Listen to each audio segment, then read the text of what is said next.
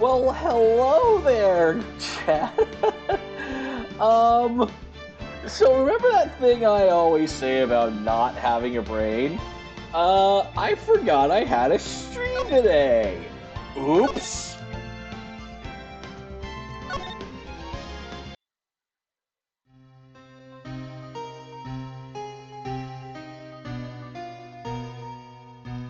Anyway, we're just gonna jump right into Phoenix Wright because, yeah, reasons. Here we go. Yes, 15 years is a long time to wait. You cannot imagine how much I've suffered. You've suffered. But now... Hi, Clay! I forgot I had a stream today! At last, I shall have my revenge. What? Merry Christmas.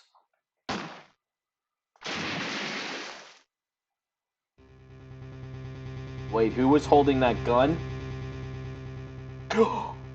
Edgeworth!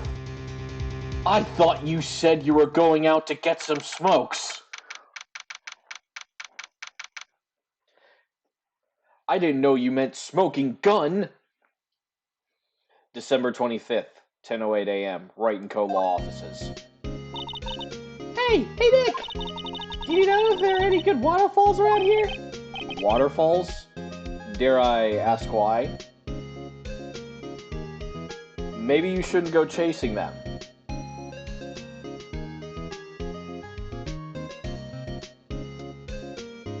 He was out to get smoke.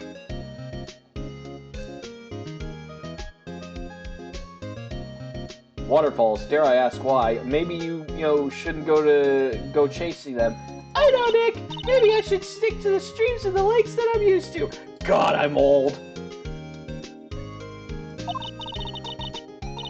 I need a waterfall to stand under, preferably a freezing one. Oh, is that part of your spirit medium training, you fucking crazy person? Of course! Except I've been slugging off lately, and I'm not crazy! You literally talked to my dead sister!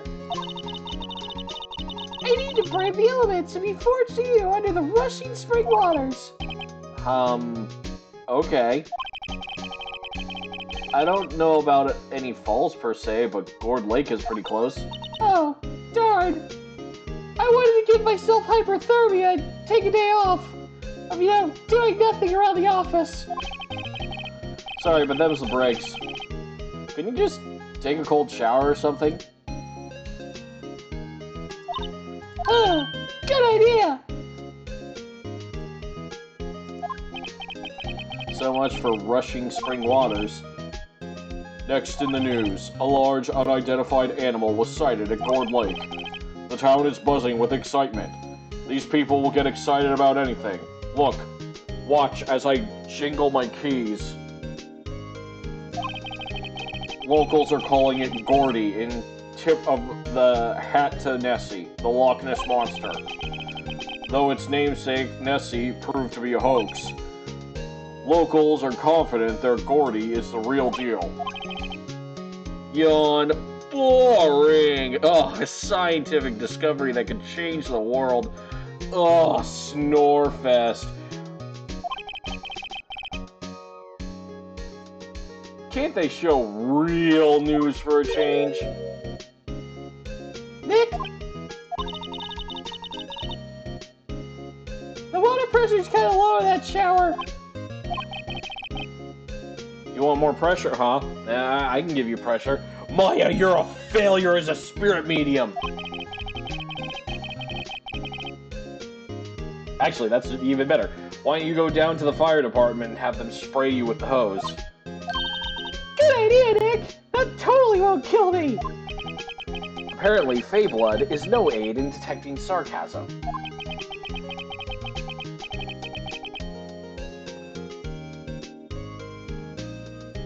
Ooh. Good luck, Clay. That sounds delicious, potato bread. The strange occurrences continue at Gourd Lake, but this time, it's murder. Ooh, someone died? I am totally in. The body of a man was found in the lake early this morning. A suspect was apprehended. Sources inside the police department revealed that the suspect's name is Miles Edgeworth. Oh, can't wait, Clay. Age 24. Edgeworth was an up-and-coming prosecutor known for his skill and connections, and also for being a hot piece of sliz. He was guaranteed a long and rewarding career. Has he thrown it all away? Edgeworth? My lover's in jail? What's going on? Edgeworth would never do something like that. Nick! Yikes, Maya. The fireman yelled at me when I called him. Yeah, he probably called you an idiot too, which he should. We got bigger things to worry about than that. They arrested Edgeworth. What? You mean the prosecutor? Yeah, he's a suspect in a murder. What? When? Where? Who? Why? How? Did he murder your desires? I mean, that's newsworthy, right?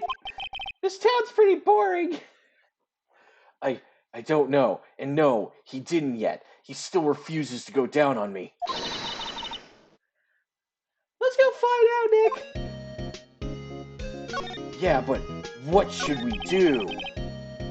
Well, what should we do? What do you mean? Let's investigate. We should talk to Mr. Edgeworth. Check out the crime scene. You're right. We need more information. Save aimlessness and confusion for later. Yeah, that's what this series is all about. Aimlessness and confusion. Jesus Christ. Well, got any good ideas? Not really. I'll do my best thinking when I'm standing under a waterfall. Okay. Well, anyway, let's go talk to Edgeworth. Detention Center. December 25th, Detention Center visitor room. You know, Nick, we've all been here one time or another, haven't we? I guess it comes with the territory. I'm not sure it's something we should mention to too many people. You know, that we were convicted criminals, that I was convicted of the murder of my sister, that you were, and now Edgeworth's being convicted of murder. Wow, what a world we live in. Ah! Ah! Hey, Edgeworth, come back! What are you doing here? Nick, I don't think he's in a very good mood. Well, he is in detention. They take your lunch money too, Edgeworth? I shouldn't laugh. You're being falsely accused of murder. Were you in a good mood when you were here? So you've come to laugh at the fallout of tyranny? Laugh. Laugh! Well, why aren't you laughing? Nick, should we be laughing? Nah, it's a trick. Laugh and he'll get mad or burst into tears. Edgeworth, we don't have so much free time we can spend it coming down here to laugh at you. I mean, all the nothing I do in my office takes a lot of work. Yes, you do. Actually, holy shit, he just called me out.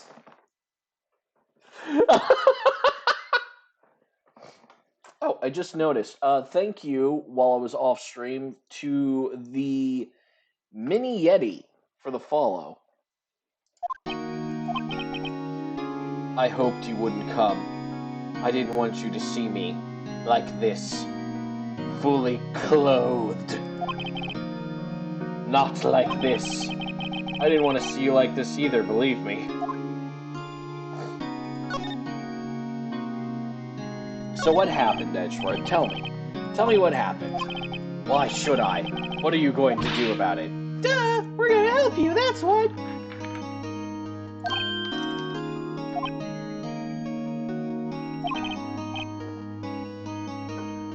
Help me? You? Don't be ridiculous. Sorry? You're a novice. You've only been in 3 trials. I mean, he makes a fair point. Hey!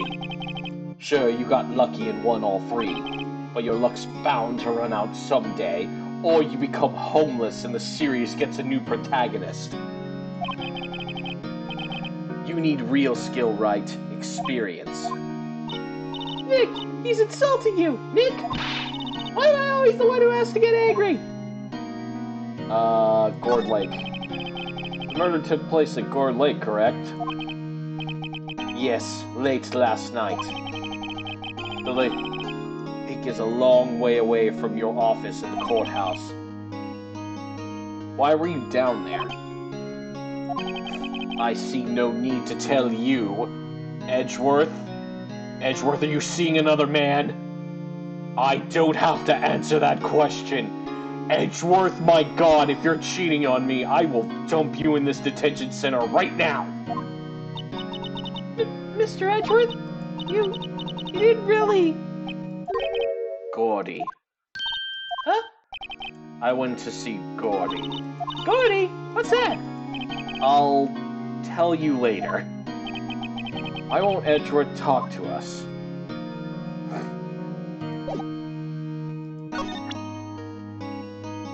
Yeah, here.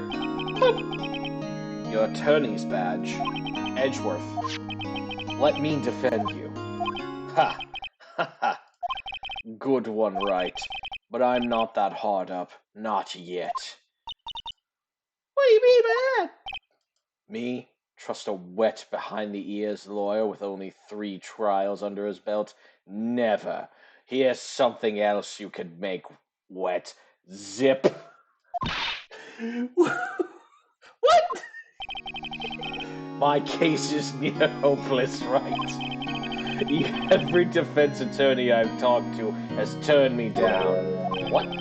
Simply put, they were afraid they'd lose. It occurred to me that it might have been my fault that they lacked confidence. After all, I did get every single one of their clients declared guilty. I don't believe it.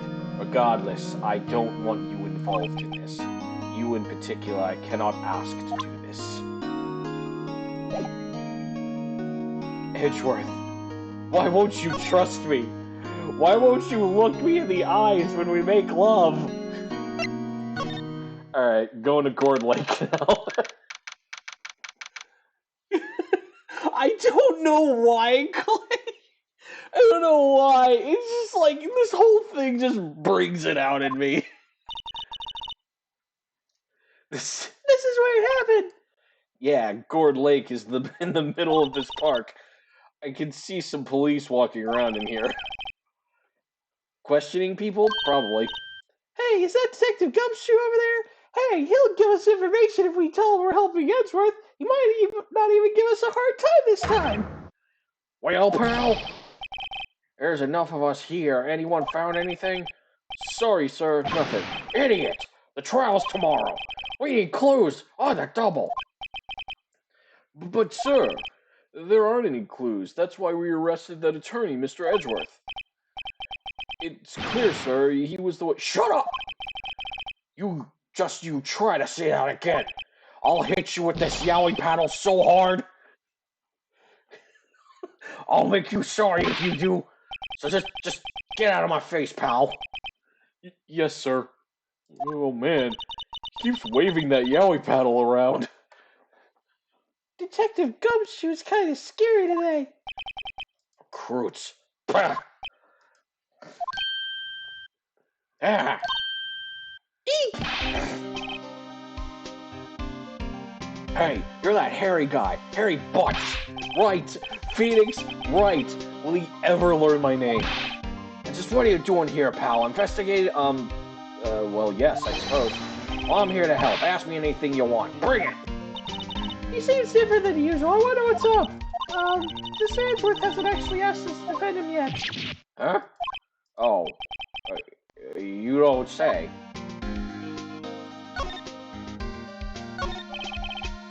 Detective Gumshoe, do you know what happened here? Huh? You don't know, pal? No.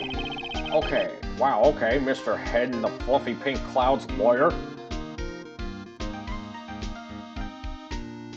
Yes, he smacks them all with the paddle. Head in the— Huh? Never mind, I'll tell you. It happened last night about 15 minutes after midnight. There was a boat out on Gourd Lake. In the boat, there were 2 men.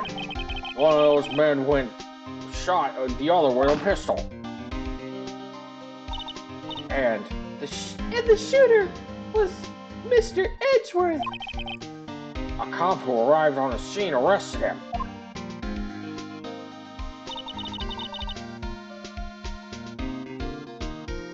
How did they get there so fast? That's a paddle in, or there goes the ramen. Yeah, if Edgeworth, he sends the rookies to pick up his lunch every day, and if they don't get there by the time his lunch break starts with his fucking ramen, then they get the paddle every time. That's how you haze the rookies in the police department in this world, I guess. How did they get there so fast? Well, there was a witness. When a report came in, we raced to the lake. A witness? You don't think Mr. Edgeworth is a murderer, do you? Absolutely not. It's impossible. I don't care if there's a witness either. I don't believe a lick of it. Right. Who cares what that witness says? I care. You really believe in him, don't you, Detective? Of course I do, but the police are pretty sure he's the killer. Nobody even's really taking this investigation that seriously. Oh, no! After all the help Mr. Edgeworth has been to us, he helps me paddle the rookies. Hard to imagine there's no one standing up to take his side. I mean, after all, he did shady back alley deals to get his foes put out of practice. Well, at least you are, Detective. At least you are. Is it true no one will take Mr. Edgeworth's case? Yeah, he's a bit of a celebrity. If you defended him and lost, your reputation would be sure to suffer. What's more, the case against him is, well, it's pretty solid. I suppose it would be if they have a witness. Hey, pal, don't tell me you're going to turn your back on him, too. Remember the old Steel Samurai case? Mr. Edgeworth helped you get your client declared innocent. I know. I went to Edgeworth. I tried. He really doesn't want us to represent him. Especially not us, he said. What? Well, that doesn't make any sense, pal. You should have heard him talking about you after the trial. He talked about how deep blue your eyes were and how luscious your lips are. God, he wouldn't stop going on about it. He'd lock himself in his hours and just say, "Oh, Phoenix, Phoenix," over and over again. Kept saying, right, over and over. God, he was in his office for hours. He locked the door, too, and put a sock on the handle. Holy shit! Look at his face! I think she knows what's going on!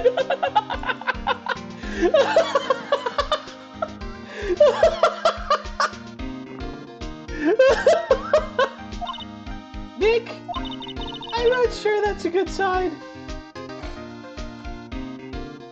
Also, we totally know what he was actually doing in that office.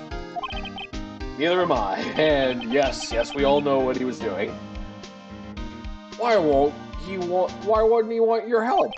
I don't get it. The witness. Who is this witness? I'll go persuade him to change his testimony. I'm gonna need your gun. Sorry, pal, that's confidential. Anyway, the witness saw everything, apparently. I'm sure they'll turn up at the trial tomorrow.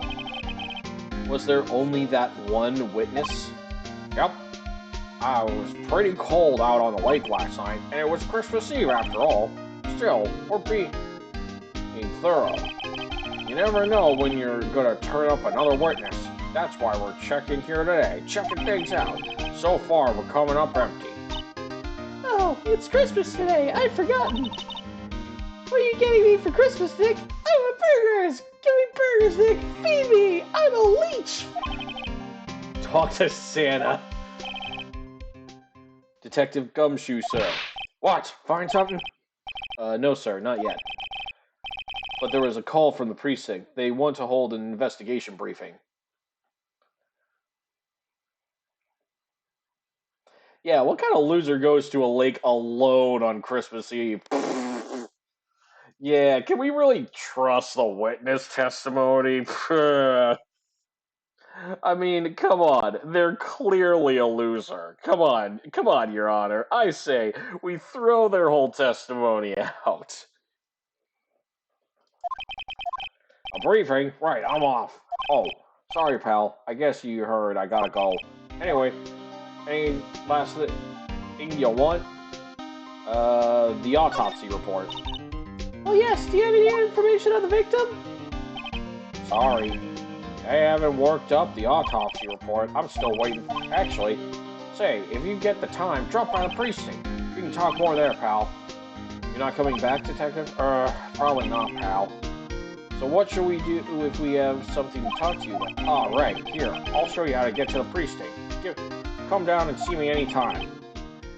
Directions to the police station received from Detective Gumshoe. Oh, hey, Detective Gumshoe. What? We'd like to take a look around the park. Can we walk around? Yeah, no problem, pal. You got my permission. You know, Nick, I think there's something to be said for talking to people when they're busy, Yeah, they don't have time to think about not giving you information. right? Now let's get investigating. Okay, cool.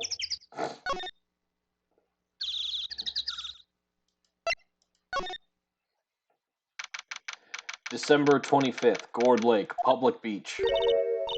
Wowzers, this is Gourd Lake. Yep. I'm not sure it warrants a wowzers, though. It's kind of boring. Probably not. But hey, look at that sex stand. Samurai dogs? I want a samurai dog, please. I bet they're great. With a name like Samurai Dog, how could they not be? this this moment brought to you by Samurai Dogs. With a name like that, how could they not be delicious? They're a little behind the times, though. Kids are all into the pink princess now. The Pink Princess dog kind of actually sends a very different kind of message. Nope.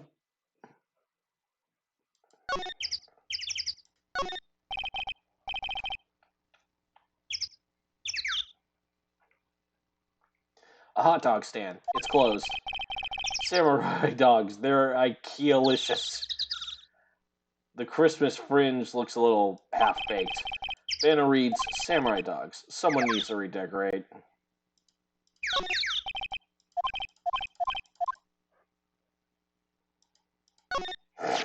Huh? Someone left some poppers here. You know, you pull the string and it goes pop? Yeah, I know the ones. You see them a lot around New Year's. Hey, Nick, that might be a clue. Let's take them. Come on, Amity, you just want to pop them, right? Wasn't that obvious? Poppers.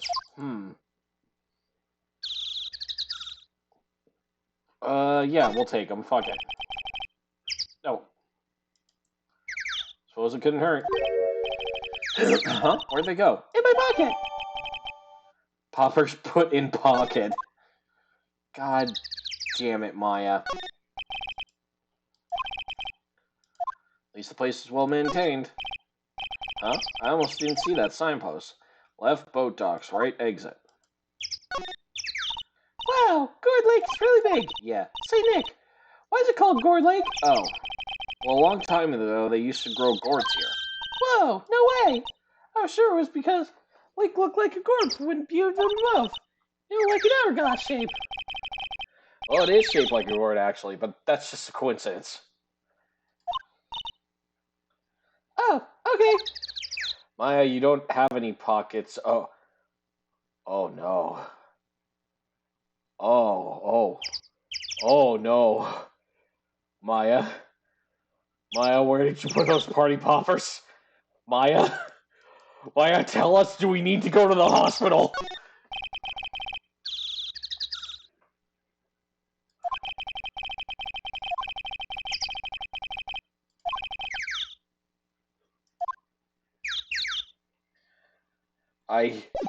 Guys, do we need to take her to the hospital? Should we take her to the hospital? Oh my god.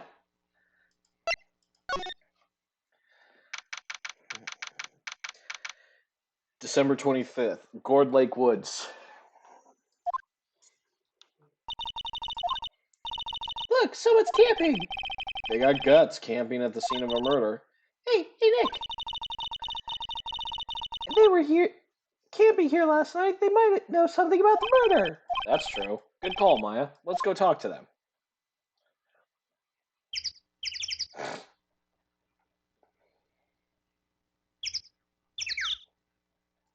Oh god, not Confarty.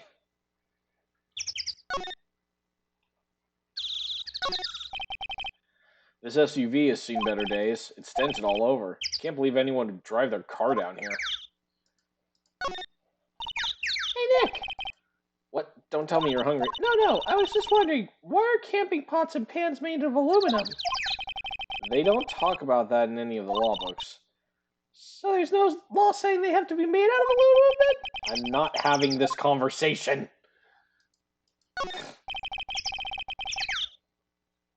There's food and some magazines on the sheet. Takes a pretty tough skin to camp in this cold. Sign says no camping. Funny place to pick to pitch your tent. Wait, if that sign says no setting tents on fire, I don't think they have a sign like... I don't think they have a sign like that. Oh!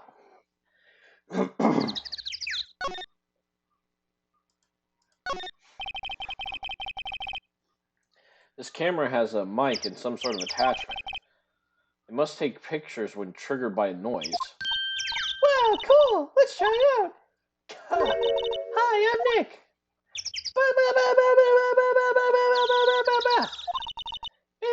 Maybe I'm not loud enough. Hey! Huh? Nick! Will you stop that? Maybe it's broken. Don't kick it. Maybe it isn't set to respond to her voices. Well, what then? These things? The party poppers?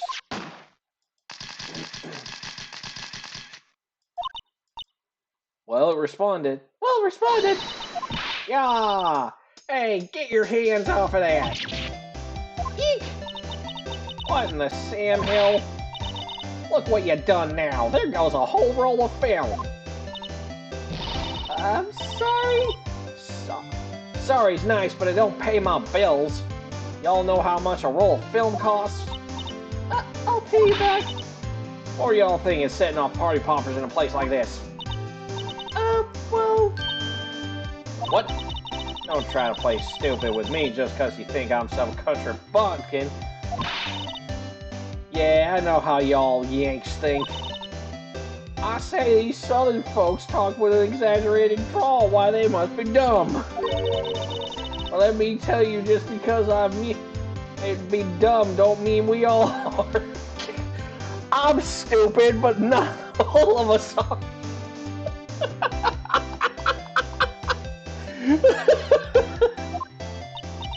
Nick, help! I'm confused. How are you now, her chaperone? Yeah, rather, we're just friends.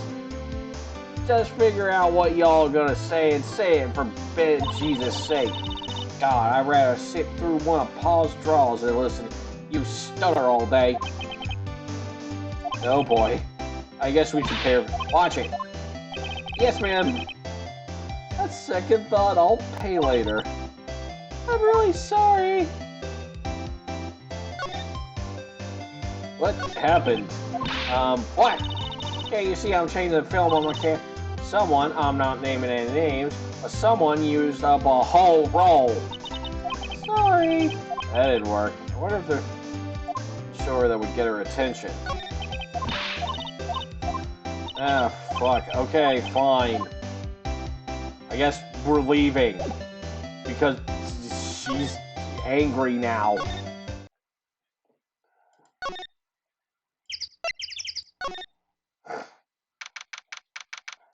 December 25th, boat rental shop. Nick, what is this place? A boat rental shop. Closed for Christmas, this seems. I guess a murder taking place in one of the boats wouldn't be good for business either. Boats? I've never ridden on a boat. Really?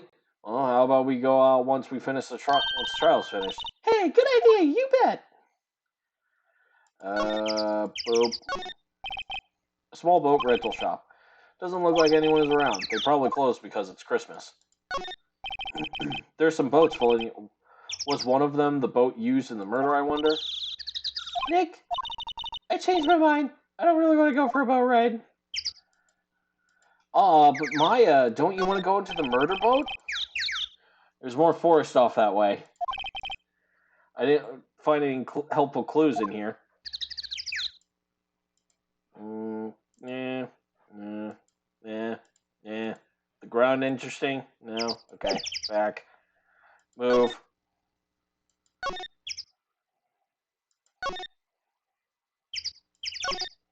Let's go to the precinct.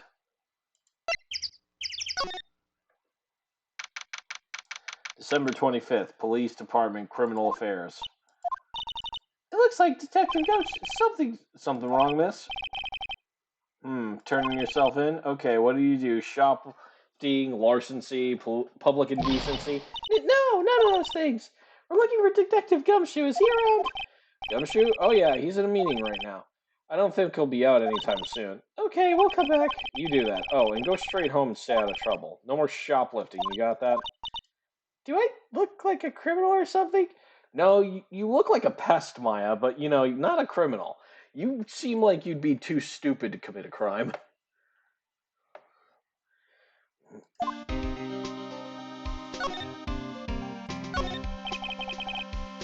That must be the chief of the detectives here. He's glued to his computer screen. What? Gordon Lake? Gordy cited. I don't believe it. Shouldn't you be reading something more important?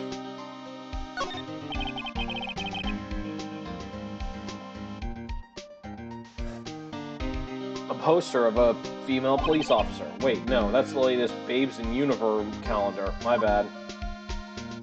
What in God's name is this thing? Hey, is that the police department's mascot? That's the Blue Badger. It was my idea. I made it. It was my idea. I made it. It's my mascot. I see. How nice. I'll get him assigned mascot of Criminal Department Affairs if it's the last thing I do. Good luck.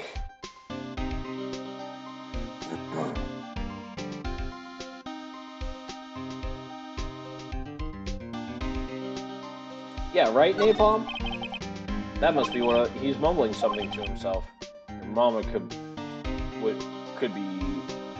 See, she'd be crying. Break and spit it out, you low-life scumbag. Must be doing image training for interrogations.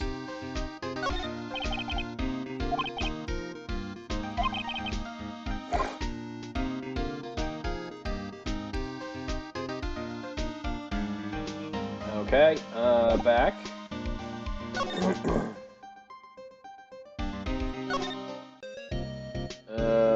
Okay. Back. Move. Can we say anything else? Edgeworth, this is really hard for me to ask, but you didn't do it, right? Right? Think what you will. I have only one request, huh? Stay out of this case. Why? But Nick is trying to help you.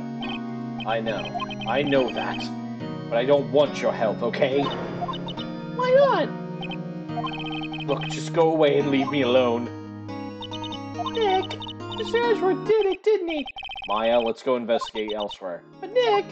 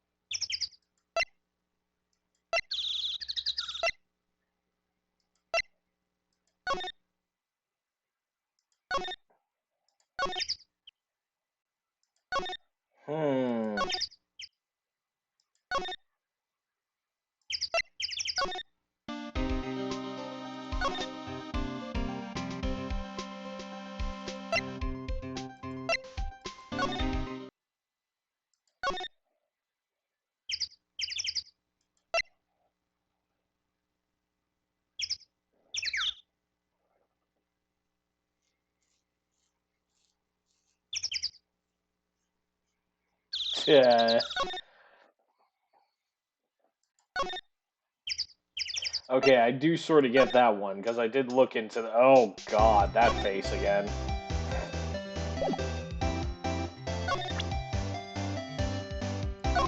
Oh, hold on, maybe if I, this is my badge. Huh? Aren't badges supposed to be all shiny and impressive? You a cop or something? I'm a lawyer. What? Well, you ain't trying to pull one of them lawsuits on me over the film now. Guess I'll have you know I'm a fighter and I'll wrestle meaner looking things than you. No, that's not it at all. We're here investigating a murder that took place here on the lake. A murder?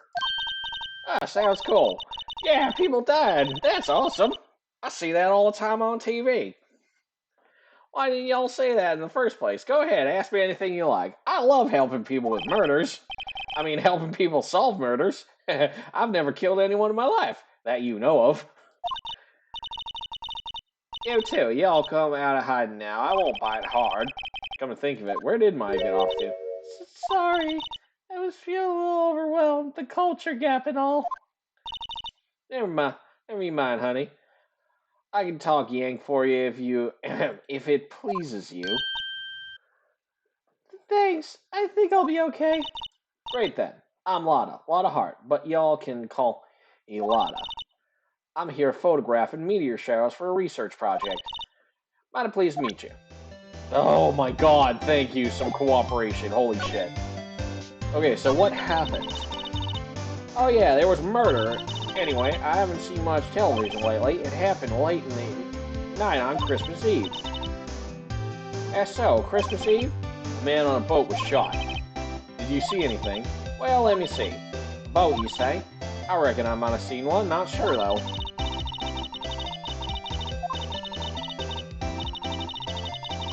Oh, fuck Napalm. Jesus!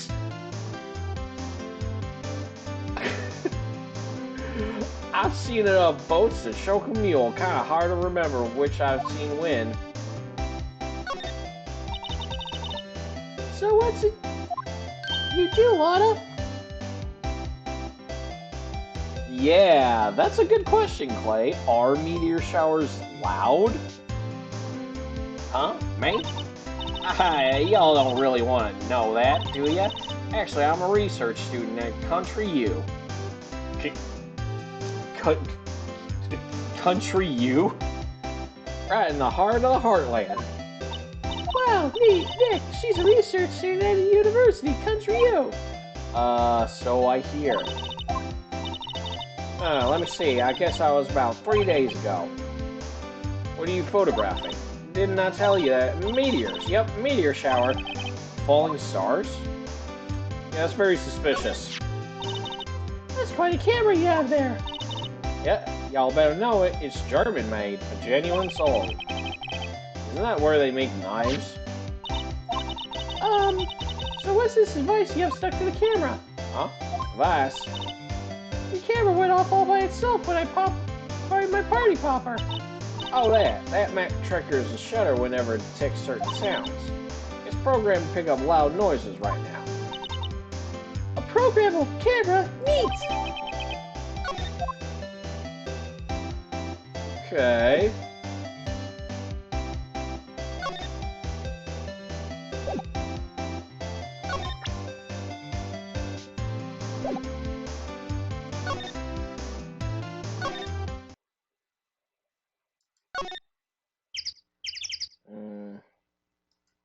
Is Gumshoe out now?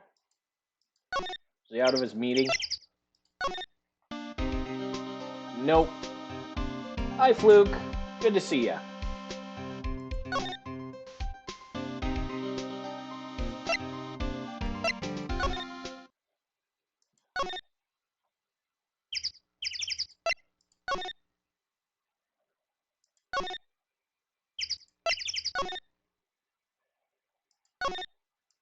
Not there.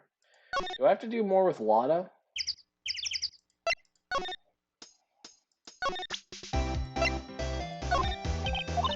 Lotta, yeah. So your camera, it triggers on loud explosion noises? Yep. Actually, the victim in the case we're researching, he was shot with a pistol. A pistol? Right, now wouldn't a gunshot make a similar noise to a party popper? I guess it would. Camera. Didn't get a picture of the murder, did it? Hey, y'all are pretty bright. I see what you're saying. Tell you what, I'll have a look-see at my film. Would have been a photo taken late last night. I checked them once, didn't remember if there was anything on them though. But what if I got something? I could be a witness to a genuine murder. Yeehaw! I'll go check that film. Y'all come back later now, you hear? She went inside her SUV. I guess we should come back later. Okay, now maybe Gumshoe will be available to help us.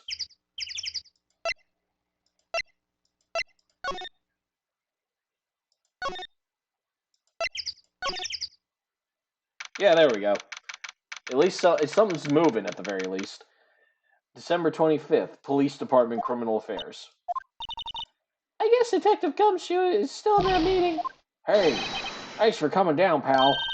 Detective Gumshoe, we just finished the meeting. Better or for worse. I got the feeling we're in for some bad news.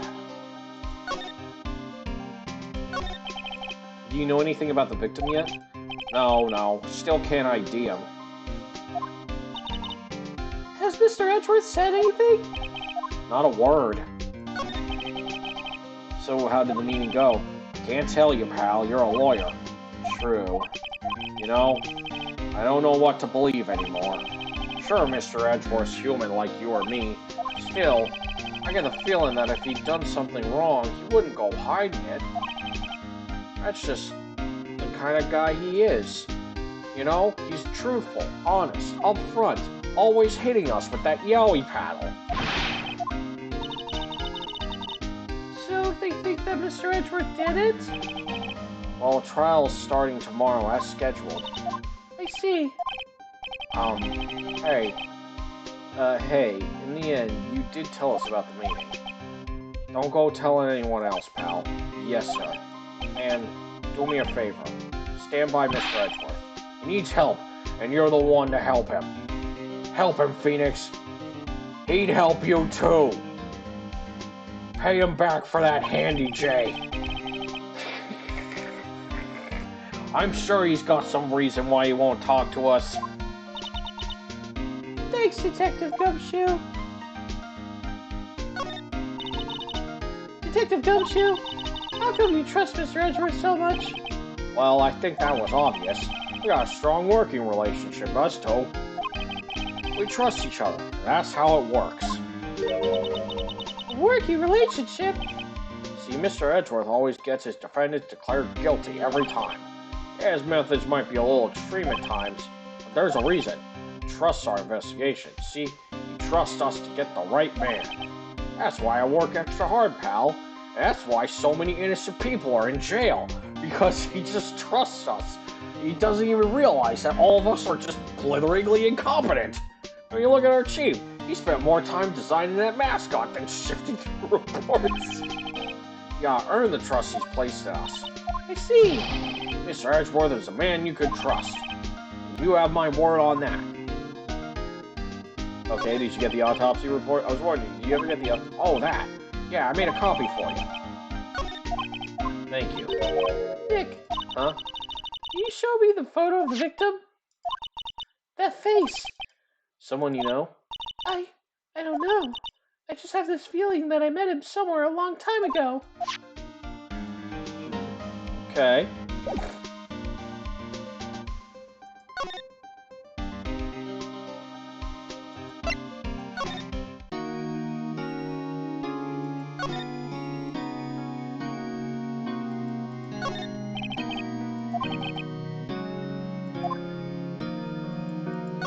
I guess... Is Edward gone?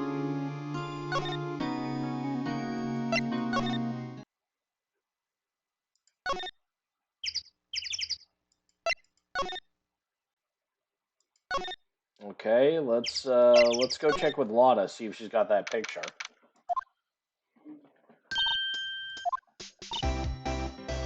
Lotta! Wait up a sec, we got a bingo. Bingo! Wow, the man camera took 2 pictures last night. Hey! It's them. Take a look.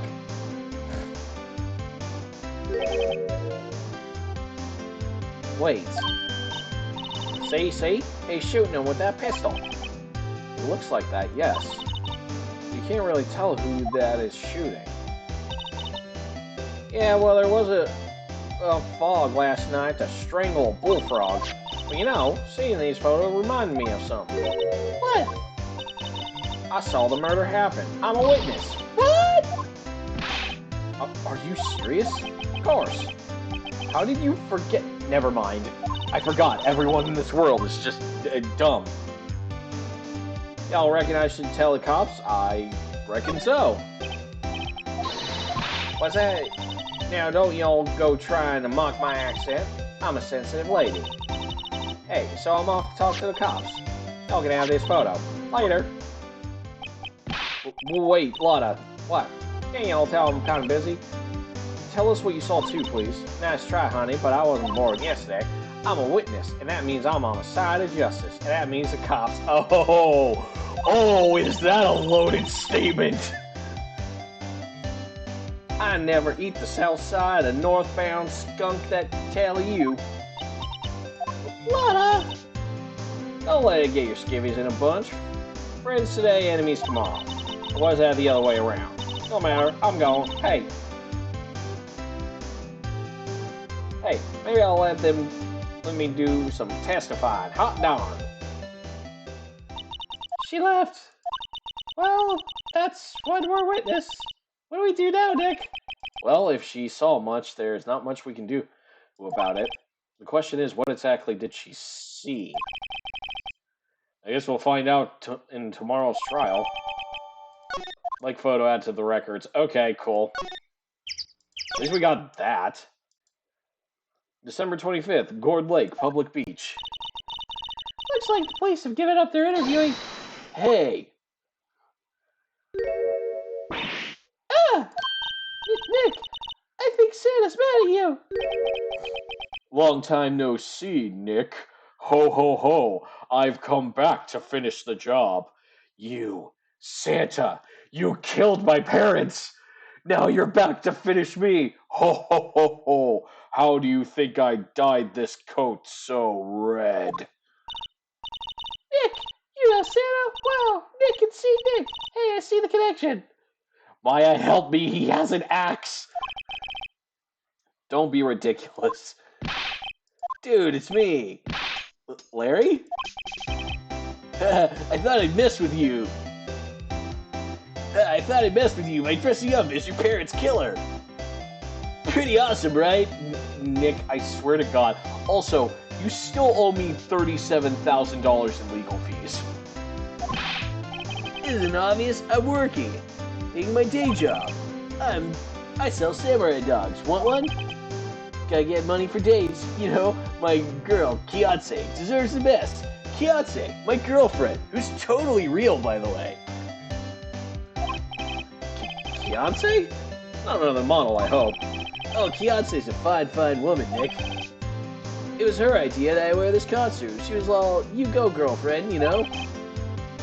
She bought me this costume. She bought this costume for me. I totally didn't get it at a rental shop like a sad loader. That's great, Larry. Yeah, totally. My girlfriend. My real girlfriend. Wow, a Santa costume. She must be really nice.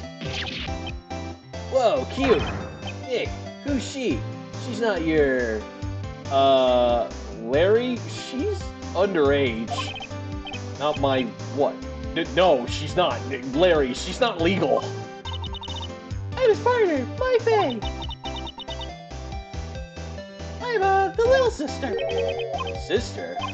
Whoa, Nick, must be tough. Working 9 to 5, having to take care of a little sister. No, I'm not Nick's sister. I'm my older sister's little sister. Huh? Sounds great. Don't worry, Maya. He's not listening. So, what happened here? Hey, Larry, there was a murder here last night. And since you work here, have you heard anything? Nick, you're wasting your time. Last night was Christmas Eve. He was with Kiyotse, obviously, his very real girlfriend. You wouldn't have been standing out here in the cold. Ugh. I think what you just said caught him off guard, Maya. No, it's just Fiance's not in town right now. Yeah, she said she had to go somewhere. Yeah, she's totally real. I wasn't sitting here crying to myself, eating all the samurai dogs. Totally not. She's in Hawaii on a photo shoot. Yeah, she really hates the cold. Really does. Really hates the cold. Couldn't bring me. She's totally real. Really real. Really real. Model. I knew it. Well, anyway, there was a murder here on the lake. The trial's tomorrow. Neat. The defendant is Edgeworth. Miles Edgeworth. Oh, Nick, why would Larry go Edgeworth? Whoa, Nick. You don't mean that Miles Edgeworth. Old Edgy. He used to dress up in all of the goth makeup and listen to My Chemical Romance on loop. Yeah, he's a murder suspect. Well, I mean, we did all vote him in our senior yearbook that he would be the most likely to murder someone.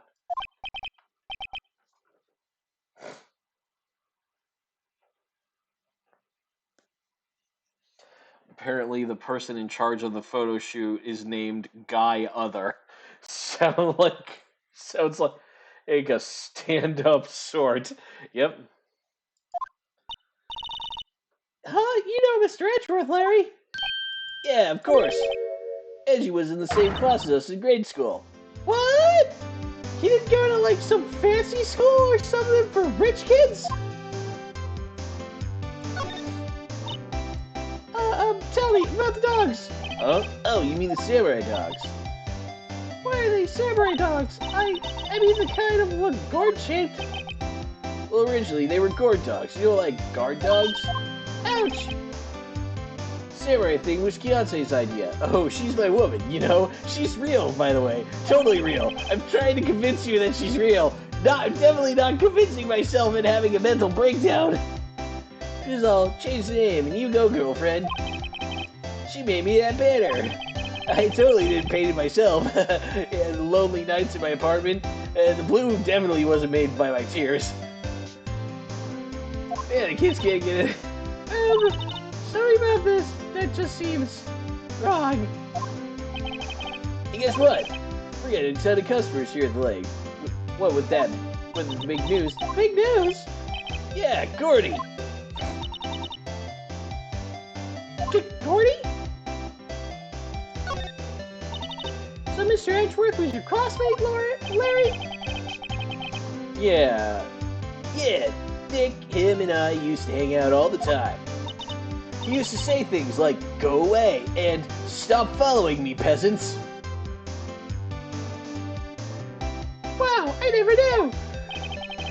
Don't get me wrong, he's always been kind of a stick in the mud.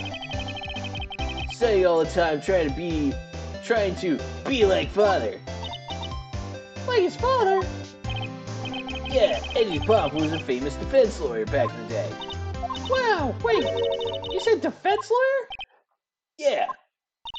Wait a second, Mr. Edgeworth is a prosecuting attorney. They're the bad guys! What? Edge got a proboscis on his knee? No, he's a prosecuting attorney, you friggin' idiot! No wonder you're single!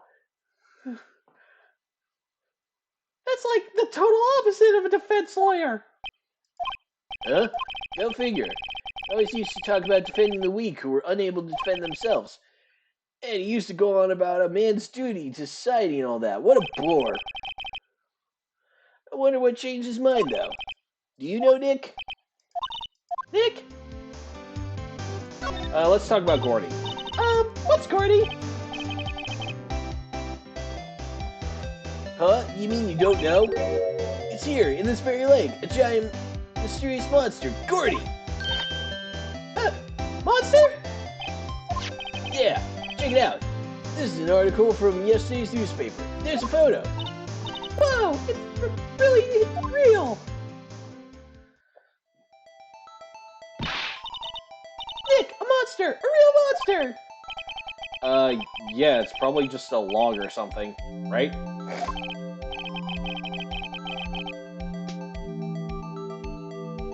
Hey, there's a quote here from the person who took the photo. Huh? What's this? I set the camera to automatic, and when we got into the frame, I heard a loud bang, like an explosion, followed by the sound of something slipping into the water. I wish I could have seen it. Why would there be a sound like an explosion? Larry, could I borrow this article from you? Sure, no problem. That'll be $1 million. 1 million? Grow up, Larry. Also, you still owe me $37,000 in legal fees.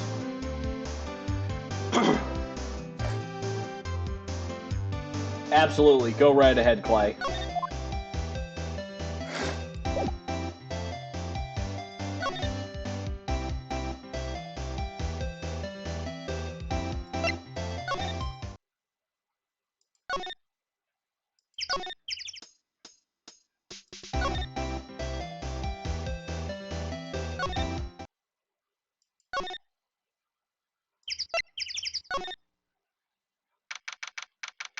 December 25th, Police Department, Criminal Affairs. Not a gumshoe in sight. If you're looking for Detective Gumshoe, he's in the questioning room. Apparently, an important witness turned up. He'll be in there a while. A lot of heart, it has to be. Uh-oh. Ah, crap. Oh, nothing. Just something's been bothering me. Can you show me that autopsy report once more? Hey! I remember now!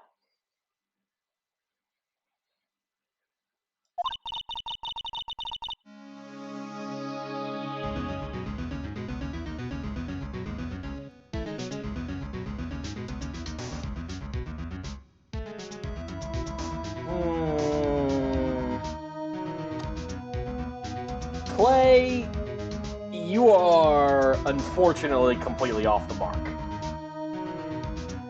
But you've got an inkling. He's a lawyer that was at the office Mia worked at. I met him once when I was there to hang out with Sis. That office? Wait. You mean Grossberg's office? Right, that guy. That was the last name I expected to come up. Maybe I should go talk to him for old time's sake.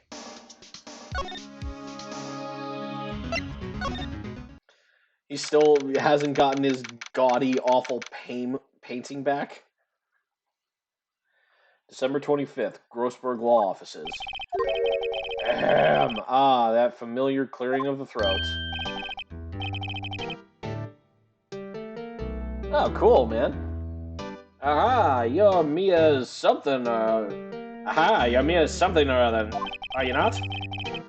I was her understudy, yes. Phoenix Wright. Aha, and you're Mia's, something too, are you not? Her little sister, yes. I get what you mean, Clay. You've grown! You come to look a lot like your sister, you know, except for the front carriage there. Don't worry, you'll grow into it. Takes me back. Ah, the days of my youth, like the scent of the fresh lemon, you see. Mr. Grossberg, sir? Hmm? Ah, yes, I beg your pardon. Of course, you came here to discuss something. What is it then? Something the matter? There was a murder last night. A murder? You haven't heard? I, just got up, you see. Well, Miles Edgeworth shot someone with a pistol. Edgeworth? What? Who did he shoot? Well, the identity of the victim is still unknown. That is terrible news indeed. I guess he hadn't heard anything. Mr. Grossberg, whatever happened... Oh, yes. I don't think it shall ever be coming back home to this office. I can't exactly claim it as stolen. I suppose it's just my just desserts, old bitter desserts.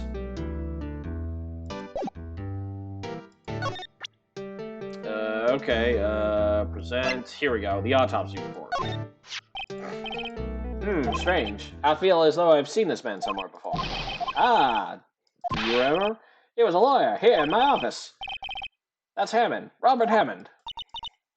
Mr. Hammond? And you say this is the man Miles Edgeworth shot?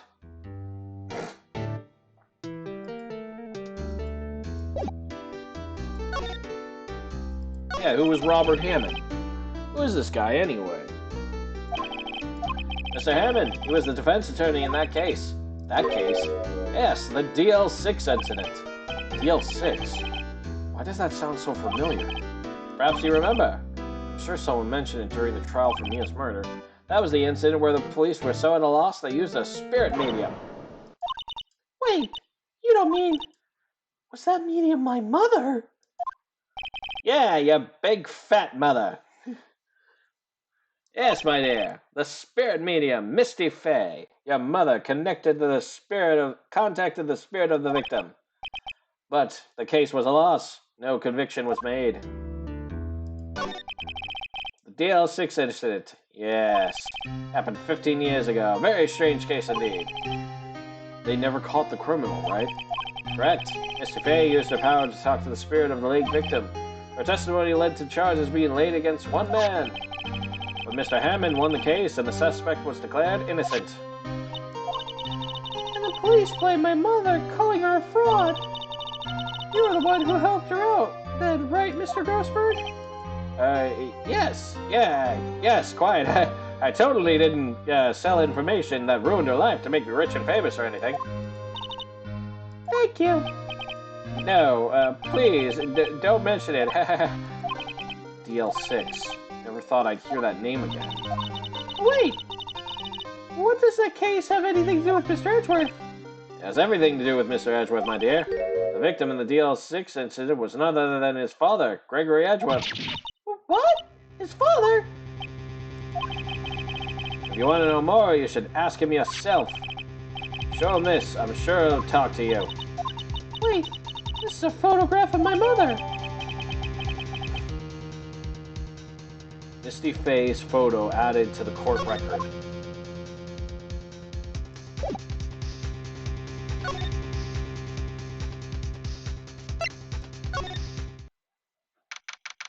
December 25th, Detention Center Visiting Room. What's this? I was hoping you'd gotten my message the first time. Edgeworth, what about your defense? It's no concern of yours. Guess he hasn't found anyone yet. Okay, let's show him it. Edgeworth, it's only been a matter of hours since you last visited. Yet you've made incredible progress in your investigation. I'll admit it. I'm impressed, right? You're always single-minded in your work, though. Once you start on something, you always see it through, don't you? About the DL6 incident, right? DL6? I didn't want you to find out about it. The DL6. DL6. Dick-licking 6. That's right. That's right, Phoenix. I took 6 at once. I don't know where that came from. I'm sorry if it sounded like I thought you weren't up to the job. I just wanted to keep you away from DL6. So, do you still think it would have been better for me to stay away? I don't know, but I have no point in hiding anything from you now. Very well. Ask whatever you like, and I'll answer to the best of my abilities. So what's the DL6 incident? Was when my father died. Oh, shit. Right before my eyes. He was shot and killed, and I saw it all. My memories from that time are foggy.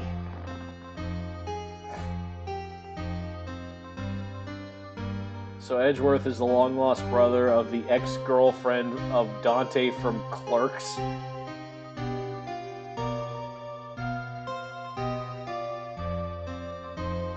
I mean, if DLC actually could have existed at the time this game was put out, Clay, very certain they probably would have. I suppose it's a self-defense mechanism. In any case, a suspect was arrested. A man. It's pretty clear he was the only one who could have killed my father. The spirit medium they used to talk to my late father said the same thing. It was an attorney by the name of Robert Hammond that cleared the suspect's name. And Hammond is the victim in the Gourd Lake murder. Correct. That spirit medium, that was my mom. What? You mean your... It's strange. I thought that terrible incident was about to end, and now... this. About to end. The DL6 incident happened 15 years ago. 15 years ago on December 28th. December 28th? The statute of limitations on cases runs dry. And the case runs out in 3 days. What? Nick, what does that mean? When a case statute of limitation runs out, legally, the case never happened. 3 days from... Fuck, I almost gave Edgeworth the highest voice. 3 days from now, DL6 will be closed. Forever. What happened to the suspect, the one who got off innocent? I don't know. He disappeared from public view. Nobody knows where to. If he's still alive, he'd be about 50 years old now. I guess I can understand why he'd go into hiding. It'd be hard to live a normal life after being a murder suspect in such a big case. Your father. So was your father a lawyer? He was. Gregory Edgeworth. He was quite famous at the time, apparently. So you were sort of trying to follow in his footsteps? I'd rather not talk about it.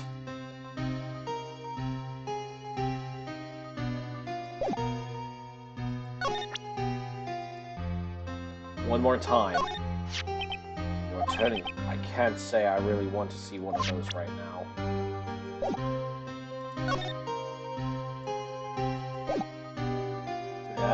Let me defend you, dude!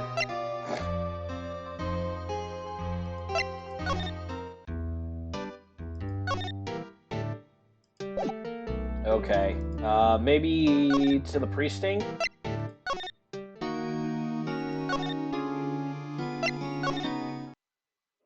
Okay, here we go. December 25th, Police Department, Criminal Affairs. What's going on here? What's wrong, Detective?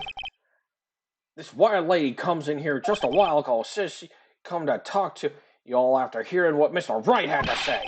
What's this all about, pal? A lot of heart. Why are you going around finding more witnesses? You want to get Mr.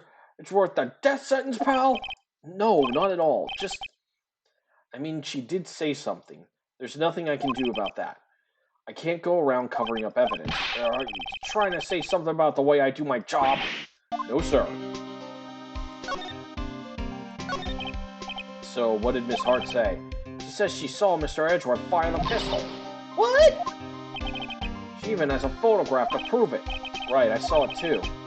But you really can't tell from the photo who it is shooting. That's why she said she's going to enlarge the photo. She said it'll drop the quality of mine, but should let us see who's who. She can do that? Okay, so there's going to be an enlarged photograph that shows Edgeworth in the act? Great. Just great. In any case, she's going to be in one testifying tomorrow.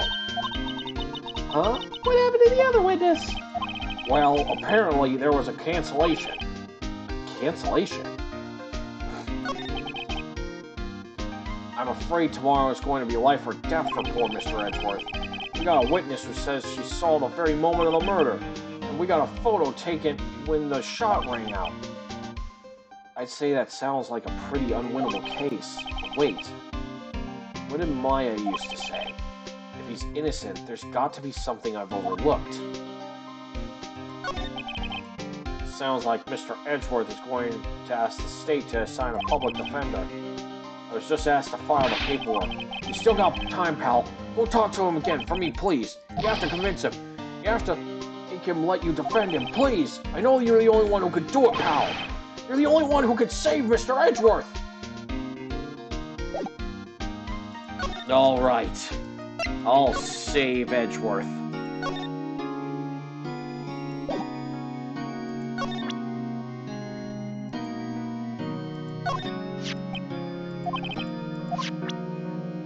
Let me fucking defend you.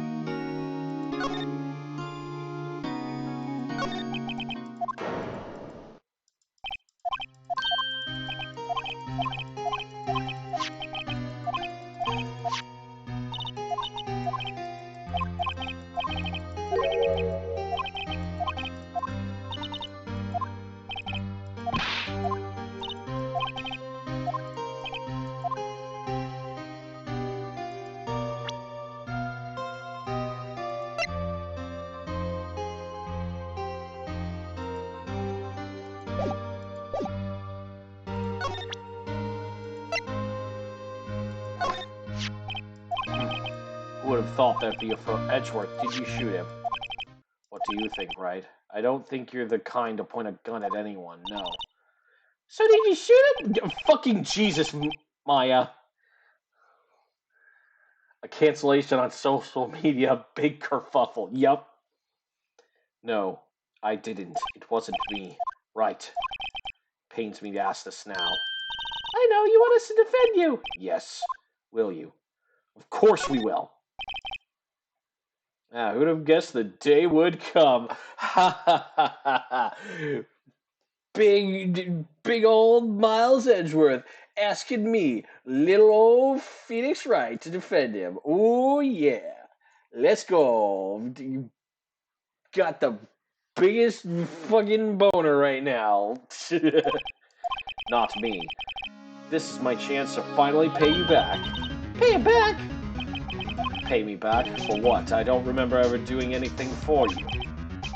Never mind. I guess you don't really need to know, huh? My letter of request. Please give it to Detective Gumshoe. I guess we should. What? Earthquake? Nick! It's a big one! Ah! It's calming down. Phew, that was scary. Huh? Where's Edgeworth? There! He's on the floor in a ball, shivering. What a puss! I guess he doesn't do so well with earthquakes. I heard him running, but curling up into a ball? Well, I guess we're done. Mr. Edgeworth doesn't seem like he's going to stand up anytime soon. God, what a wimp!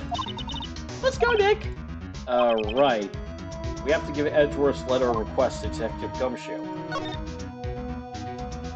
Well, good luck, Mr. Guard, cleaning up his pee off the floor.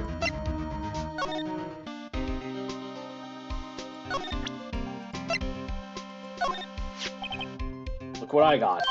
Hey, you did it, Plow. God, I waited to the last minute to file those papers. Good thing I'm incompetent at doing my job. I'll rip them up and start new ones for you. Thanks, Detective. Well, see you in court tomorrow, then. Good luck, pal. Hey, you guys feel that earthquake a little while back? I was worried. Worried? We're fine. I've lived out my whole life here. I'm pretty used to that by now. Oh, I wasn't worried about you two. I was worried about Mr. Edgeworth. Oh, right. He did seem to overreact a little, now that you mention it. Yeah, well, I'm not surprised. It was a pretty big quake. I'm gonna go check on him. You two go eat and get your rest for tomorrow's trial. Later. I wonder what it is with Mr. Edgeworth and earthquakes. I wonder. I've never seen him that scared of them when he was in school. Whoa. Then again, I only got to know him in the 4th grade. He transferred to another school after that. I wonder what happened to Edgeworth.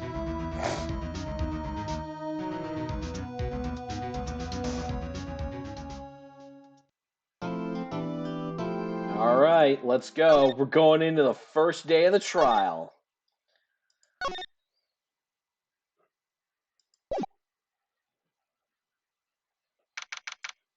December 26, 9:04 a.m. District Court, Defendant Lobby Number 2.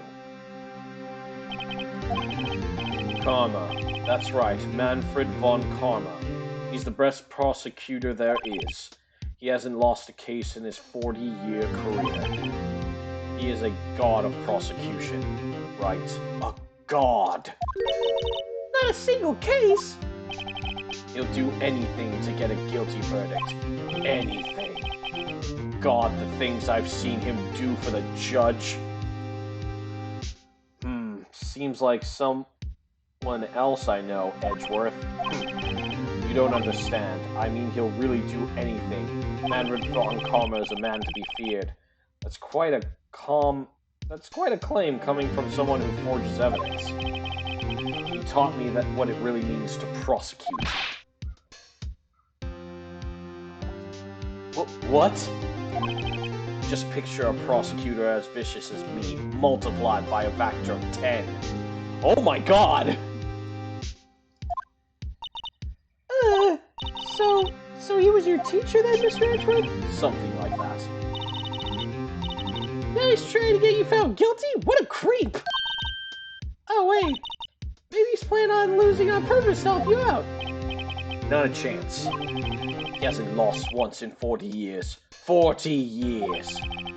He's as ruthless as me, times 20. That's pretty ruthless. Like I said, he's a god amongst prosecutors. We all have little shrines dedicated to him. I guess that's something like Maya was to me. Speaking of Maya, speaking of Mia, not Maya, Maya sucks. Mia's awesome. Uh-huh. We could really be using Mia's help right now, don't you think? Oh, I can't. Sorry, I tried. I really tried, but I couldn't reach. Couldn't reach? I think it's because I haven't been training. My powers are weak again. Oh man, what bad timing. I really need her to bail me out of this situation. I'll try my best.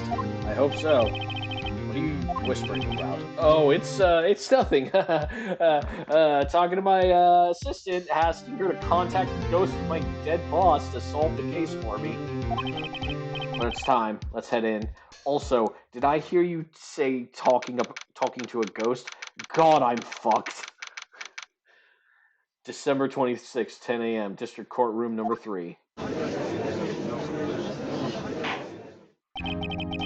Court is now in session for the trial of Mr. Miles Edgeworth. The defense is ready, Your Honor. Mr. Von Karma, is the prosecution ready? Fool, you seriously think that I would stand her? Would I not completely prepared? Right, my apologies. He's even got the judge scared. Very well, your opening statement, please. Detective, decisive evidence, a decisive witness. What else could possibly be required? Nothing, of course. That should be fine. The prosecution may call its first witness. What's with this guy? Is he royalty or something? How am I supposed to fight against this? I call the detective in charge of this case, Detective Dick Gumshoe. Okay, Gumshoe's first. Let's see how this goes. Describe the incident, now! Yes, sir. Detective Gumshoe looks nervous. Please, take a look at the map. The murder happened late Christmas Eve around midnight. There was one boat in the very middle of the lake. There were 2 men on the boat. Now, what happened? There happened to be a woman camping here on the edge of the lake. At 12:10 a.m., she heard 2 pistol shots. Then the boat started to move. Went towards the boat rental shop. Overhead map to the courtroom. Added to the court record. Testify to the court about the arrest. Now! Wait, Mr. Von Karma. Yes? Actually, I'm the one that's supposed to be handling these proceedings. No, you silly little bitch.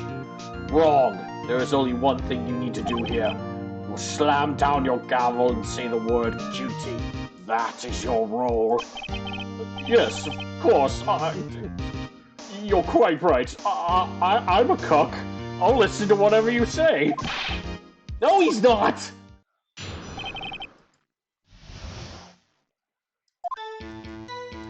A man called into the station around 30 minutes after midnight. We We headed off to the scene of the crime as fast as we could. There's where we found Mr. Edgeworth. Now, I didn't suspect him of anything at all, but the next morning a body was found in the lake.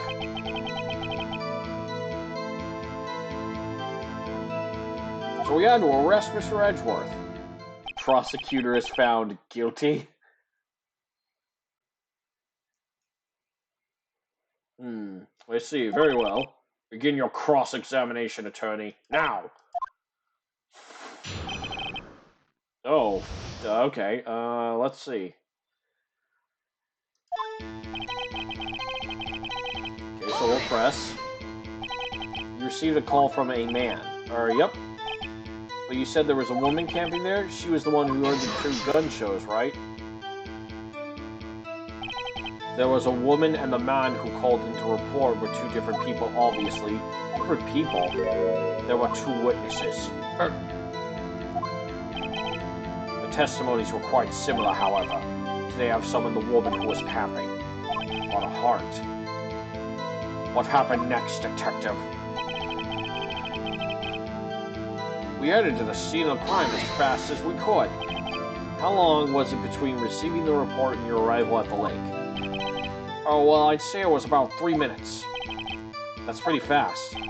Our motto for the month is get there quick. Detective, you will refrain from casually revealing department secrets.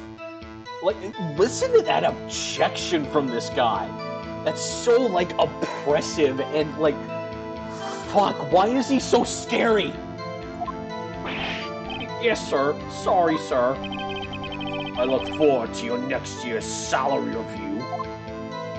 Jeez, Felix, I'm already eating cup ramen every day just to get by. I can't pay my bills. So much to look forward to these days. This is no time for dejected daydreaming. Continue. Yes, sir. That's where we found Mr. Edgeworth. What was Mr. Edgeworth like when you saw him then? Well, from what I saw, he looked pretty relaxed. Not like a murderer at all, really. Detective, the court requires the facts, not your opinion. How many years have you been on the force? Facts only, detective. Cold, hard, objective facts. Yes, sir. Man, he's got his share of objections. Now, I didn't suspect anything at all. Why didn't you think he was suspicious? You should know. We have a deep, trusting relationship with the prosecution. Oh my... Why are you objecting to everything? Detective, this court isn't interested in your musings. Deep, trusting, poppycock. I've never heard so many flippant comments from an active detective on the force. Detective Gumshoe doesn't look so good. Continue, now! Next morning, a body was found in a lake. Did you find any clues on the body? A single bullet was recovered from the body. It was shot through the heart, fatally. Judge, here's the bullet. It didn't strike bone, so its shape is well preserved. Very well, the court accepts this bullet into evidence. Bullet added to the court record. So we had to arrest Mr. Edgeworth. Why is that? Well, we found the murder weapon in the boat. Murder weapon? A pistol. Detective Gumshoe. This is a vital piece of information. Please revise your testimony. Right. Sorry, Your Honor. The murder weapon we found in the boat was decisive evidence.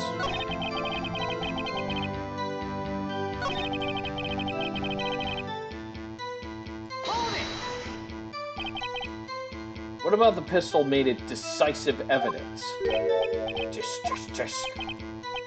Ah, this is the same evil laugh as Edgeworth. There were fingerprints on the pistol found in the boat. They were clearly prints made from Mr. Edgeworth's right hand.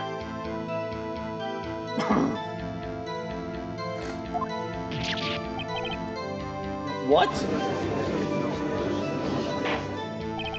Order. So Mr. Edgeworth's fingerprints were found on the murder weapon. Yes, Your Honor. Judge, this is the weapon in question. Accepted in evidence. Yeah, it's a .22 caliber. Fired 3 times, bears prints from Edgeworth's right hand. Members of the court, we now have the pistol and used in the murder and the bullet found in the body. Detective, Yes, sir. was the bullet found in the body fired from this pistol? Yes. Yeah, the ballistic markings on the bullet match the pistol. Hey, Nick! What does he mean, ballistic markings? Shocking. To imagine someone here does not know something as basic as ballistic markings. Nick, he's glaring at me. Very well, I'll explain. Actually, Judge, you do it. Me? Ballistic markings are the fingerprints of a gun. The bear leaves distinctive marks on each bullet it fires. You can examine these ballistic fingerprints to see which gun fired the shot. It's quite accurate. Indeed. This leads to one inevitable conclusion. The bullet found in the victim's heart was without a doubt fired from this pistol. This pistol, from which, as you may recall, was covered with the defendant's own fingerprints. Order! This is bad. This makes it look like Edgeworth did it. Well, Judge, I'd say it's almost decisive. Yes, honestly, I could declare a verdict at this point. However, you wish to hear the witness speak, no doubt. Very well. I am somewhat fatigued, and so I will take a brief break. I will call my witness after the recess, which will last 10 minutes. Judge! Yes, what are you doing? A 10-minute recess. Now! But wait, Bang your flimsy gavel and get on with it, man. Yes. This court will take a 10-minute recess. Who's running this court anyway? Apparently it's Von Karma. Fuck. December 26, 11:09 a.m. District Court Defendant Lobby Number 2. Edgeworth, what's going on here? Your fingerprints were on the murder weapon. Yes. And that foggy photo makes one thing clear. The only one who could have shot that man was the person in this photo. True. Was that you in the boat? Yes, it was me. What? But you must believe me. I didn't shoot him. Then who did? I don't know. You don't know? Weren't you right there? I heard a gunshot from very close by. Then the other man fell from the boat.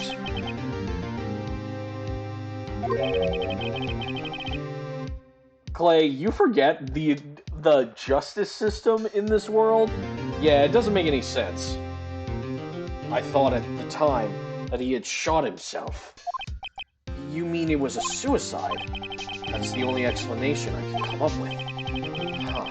How am I supposed to convince anyone of that? Say, Maya, huh? What? Any progress with Mia? Oh, sorry.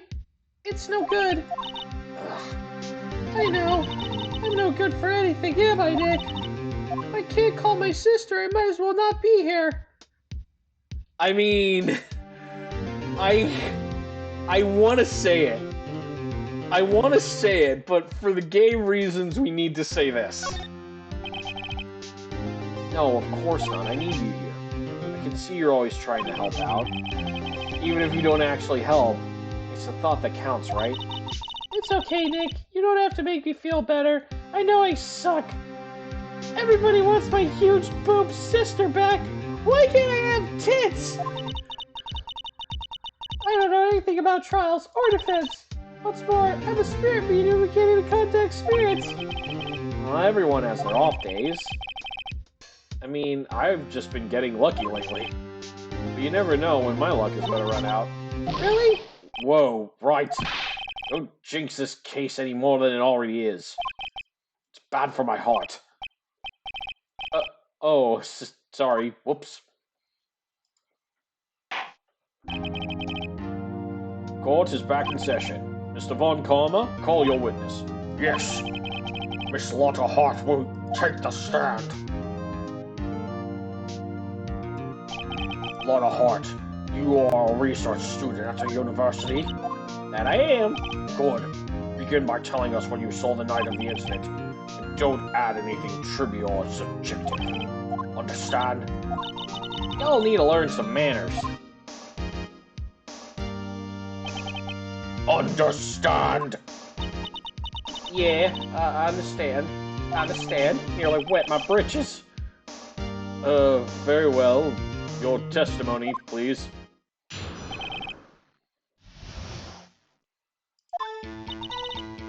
It was Christmas Eve, just after midnight, I reckon. I was in my car, and I heard this bang come from the lake. I looked up from the window, I saw two gents in a boat. There was another bang.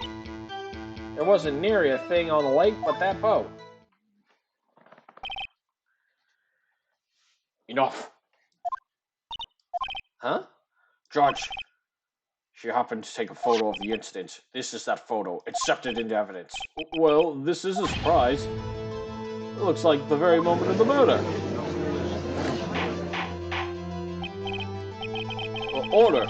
Order! I will remove people from this courtroom if they do not have order immediately.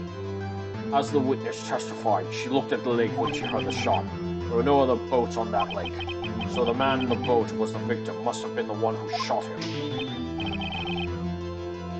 Yes, it was the defendant, Miles Edgeworth.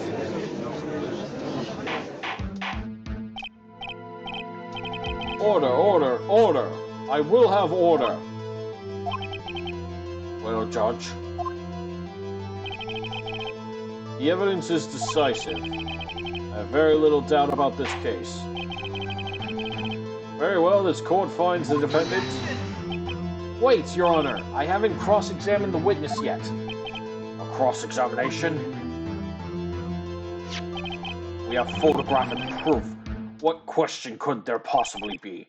Photos worth 1,000 words, and they all read guilty. You lose, or did you claim to have found a contradiction in a testimony? Very well, if you have to, you may cross-examine. You will only flounder and ask meaningless questions. You will fail to find anything. Then I will have you held in contempt of court. Nick, contempt? Contempt of court, you know? I guess I understand. Well, what are you going to do?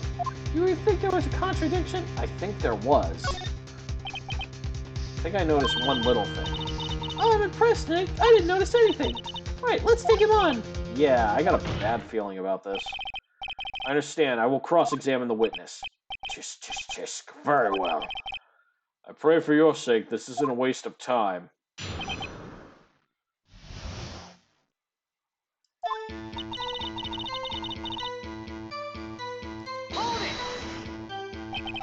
Just after midnight, you say? In other words, it was no longer Christmas Eve, but Christmas Day. Huh? Yeah, well, yes. I know you want to find contradictions, but really? Well, your next contradiction is a little more relevant to the trial. Witness, continue testimony. I was in my car. Why were you camping there anyway? I'm a research student at my university. I was trying to taking pictures to use in my research. What research? This all sounds suspicious. It's hard. Could you be more specific about your research?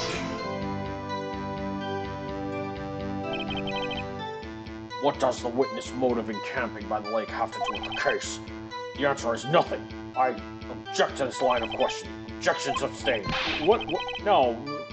The one who says that. I already said it. Objections abstain. Thanks for nothing, Your Honor. I heard this bang come from the lake. So you were looking at the lake at that time? No? I looked after I heard that noise. She said that already. I asked you to find contradictions, not leisurely chat with the witness. When I looked out the window, I saw two gents in a boat. Okay, how could you have known they were men? Could you clearly see the two men? Just look at that picture. Clear enough for you? Uh-oh. Wait a second. I wasn't asking you about the photo. I'm asking if you saw the two men. Yeah, well, of course. The witness has testified that she saw them. There's also a photo. You best look elsewhere for your precious contradictions. He jumped in quick. He's hiding something.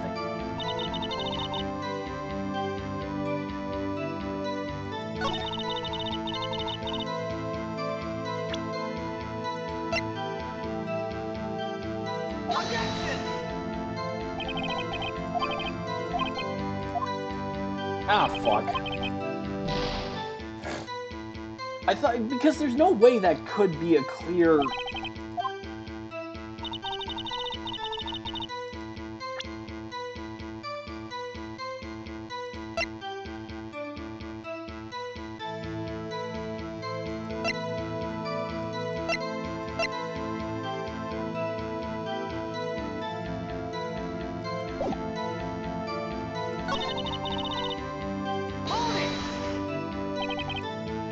Were you watching the very moment the shot rang out? Well, yeah, sure. You're asking me meaningless contradictions, not meaningless babble. You know, Von Karma, I think I hate you. Yeah, I kinda hate this asshole too. He's trying to keep me from talking. To what end? What that boat? Are you sure about that? Yeah, sure as country gal can be. Sounds pretty sure.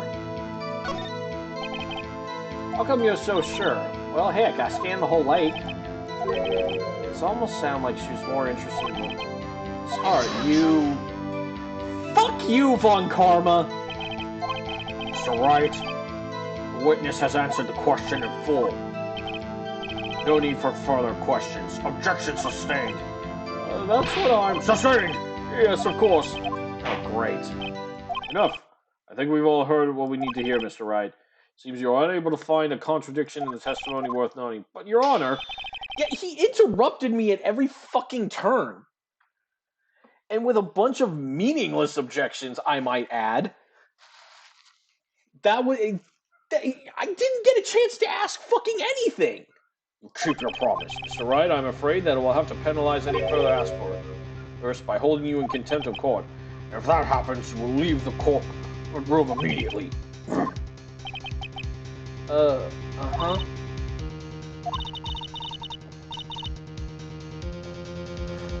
Nick, Lana's testimony's fishy. Nick, real fishy. I know what you mean, but if I can't say anything, what can I do? I believe we've covered the evidence sufficiently to make a decision. Then pass your judgment. Very well, Mr. Isles Edgeworth, please take the stand. Hold it! Who said that? It was me! Maya? Is something wrong? Do you need to use the facilities? No, I do not. Lana Hart, your testimony stinks. It's unclear whether you were actually looking at the lake. It's highly doubtful that you actually saw Mr. Edgeworth. Tell us the truth. This is a matter of life or death. Lana, do you really clearly see Mr. Edgeworth that night? Do you see him fire that gun?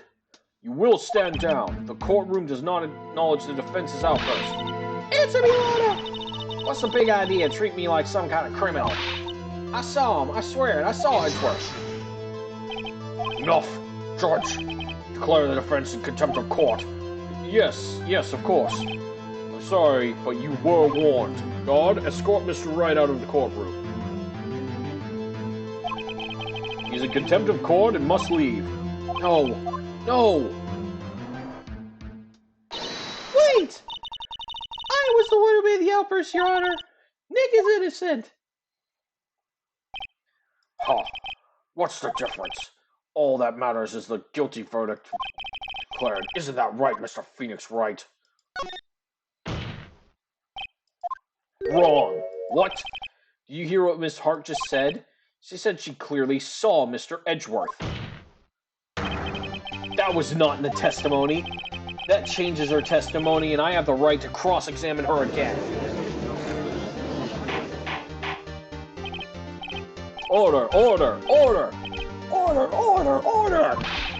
You're in contempt of court. It's too late for wild claims. Judge, sustain my objection. I'm sorry, Mr. Von Karma, but I cannot.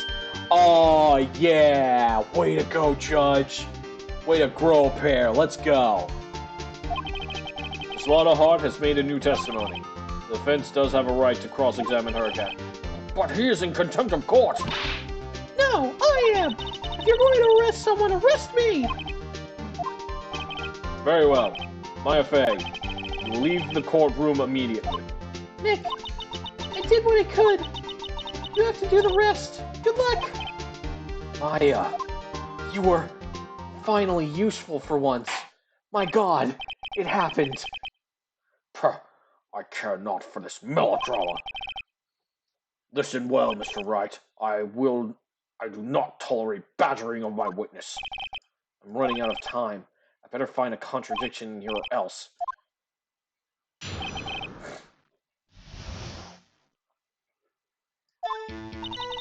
I saw it clear as day. The man on the boat was Mr. Edgeworth.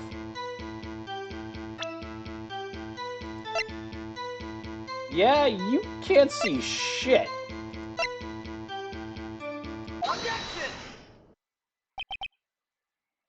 Got you. Got you, Miss Hart. Finally. What? You got what?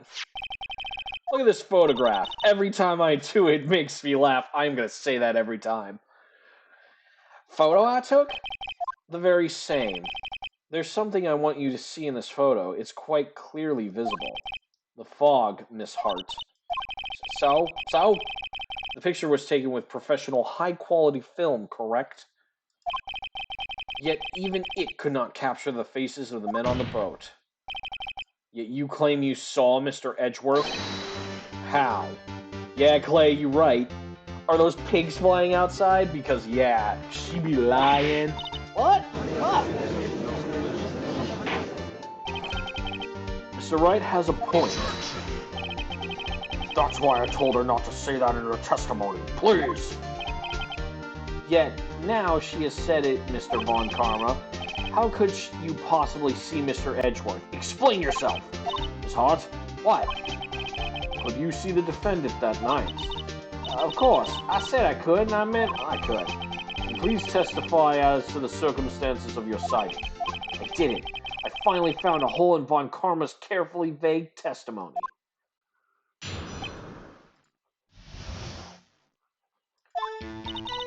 You're right. It was a cold night, and the fog was thick as grits. Yet once I was finished setting on my camera, I got back in the car. Still, I brought my binoculars with me. When I heard the noise out in the lake, I looked with my binoculars. See? No problem. You use binoculars. Very well. This one better be good. Looked with her binoculars. That sounds... How would she still see them through the fog?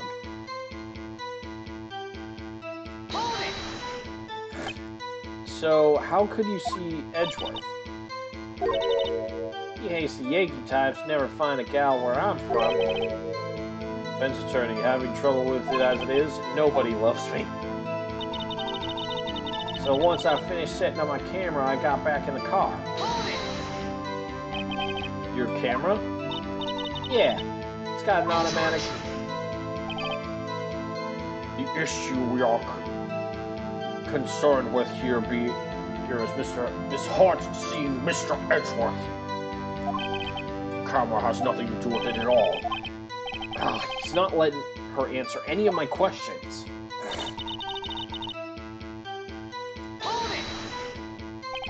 Binoculars? Yeah, binoculars. Yesterday, you mentioned you were out looking for shooting stars, correct? Well, yeah. Wouldn't you need a telescope, not binoculars for that? I've got doubts about your camera, too. Was it really there to take pictures of meteor showers? Camera is irrelevant in this case. You can't say that for certain. Mr. Wright? Is camera really relevant? If you believe it is, you may continue with this line of questioning. But know this, if you find nothing with this, there will be consequences. Yeah, press further.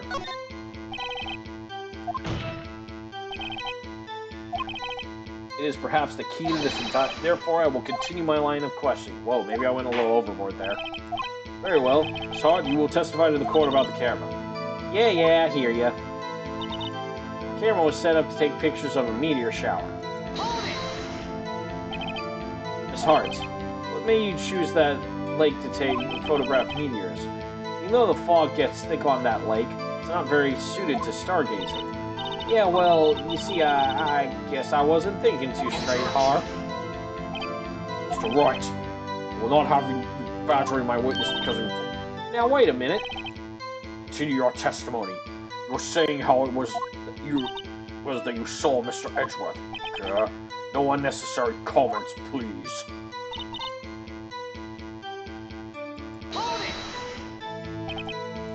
There was a heavy fog. How would binoculars change that at all? What do you mean? Even binoculars can't see through fog. You say you clearly saw him? I did, yeah. Enough. There's no room for doubt in your testimony. That sounds pretty tough. But I have to find a clear contradiction first. I'm going to find a hole in this testimony if it's the last thing I do. Okay, it was cold that night, the mist was thick. The camera was set up to take pictures of a meteor shower. Hold on.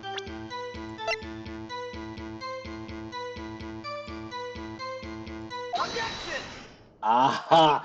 That camera wasn't set up to take pictures of any fucking meteors.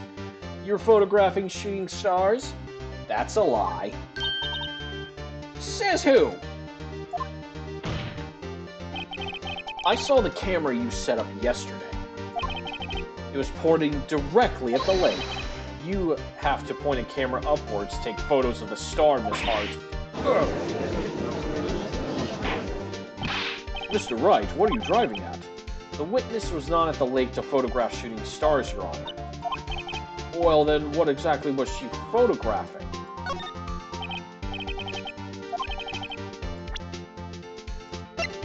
She was there to take a picture of Gordon.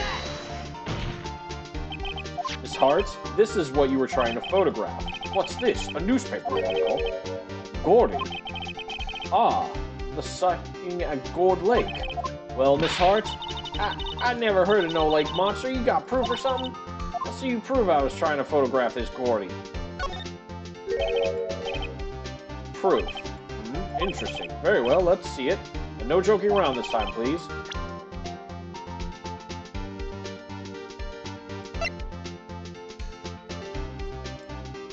Yeah, the camera itself. The photo, Miss Hart. Proof, Miss Hart, is your own camera. Your camera was set to take photos in response to loud noises, correct? True, this photograph here taken when the gun fired on the lake. And this article about Gordy. According to this article, Gordy made a loud noise when it emerged. You were trying to photograph Gordy, weren't you? And that's why you had set your camera to respond to loud noises. Order, order! I see. I too thought it was a little strange.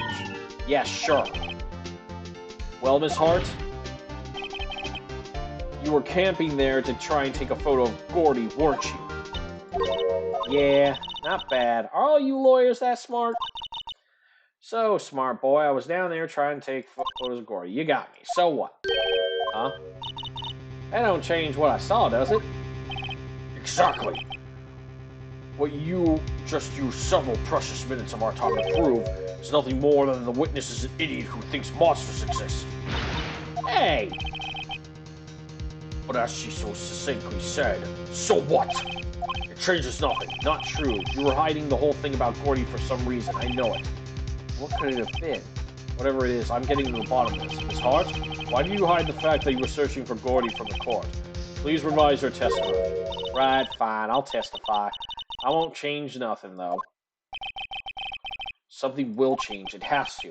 And I'm going to spot it. Alright. Actually, I'm not a research student at a university. I'm an investigative photographer. Imagine what a scoop it'd be if I got a picture of that monster. That's why I was camping out by the lake.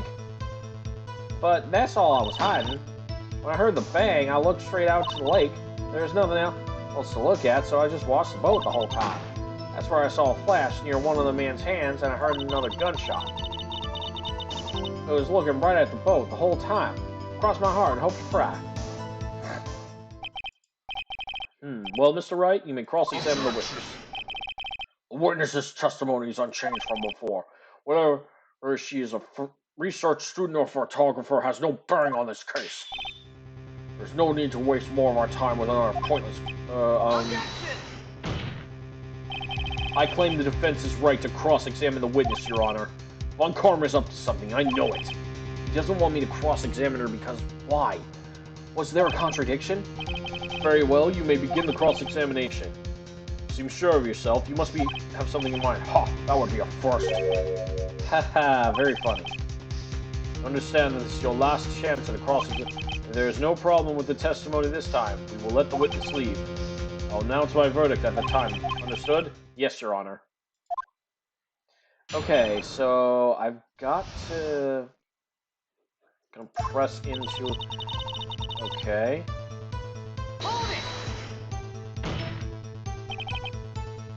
Then what manner of person are you? I'm not sure I'm highly fluent enough to be called a manner of anything.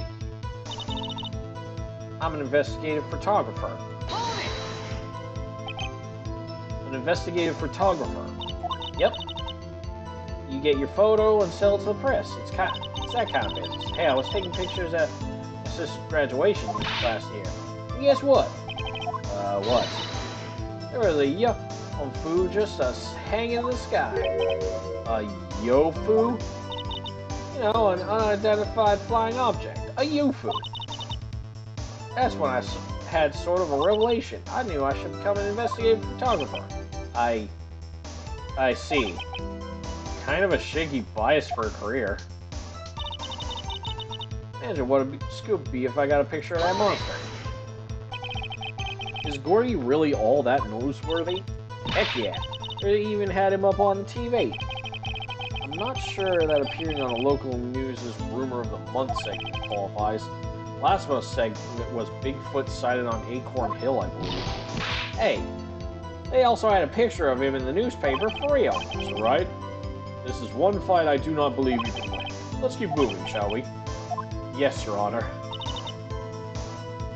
That's why I was camping out by the lake. Okay.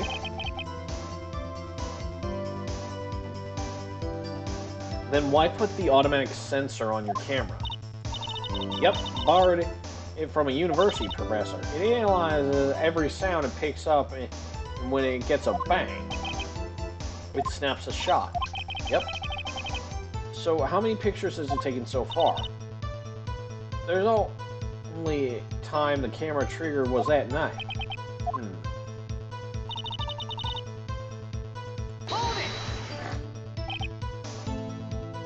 I think it's time when you told us why you felt you had to hide your true purpose at the lake. Heck, if word got out what I was up to, the lake would be swarming with competitors. Competitors? Yeah, second-rate shutterbugs trying to steal my scoop. Is that the only reason you're hiding the truth? Well, actually... Mr. Wright, I'll not have you asking questions with no relevance to this case. Whatever you say, Von Karma, I know you told her to keep quiet.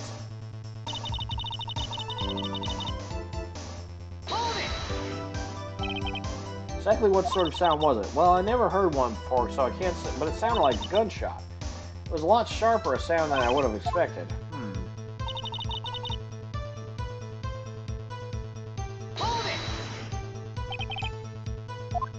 To look at? Yep. I don't know. If she heard a bang and she thought Gordy was out there, I kind of doubt she'd waste any time looking at a boat. What? What did I do now? What are you giving me that look for? Maybe it's time for some evidence. Witness, continue. Hold your hush puppies, Pops. I'm getting there. Then I saw a flash near one of the man's hands and I heard a gunshot.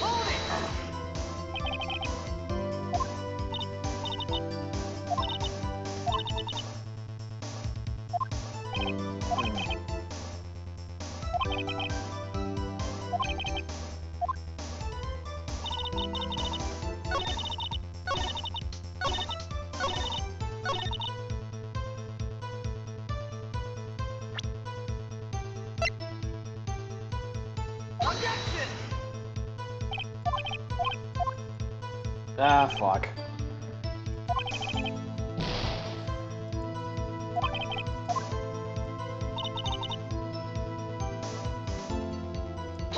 Is it this one?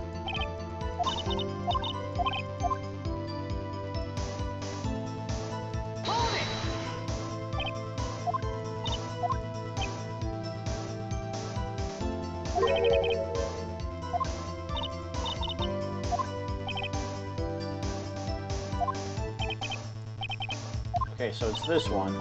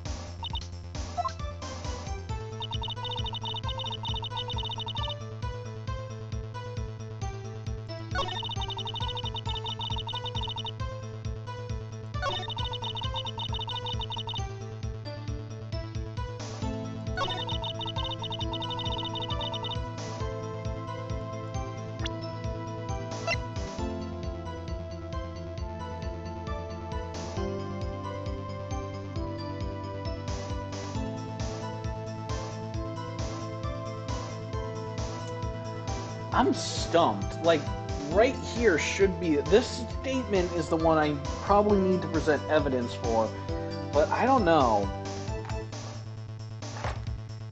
Ugh. Phoenix Wright games have to be so fucking confusing. Screw it. I'm just gonna look it up.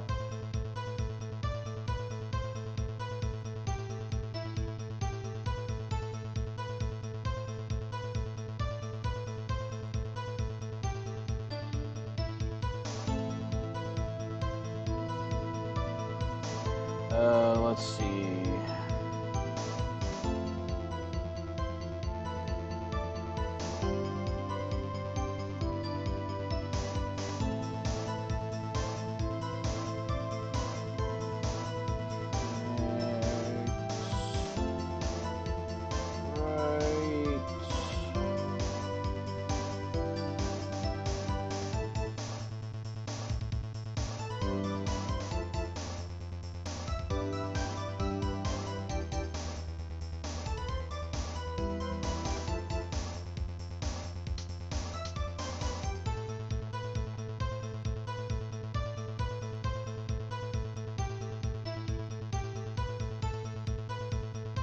Oh, okay.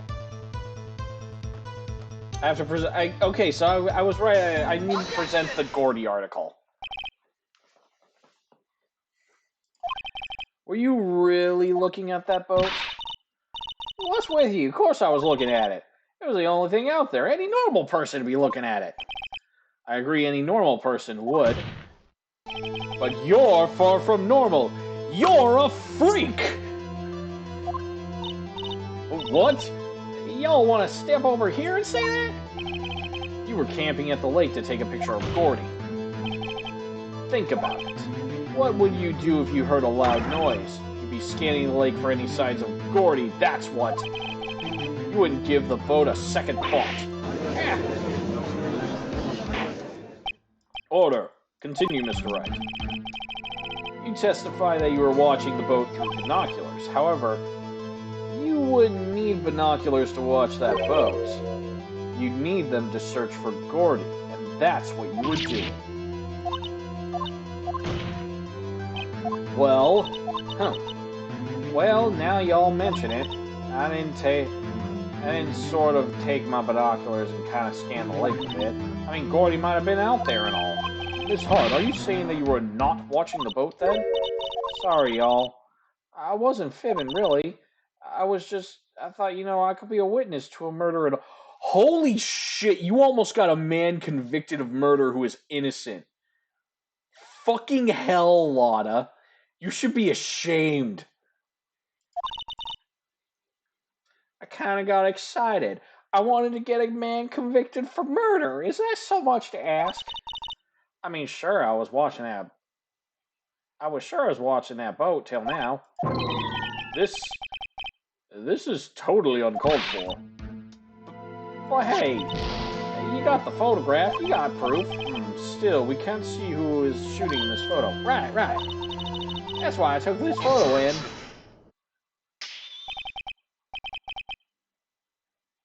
Witness, that's enough. We've had a long day, shut your pie hole. Shut my what? She took the photo and what? Wait a second. She even had a photograph to prove it. But you really can't tell who the photo who is shooting. That's why she said she'd go to enlarge the photo. Yowie paddle. She said it'd drop the quality a mite, but should let us know who's who. She enlarged that photo.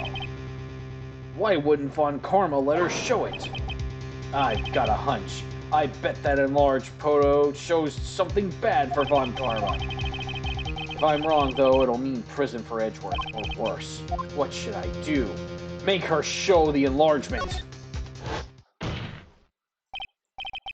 Miss Hart, look at this photograph. You enlarged this photograph, did you not? Yeah, I did. Why has that enlargement not been presented to the court? Because it does not exist. What y'all talking about? You were the one who told me not to show it in court in the first place. Y'all fool. What is the meaning of this, Von Karma? Miss Hart? Show the photo to the court. Show us the enlargement. Prosecution objects to the submission of this evidence. Objection denied. Oh!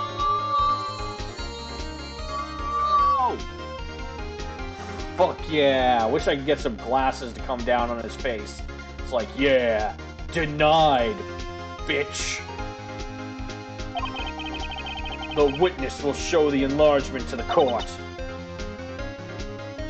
Here it is.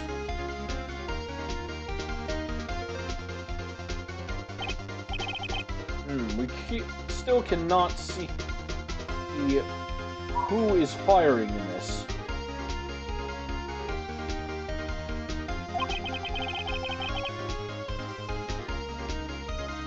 It could be the defendant, or maybe it's not. Regardless, I'll accept this as evidence. Lake photo added to the court record. Happy now, Mr. Wright? There has to be something. You asked for an enlargement, you got the enlargement. You're a whole 2 inches longer.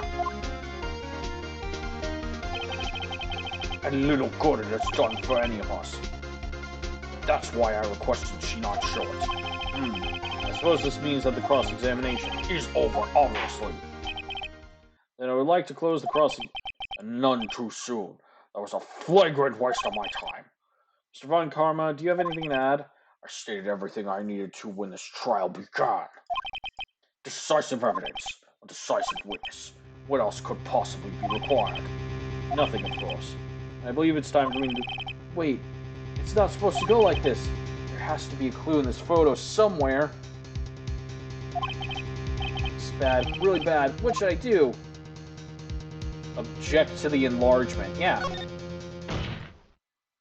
Your Honor, there's something decidedly strange with this enlargement. What might that be? Mr. Wright, we'll show the court what you mean about this photo is strange.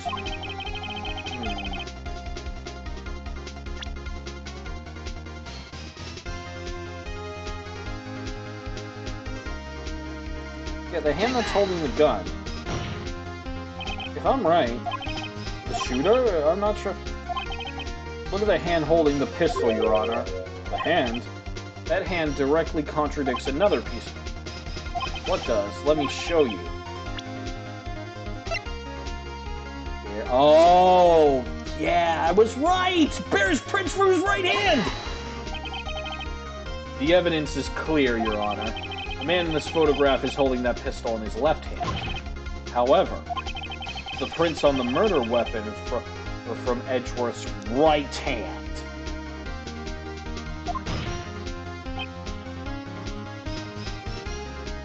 Ergo, the man shooting the pistol in this photograph is not Mr. Edgeworth.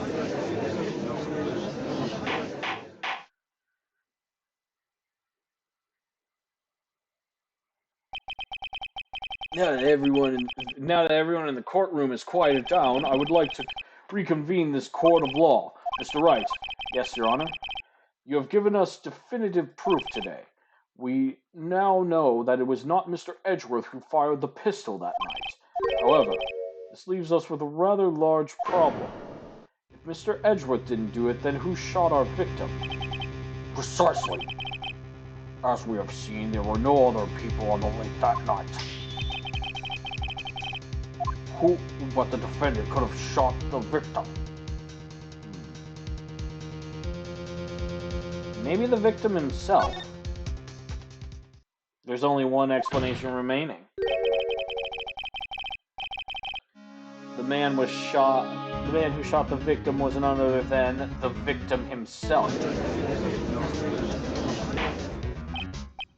Order, order! So you're saying the victim committed suicide? Yes, Your Honor. I can think of no other explanation. Indeed. This does seem to be the only remaining option. I am very, very sorry, Mr. Wright, but suicide is out of the question. What?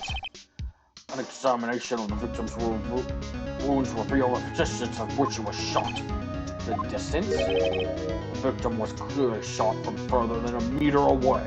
A meter? That's 3 feet.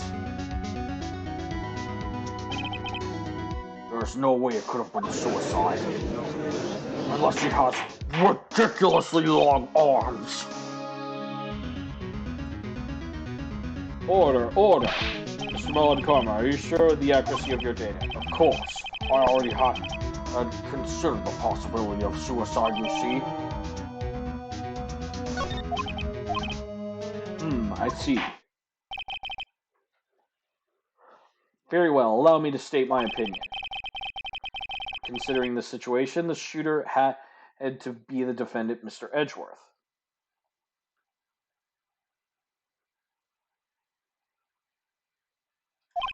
However, the prints on the gun revealed the shooter was not Mr. Edgeworth. This is a conundrum. Therefore, I would like to suspend proceedings for this trial for the day. The court orders the defense and the prosecution to further investigate this matter. Yes, Your Honor. That is all. This court is adjourned.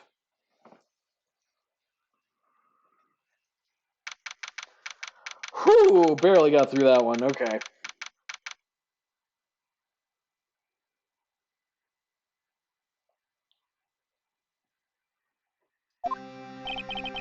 Phew, that was a close one.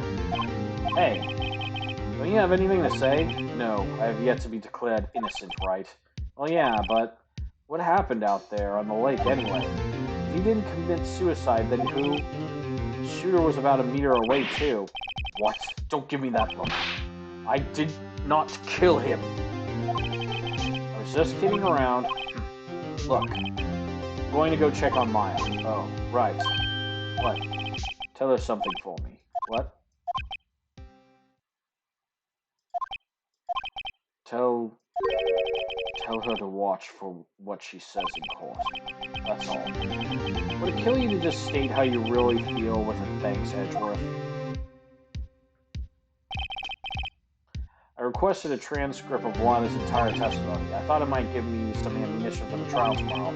Of course, she didn't see the shooter, but the only part of her testimony that stood out was the bang shooter. Sounds like gunshots after midnight.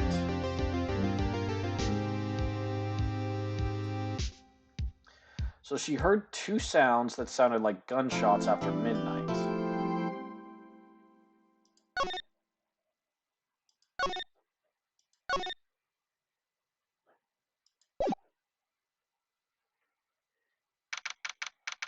December 26th, detention center, visitor's room. God damn it. Sorry, my cane fell over. Maya. Hey, Nick, it's you! I'm glad Mr. Edgeworth made it through the day okay. It's a relief. Hey, why do you do that anyway? I don't know. I just knew I had to do something. I know I'm not the lawyer my sister was. I'm sorry.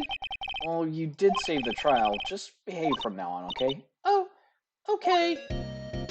Okay. Have you been questioned yet? No, not yet. Detective Gumshoe was here just now. He said, "See, as this is your first offense, we'll let you go after questioning." You. Oh, and he wanted me to get mail money ready. You can pay for me, okay? Huh? How much? I don't know. I guess they'll send you a bill or something.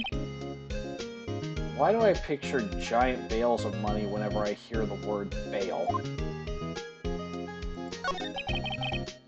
Any luck with Mia? None. I can't get through to her at all. I tried. I really did. I don't know what to do. I think I probably shouldn't have stopped my training. That sounds like she really did do her best. I should check and see if there's any waterfalls in the local area. I wonder if I'll ever see my sister again. My sister who's dead.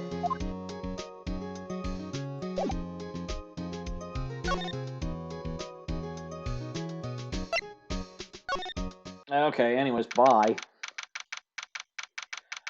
December 26th, Gourd Lake Park entrance. There are fewer than there were yesterday, but the cops are still in the park. I wonder if Detective Gumshoe is here today.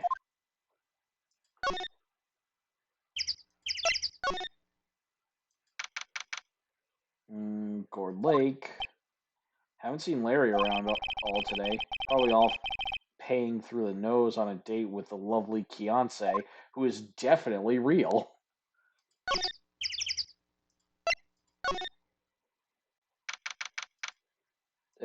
Gourd Lake Woods. Hey, Detective Gumshoe. Hey, pal. The trial today, yes? What about the trial? Well, I was gonna say good show, but it wasn't really all that. Though you did save Mr. Edgeworth, I guess. I just wasn't sure how to thank you, you know? Thanks.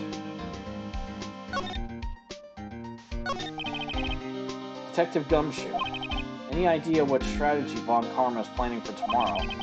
Sounds like he's bringing in another witness. Another witness? Oh, right. He said something about that in the trial today. There were 2 witnesses. Also, I have a plug up my butt. I remembered that part because it makes it funnier. Oh god, doing voices hurts. Oh man. I was wondering who that other witness was. Who was it? Sorry, pal. As much as I'd like to, I'm not at liberty to divulge that information. Right. Oh, right. I wanted to ask you about Edgeworth. What's up? He's afraid of earthquakes. I never heard anything about that before. Mr. Edgeworth doesn't talk about himself too much, you see. He's always busy savaging us with that yaoi paddle. But there's one thing that's clear as day. Him hating crime the way he does. He hates it enough to kill. Wait, could that have been why you murdered that guy?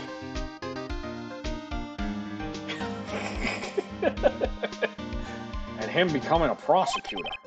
And him being scared of earthquakes. And him savaging me with that yaoi paddle. God, I couldn't sit for a week!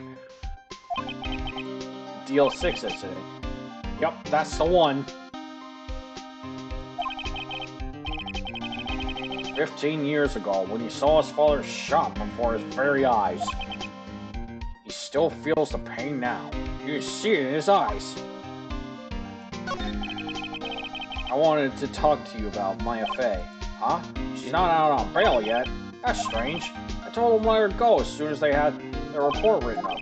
Man, I don't know what would have happened in that courtroom today if it weren't for her. See her getting dragged off by a bailiff. I'll be honest with you, pal, I shed a tear or two. Mr. Edgeworth, he was so moved I saw his lip trembling. Really? Cold as ice, Edgeworth?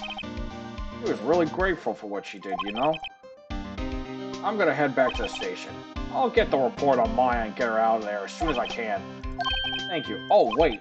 I was wondering, how much is bail going to be? Don't worry about that. Mr. Edgeworth is posting the whole amount. What? Edgeworth? Didn't I tell you? He's grateful to her for what she did. Alright, pal. Well, don't forget to go pick her up, okay? Maybe I can get Edgeworth to pay this month's rent, too. Well, Phoenix, I think he might be the only one to actually pay you for your services. Larry didn't pay you shit. Neither did Maya. You know, when you got her off of the murder case, and the last client was a B-list actor. Maybe he paid us something. God, I hope so. December 26th, boat rental shop. Looks like the boat rental shop is closed today, too. Cool. So, this place is useless. Move, and we're going to go to the entrance, and go to the detention center again. Hey, Nick, you finally came. They just finished the paperwork. I'm free to go. Free at last, eh? Those interrogators were real mean. They were like, okay, what did you do This time. God, I've only been tried for murder once. Jeez. Well, they let you out in the end, didn't they? Oh, that reminds me. Thanks for bail. Thank Edgeworth. Huh? He posted bail for you. I said he was grateful for what you did. Mr. Edgeworth did that? I don't buy it. He seems like a jackass. Hey, that's my boyfriend you're talking about. I have to make it up to him. You gotta win this case, Nick. Yeah, I'm not gonna ask you that. Yeah, no. Let's go to the criminal affairs department. Anything here?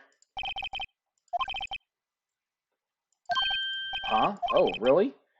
He's a live wire, that one. He got into a fight with the chief for not following protocol. Not following protocol? I bet he wouldn't help them against the case against Edgeworth.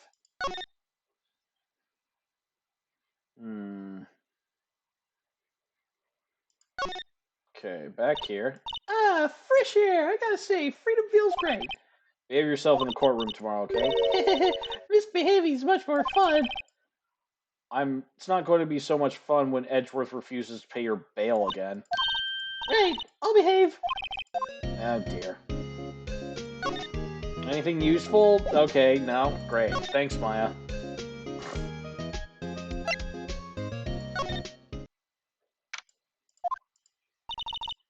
There aren't many cops around here today. They're probably back at the precinct working up a case against Edgeworth. Hey, y'all. Hey, it's Lana! Hey, you almost got an innocent man put on the executioner's chair! Y'all really did it today. What did we do now? Nah, I'm not complaining. See, I did a little thinking, a little self-reflection, you might say. Maybe getting a possibly innocent man convicted of murder is probably a bad thing. I realize that being a witness is a mighty big responsibility.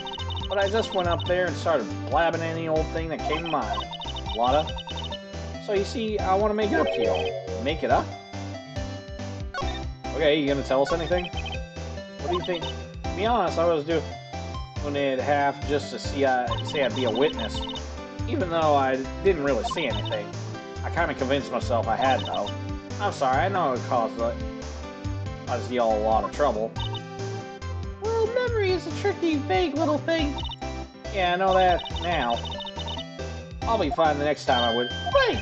You mean the first time you witness a murder? Also, maybe not hope for that. Possibly. What about Gordy? Right. Well, the way I figure, the trial is only stoking the flames of Gordy fever. I'd get my exclusive photo of rockets to stardom. Wish I could be an investigator for Governor too. Finish your spirit medium training first. Lada, what do you mean by making it up to us? Because I gotta say, I mean, you're cute, but not my type. Well, you see, actually, I got a bit of information for you. What? Evan Karma didn't want me to say nothing about it. What information? Now we're getting to the heart of it. See, I reckon we might be able to do ourselves a little exchange. Exchange? I thought this was to make it up to us. Right. I pose a little exchange to make it up to you. What? Information don't come cheap, my friend. Hey. I see y'all thinking, my, how unsophisticated these southern folks are. Grin all over your face. Let me tell you, most southerners are way more sophisticated than you. Just my explanation. Well, what'll it be? We got a deal or not? What do we do, Nick? Yeah, okay, deal. We don't have any other leaves, so I don't think we have any choice here. Okay, how much? Huh? You can bleed it off your rocker? I may not be sophisticated, but I'm not trying to rob the poor. Huh? The only fair exchange for information is information. Listen good. What I need from you is information about Gordy. Whoa, whoa, whoa! Gordy? But Gordy Gordy might not exist. And bring me proof that shows he doesn't. I'll be keeping watch from the car, okay? You see something, y'all come to me first, got it? Okay. Alright, see y'all later. Okay, Nick, let's get hunting! Hunting? What you don't seriously mean? Gordy, I sure do! What about Edgeworth? We're here to prove he's innocent of murder, not look for a fucking sea monster. We're searching for Gordy for him, Nick! Don't you get it? Okay. And how exactly do we search for a make-believe monster? Maybe we can find a monster myth specialist. Oh my god. Why is everyone on this planet stupid? December 26th, Gourd Lake Public Beach. What's that? The Steel Samurai, Nick! Yo, Maya! Larry, what the heck is that? Oh, it was my girl, Beyonce's idea. My girlfriend, who's totally real. She was like, if you put that here, it would be, like, really cool. Dude, she gave it to me along with the banner. I didn't make it by myself in my apartment alone while I was crying. Wow, that's really impressive! To find you one of those! Well, she knows a lot of people. And that show is finished now, and she got them for free, right?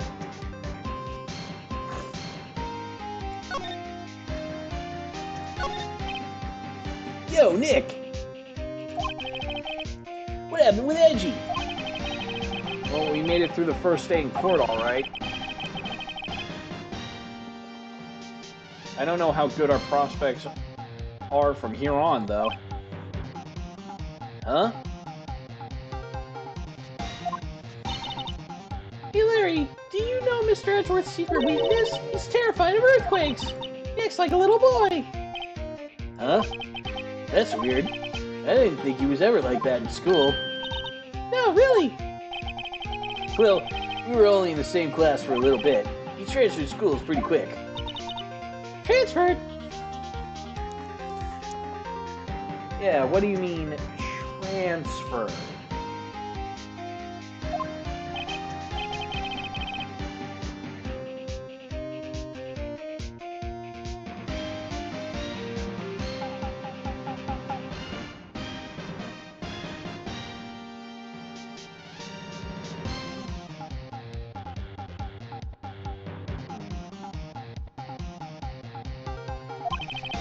Doesn't look like Larry knows about it, though.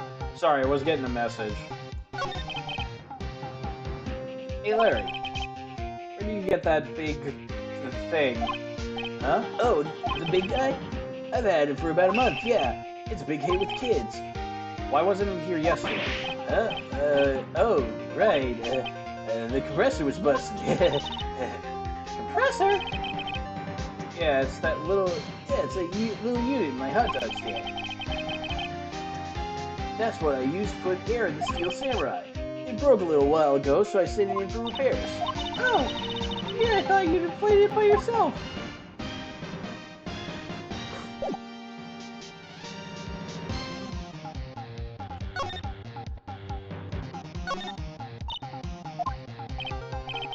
That's a compressor.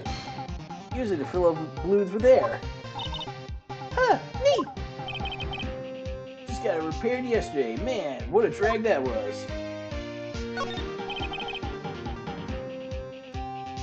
I mean, it's so huge. I guess it's good advertising. Something about this Steel Samurai just doesn't work for me. Huh? Really? Looks pretty well made to me. Still a novice, aren't you, Nick? Sorry I'm not up to date on your stupid Steel Samurai lore.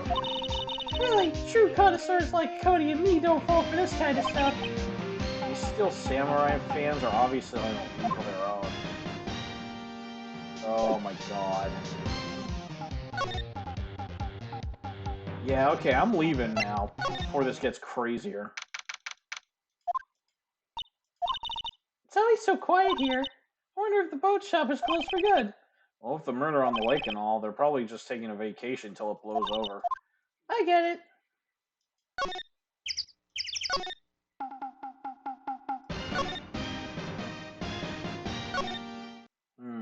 Maybe we go to the precinct? Oh yeah, here we go. Hey there, pal, what's up? You look out of sorts. Wait, you can go and do something that's gonna hurt Mr. Edgeworth's case again. What do you mean again? Whatever, have a seat, pal. I'm here for you if you need anything besides money, that is.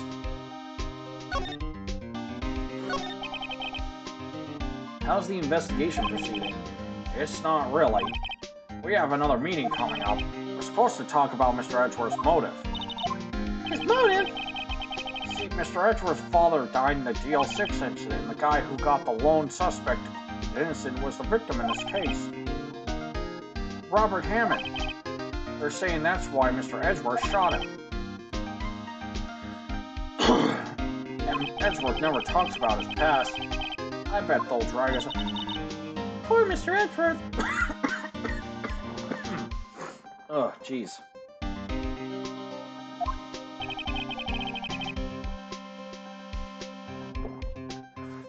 I gotta admit, it doesn't look good, pal.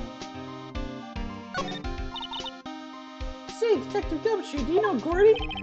Monster down in Gourd Lake? Not personally, no. Well, we're looking for it. Huh? Are you out of your minds? You got time to go wild monster hunting? How about doing a little questioning for me then? Oh, Detective Gumshoe is scaring me, Nick. Yeah, he has every right to be pissed off about that. I told Detective Gumshoe about the deal with Lana. Nick, Try telling him sooner next time.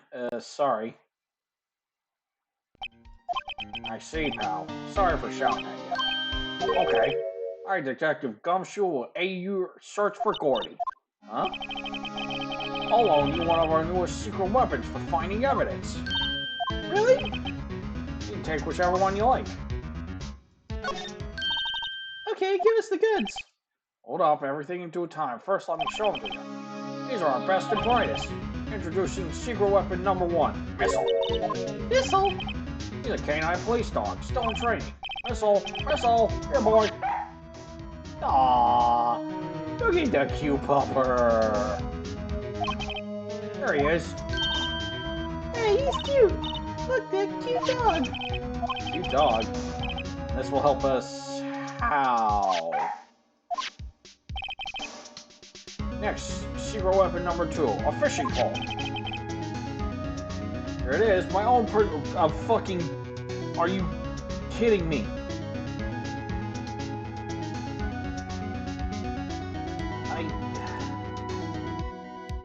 Gumshoe, this is serious.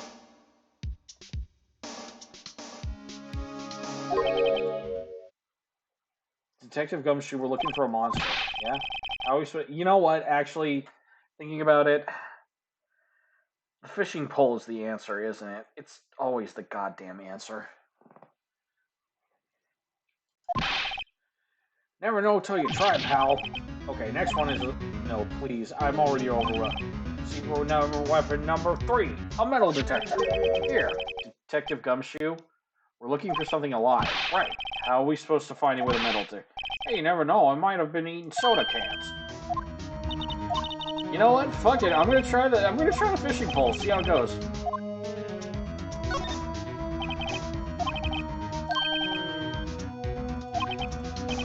Right. Fishing pole borrowed from Detective Gumshoe.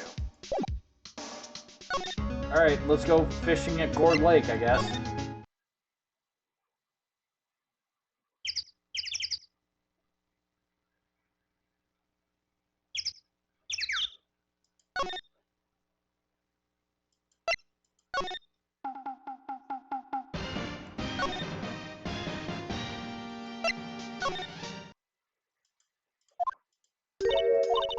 Okay, Nick, this looks like... Good spot for what? Time to do some fishing. She's serious. What What are you gonna use for bait? Oh, Yeah, oh. I figured something like this would happen. We should have brought Missile along with us, too. At least we'd have some bait. Nick, how could you?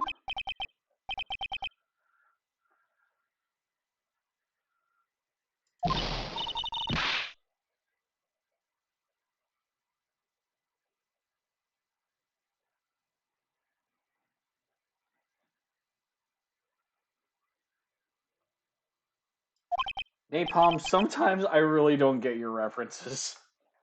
Oof, she hit me. Okay, what's this, Nick? Just try not to reel in any empty cans or boots or anything. Here we go. Ah, my leg.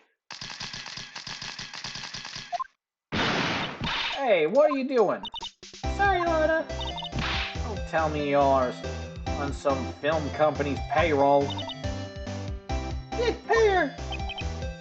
Poor wallet.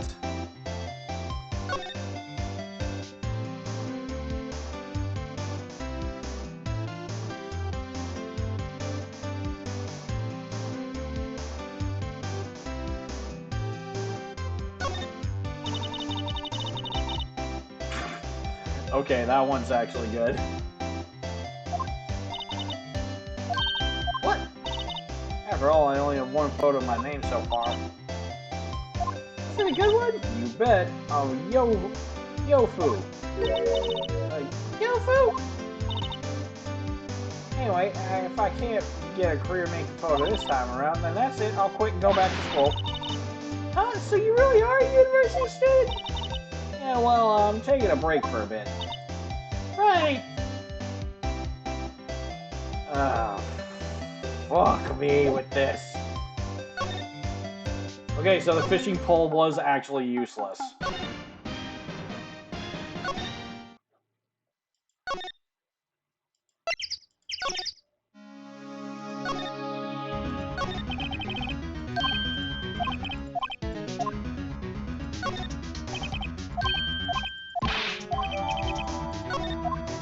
Okay, we're taking the metal detector this time.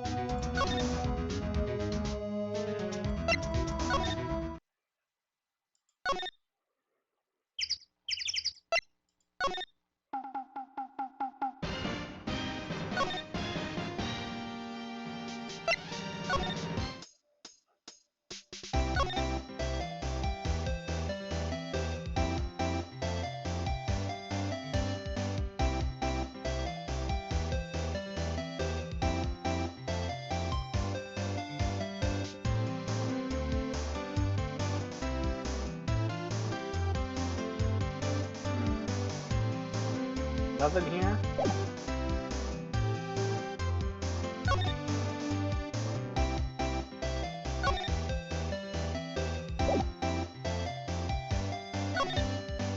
Okay, maybe I need to go to the boat rental place.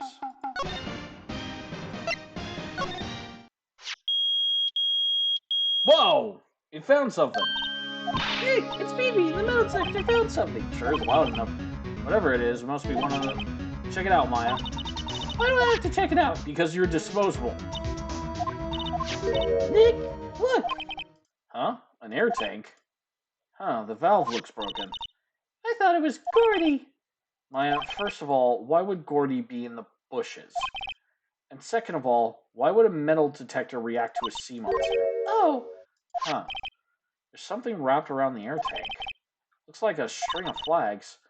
Well, we might as well take it with us now that we found it.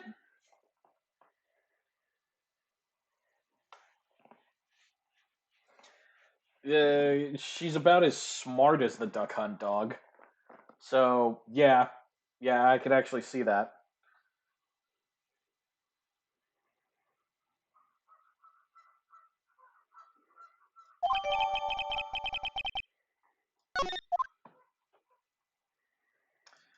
I have a feeling this has something to do with Larry. Hey, Larry. You know what this is? What? An air tank? What about it? Larry? I wanted to ask you about this tank. Have you seen it before? Huh? Me? No, never. Who the heck would go diving in the middle of the water? There's something about the way his eyes twitching when I talk to him. I think I better press this line of questioning a bit further. Is it yours? Why would I ever think like that? Look, see how there's a string of flags around the tank's valve? It's just like the string of flags around your Steel Samurai. Must be a coincidence. There are strings of flags everywhere these days. I saw them in my grocery store the other day. What about it? It fucking doesn't mean anything. Like elementary schools and used cars dealerships. Look, why would I need an air tank? To inflate something? You used this to inflate that, didn't you? Inflate what? What else? The big puffy Steel Samurai. Ugh. Now, why would you go asking me a question like that? Looks like I hit the nail on the head. Right. Actually, you see, the compressor I always used was on the fritz. So I just tried using the air to the tank to inflate it, just once. And, it didn't go so well. As I suspected. Ask more about that. It didn't go so well? Yeah. You think you could be a little bit more specific? Come on, look, it's embarrassing, so I really don't want to talk about it. Tell us! Fine. Whatever, it's like what I said, the compressor was busted. So I took the tank and tried to fill the Samurai up with that. And then...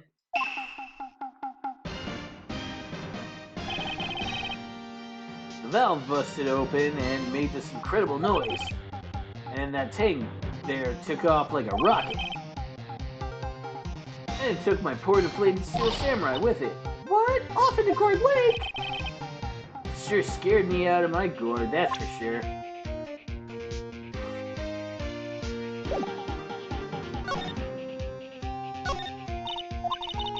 So the tank and the Steel Samurai you were trying to fill up flew away. What happened next? Well, all that happened on the 20th or so. 20th, a week ago. Now, as far as I could see, the tank went flying out into the lake. So I went out every night in a boat looking for it. I mean, Kianse gave me that Steel Samurai after all. And where did you find it? Just the night before. Flew way out there. It took me 4 whole days to find it. The night before last was the night of the murder. Sorry for not telling you, Nick. Actually, I was there on the night of the murder, but you see, I went home before midnight. So you didn't know what happened? No. That's too bad. That's not bad. That's not all bad. We've solved one mystery, at least. A mystery? Maybe we should go tell her. Yeah, it's, well, let's go, crush Lotta's dreams, I guess.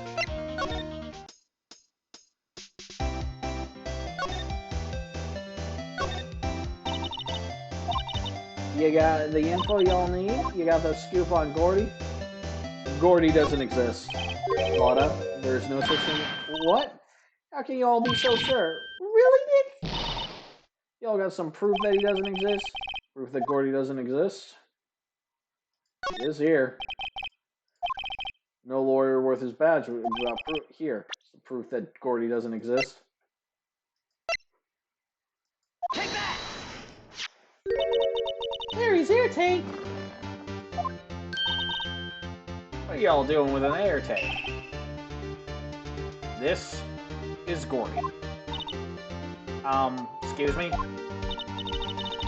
What exactly are you saying, Nick? There's a stand here, near here, a hot dog stand. There's a giant inflatable samurai doll there. About a week ago, an idiot who happens to be a friend of mine tried to fill it. Oh my god, that's perfect.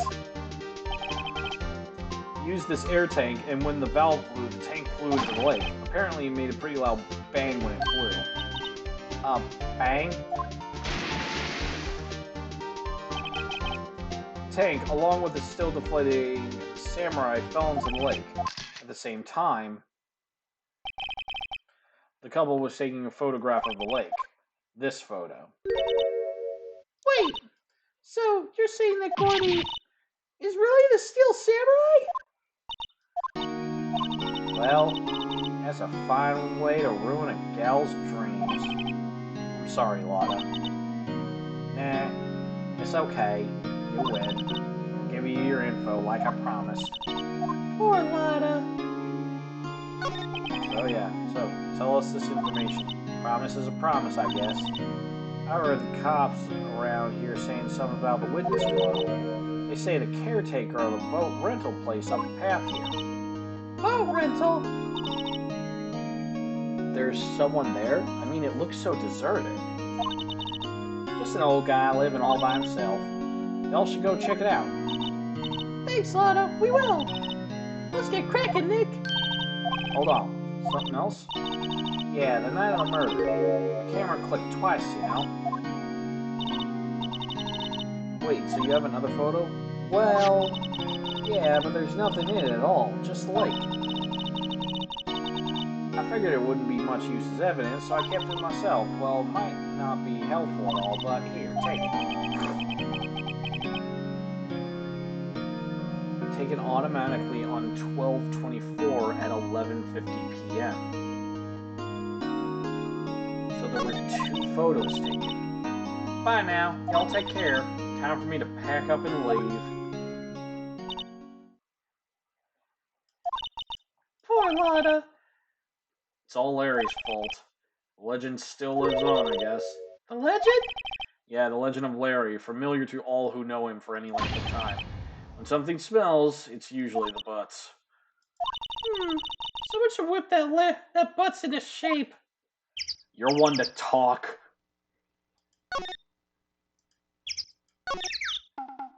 Hey Larry, congratulations. You were implicit in ruining a girl's entire life.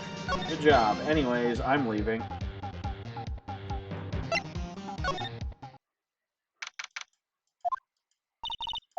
Nick. This is the boat shop the Lotta was talking about. You're right. Doesn't seem to be anyone here at all. Let's go check it out anyway. Okay. Can we finally go into the shack? Thank God. Oh, hey.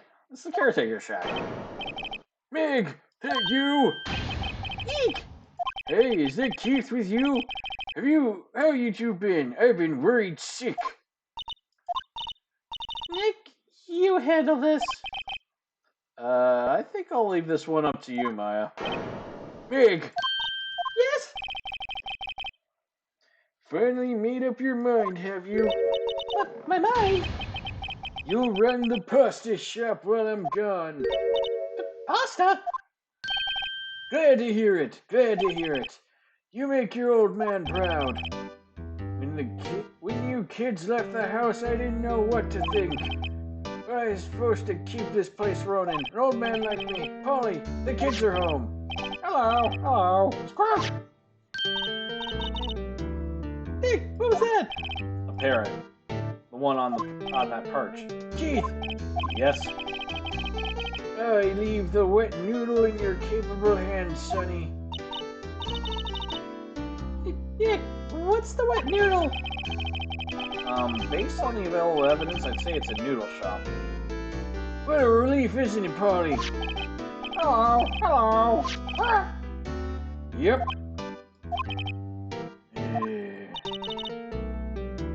He fell asleep. I guess he's relieved. Or dead.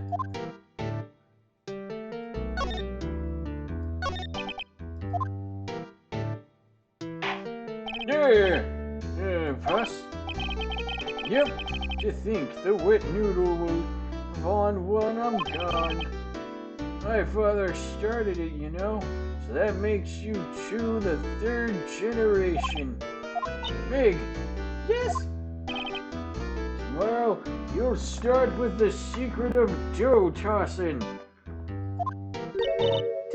Dough tossing?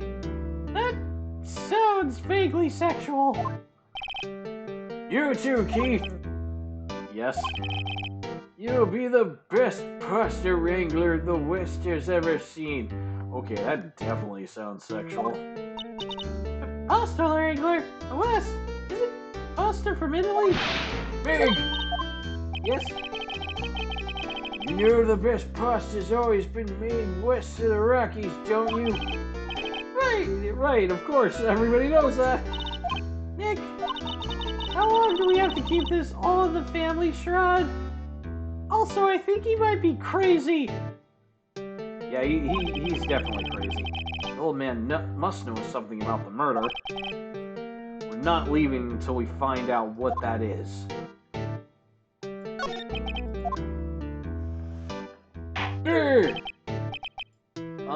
This is a boat rental shop, right?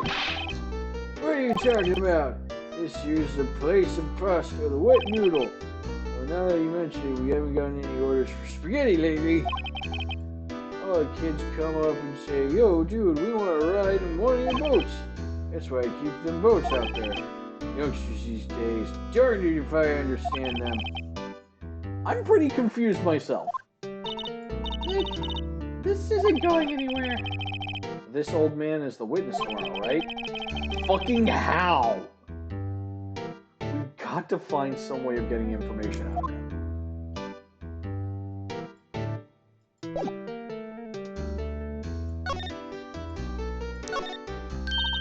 Wow! What an amazing parrot this is! Good morning! Hello! Ignore me! What, you forgot me? You gotta call her name first. Her name? Polly, how you been? Hello, hello. Scrap. See? Neat! The parrot's name is Polly! Too bad all I can say is hello. Oh, Polly can say lots of things. Just know to know the secret words. Polly, what's your name? Polly. Cute. Maya's found a new friend, and one that's on her intellectual level. Look, a little safe. It's locked. Yeah, and the owner is sitting right there. Why did you try and look in his stuff? Well, he has a television here, too.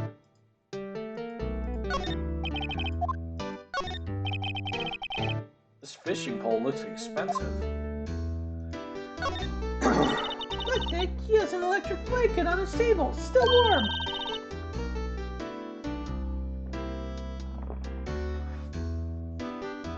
That's a great idea. We should do that at the office. We can sit down with our clients, snug and warm, and drink hot cocoa. What about our cases? You're a party pooper, Nick. Looks like a kitchen unit. It's pretty clean. Funny, he doesn't look like the type who would keep things tidy like that. You're forgetting, Nick. He's running a pasta shop here. Yeah, I'm wondering about that, actually. Oh, there are a lot of various fish in Gourd Lake, aren't there? Something funny, Nick. All these fish are saltwater fish. That's weird.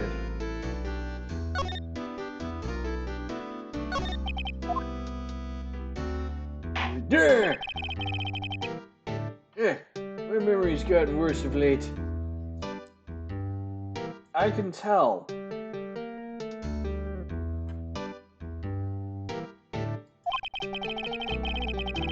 That's why I just tell everything important to old Polly here.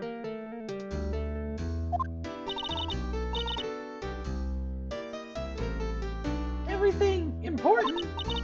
I wonder, Polly, what's the number to the safe? 1228. Spark. Alright! Hey, Polly, watch it, will ya? See, Nick, all it takes is a little clever thinking. And a criminal mind. Quick, Nick, write that number. Hey, don't get me involved in your little heist schemes.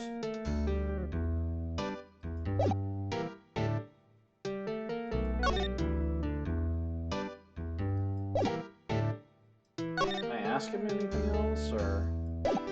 No? Okay, let's go back to the precinct.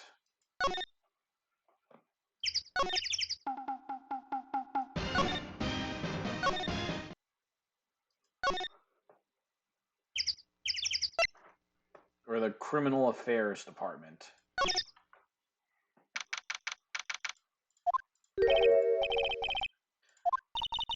Now that you mention it, did he say he had a meeting to go to? Oh, that's right. Let's come back later. Okay, not here. Detention center?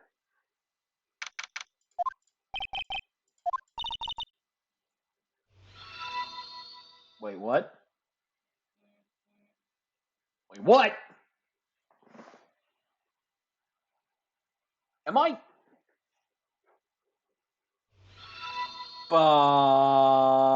Okay, hello. Thank you. Oh. Oh my goodness. Everything's happening at once. I would imagine you're very tired, Appleseed. I would imagine you are very, very tired after, streaming for 3 days straight. Welcome everybody. I am your favorite skeleton, Death. I guess I should actually introduce myself. I play pretty much any video games that I want. Playing Phoenix right now, and sometimes I'm actually a little good at them. Sometimes. Only sometimes, though. I've got a lot of people I have to thank right now. Thank you, Appleseed, for the little Appleseed for the raid. Thank you, Dense Neptune, for the follow. Thank you, Shooty Goes to Twitch. Thank you, Worm Surgeon. Thank you, Jolly the Electric Octopus. I love that name. But yeah, thank you, everybody. Thank you for the raid. Really appreciate it. I wish I had something more fantastic to show you. But, we're in the middle of the 4th case. We're going to be finishing this up. And I'm pretty much going to be trying to get through the rest of the Phoenix Wright. Like, the rest of the Phoenix Wright trilogy. Because I'm really liking this. Phoenix Wright is always so fun. Guess so. Alright, where do I need to go? Grossberg!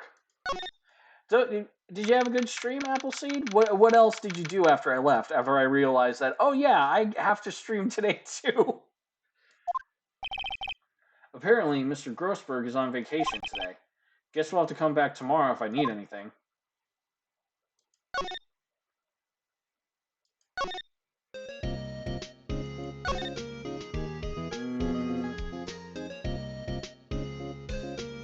Oh, okay. Finish the stream with Battle Chef Brigade. I've never played that before. Tell me a little about it. Actually sounds kind of interesting.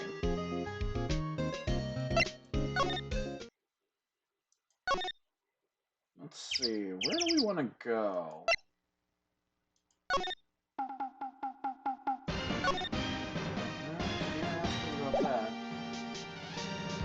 Puzzle, cooking, and beat 'em up. That is actually an interesting combination right there.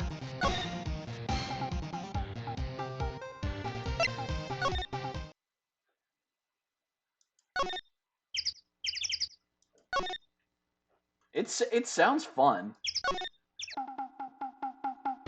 Do you like battle each other for like different ingredients and stuff, or?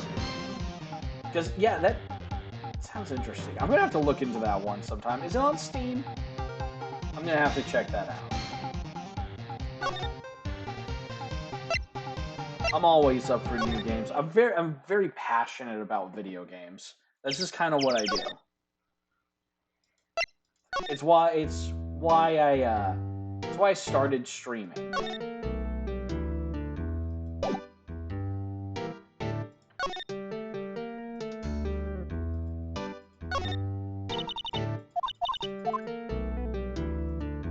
It's why I decided to start streaming, just because I really love video games.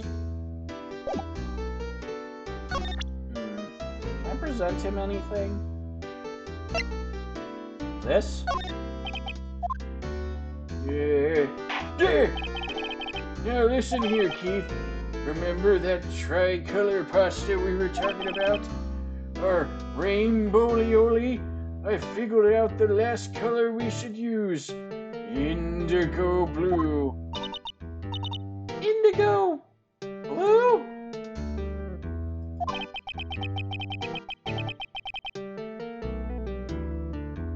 I didn't seem to work the way I thought it might.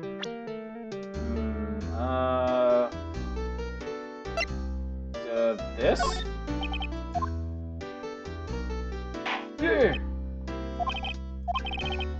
Oh, okay. None of that's working. My attorney's badge, maybe? Yeah. Yeah, the lawyer's badge? Yes, it is. I don't believe it. The old guy is the first person to recognize my badge. I worked so hard for it, nobody knows it. I get it. Huh? Yep, I got you figured out now. You're not Keith. Yes. Nick? Now's our chance to clear things up. Sir? No, I'm not Keith. And I'm not Meg either. We're here investigating a murder that took place on the lake the other night. Please help us. Huh? A lawyer, huh? Please, mister. Alright, I'll help. But on one condition. What's that? When the case is over and done, you'll run the wet noodle. Yeah, okay, fuck it. We'll run the wet noodle. Nick, are you sure about this? Anything to get this case solved. Also, who would want to eat Phoenix noodles? Fuck. I could say so many things about someone wanting to eat Phoenix's noodle. I guess so. Yes, my boy. Good for you, Keith. I am... Wait, didn't I just say... You too, Meg. Yes. You bring a tear to your old man's eye, you know. Now, what was it you want to know? Speak up, Polly. Hello. Spark. Now he's talking to the bird again. How do we get him to talk to us? Fuck. This? Yep, I've seen this. You know something about this, sir? Keith? Yes? It's okay. You can call me Dad. Dad, you know something about this? Yep. The other night, out on the lake. Yes. I know all about that. I seen it. What? Tell us what you saw. Well, I suppose, since you're taking over the shop and all. Oh, for fuck's sake. Please, tell me, just stop acting crazy. I forget the time, but it was pretty dark outside. Probably nighty, yep. It was after midnight, but okay. I heard this bang, so I looked outside. Then I heard another one. Bang!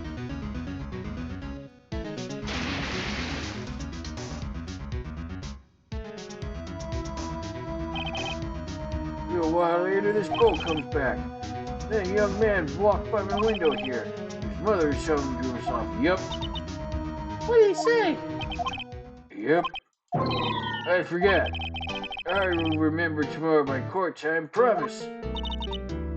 We need to know earlier. We need to know earlier than that. You know what? Yeah, little Terry was just here. Thank you, Surgeon. I try very hard. I try very hard to actually, meet the. Oh. I just noticed I met my follower goal. Yay! I did it! Alright.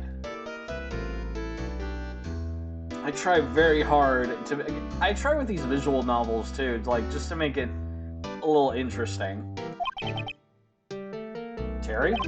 Yep, that kid next door. You always used to make him cry, remember? You'd shove his face in mud. That was hilarious. He was wearing this tattered old coat. Got himself some whiskers growing out of his face. Must be talking about Detective Gumshoe. He comes up and tells me to come down to court tomorrow. Thank you, Napalm. Really? Somehow I don't think we're going to get much use for it. Oh yeah, maybe we should be leaving. I think you're right. Oh wait, I have one last question. Polly, have we forgotten something? Squawk? Don't forget DL6. Oh. That's some... What did she just say then? One more time, Polly. Don't forget DL6. What? The DL6 incident? Hey, I mean Dad. This is getting weird. Who is this old guy? Why would that bird Polly know about DL6? We have to figure out who that old man is. Oh, What? he locked the door from the other side. Who could that old man be? I think I need to do a little more research on this DL6 incident. Maybe I should ask Detective Gumshoe. Okay. Something's real damning about that. Why did he know about that? Or why was he not trying to forget it? That's weird. Okay, hopefully Gumshoe can help us. Although the words gumshoe and help don't really seem to meld together. Hey pal, long time no see. You don't look so happy. What's wrong this time? Actually, we wanted to ask you something. Huh? You know the boat rental shop down at Gourd Lake? Oh, yeah. The old man who runs it is appearing as a witness in court tomorrow, right? Huh? How do you... that was supposed to be top secret. Do you know who that old man is, Detective? Actually, I don't. He's a bit of an odd bird. Haven't been able to get a straight answer out of him. I decided first that he wasn't persuasive enough to stand and testify as a witness. That's why we called Miss Lotta Hart yesterday. As for who he is, we have absolutely no idea. Sounds suspicious.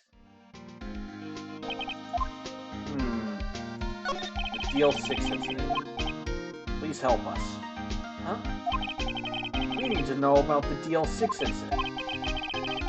That was when Edgeworth's father died. I can't help but think that it has something to do with this current case.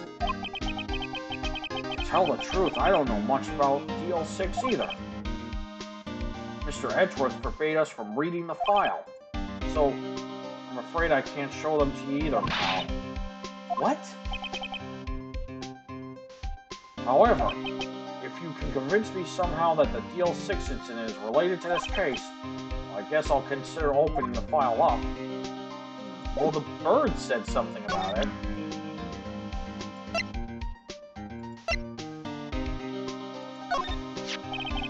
What's that, a parrot? The old man at the boat rental shop's parrot. The parrot knew about that incident. That incident? DL6. What? Polly, have we forgotten something? Squawk, don't forget about DL6. Squawk. Huh?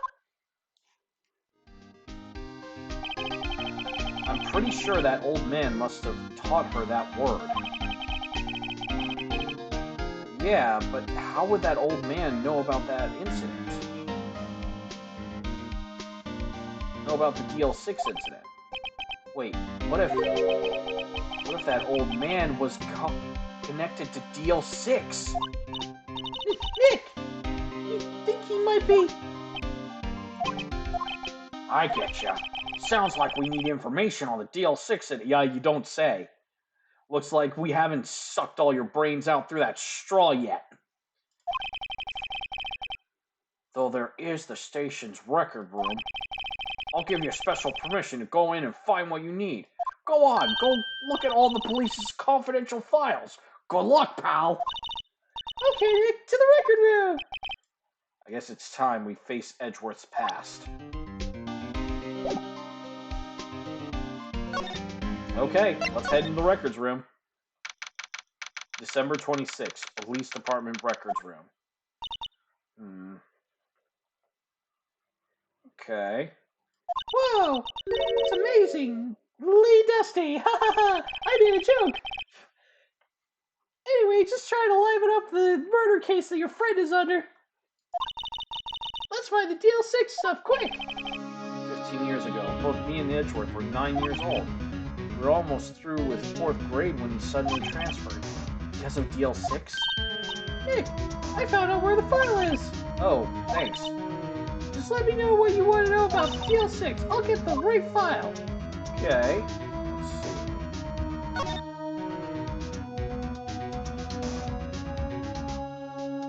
Let's go with the victim data first. Do you have any data on the victim, Edgeworth's father? Yeah, hold on. Victim. Here, found it! Gregory Edgeworth, 35, defense attorney. If he were still alive, he'd be 50. He had lost that day's case in court and got the elevator with his son, Miles. Miles? Miles Edgeworth, of course. So he was in the elevator with his father. From the angle of the bullet and the other evidence, it could not have been a suicide. The murder weapon, a pistol, was found in the elevator. The pistol had been fired 2 times. Where have I heard that before? Huh. Sounds just like this current case. What's going on here?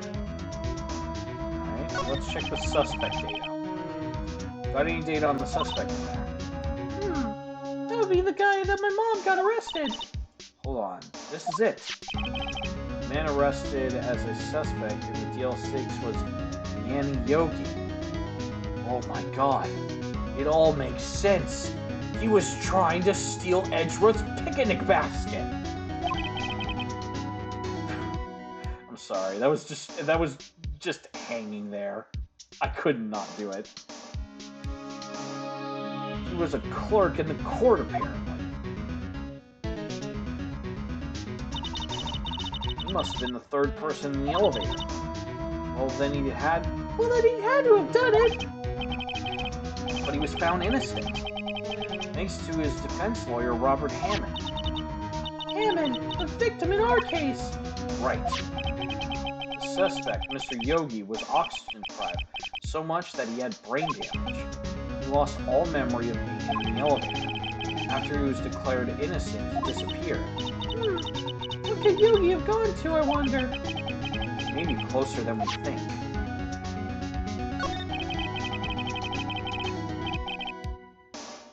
Well, first I've got to get a handle on the main facts, like the summary. Right. Summary. Found it!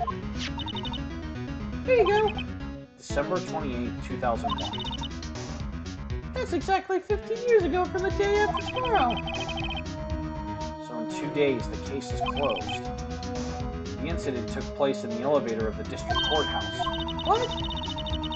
Is this the same district courthouse where we're holding the trial now? Looks like it.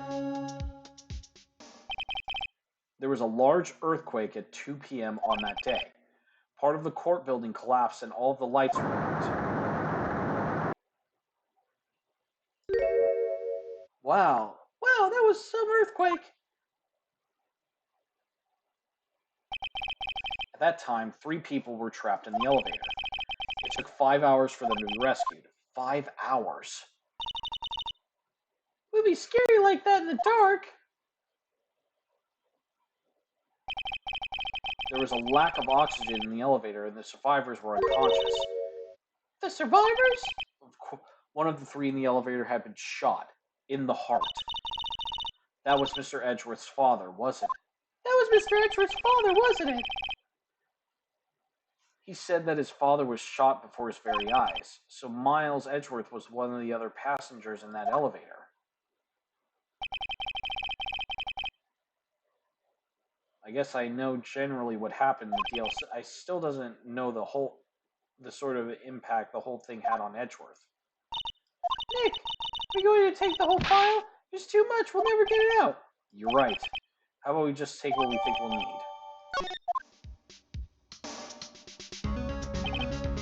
Right. It's probably all we're going to be able to find here. And all that's left is tomorrow's trial. Wonder how Dad will do testifying in court.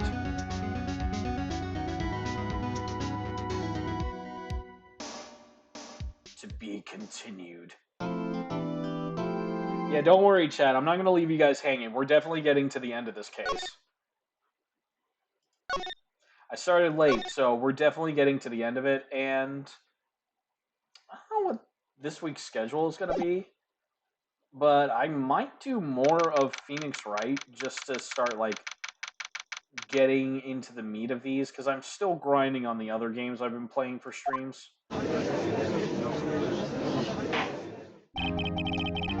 Court is now in session for the trial of Mr. Miles Edgeworth. The defense is ready, Your Honor. Very well. Apparently the prosecution is also ready. Who's the judge here, anyway? Mr. Von Karma, your opening statement. Very well. No opening statement, so... Not so fast, Judge. I was thinking a meaningful pause before speaking. Right. Of course. A prediction. Today's trial will end 3 minutes from now. No, this is a Phoenix Wright game. It will not end in 3 minutes. Order. Mr. Von Karma, what is the meaning of the statement? Oh, must question everything. It will be over in 3 minutes. We have no time to waste. I'll call my witness now. Right. I call my witness, my decisive witness to the stand. It's that mysterious boat shop owner. Oh god, this guy. Witness, state your profession. Yeah. I'm the proprietor of the restaurant The Wet Noodle in Gourd Lake. Also rent boats. The night of the incident, you were in the boat rental shop, correct? Yep. I was. Please testify. Wait a second. We still haven't heard who the old guy is. Yeah. Wait a minute. The witness hasn't stated his name yet. Because I didn't ask him, Mr. Wright. Blah! I have predicted this trial will end in 3 minutes. Stop asking trivial. How the fuck is that trivial? It's his name. Yeah, right. The witness will state his name. Yeah. Well, I'm not really sure. Yep. What do you mean? My memory. Your Honor, witness does not remember anything beyond the last several years. Ergo, he cannot recall his own name. He can't recall, you say? Yes. The incident in question took place 3 days ago. He can testify. Very well. Let's hear his testimony then, shall we? Witness? The night of the murder. That was the night of the 24th, just after midnight. Yep. I was in the restaurant while they rent boats. As usual. Then I heard a bang. Yep. when I looked out the window, I saw a boat just like floating in the middle of the lake. I heard another bang. Just about then, the boat comes back to shore. A man walks by my window. Very well. I'd like to begin the cross-examination. Fuck you, Von Karma. There's nothing to question in my witness's testimony. Ergo, no need for cross-examination. Besides, there are only 10 seconds left before 3 minutes are up. Judge, a verdict now. Yes. Mr. Wright? Fuck you, I'm cross-examining him. What are you saying? Of course I'll cross-examine the witness. Very well. Roar! Excuse me, Mr. Von Karma? 3 minutes just passed. I see. Well then, let's just take our time. You may cross-examine the witness. Seriously, Von Karma, why? Okay. Let's go ahead and press him on everything. Just after midnight, you say? Yep, just around then. Pretty sure, yep. You're rather vague about the time. I'm surprised you seem so sure about it today. I asked him, and he remembered. Isn't that right? Don't glare at me like that. I remembered it clearly, I did, yep. See, continue. I was in the restaurant by Red Boats, as usual.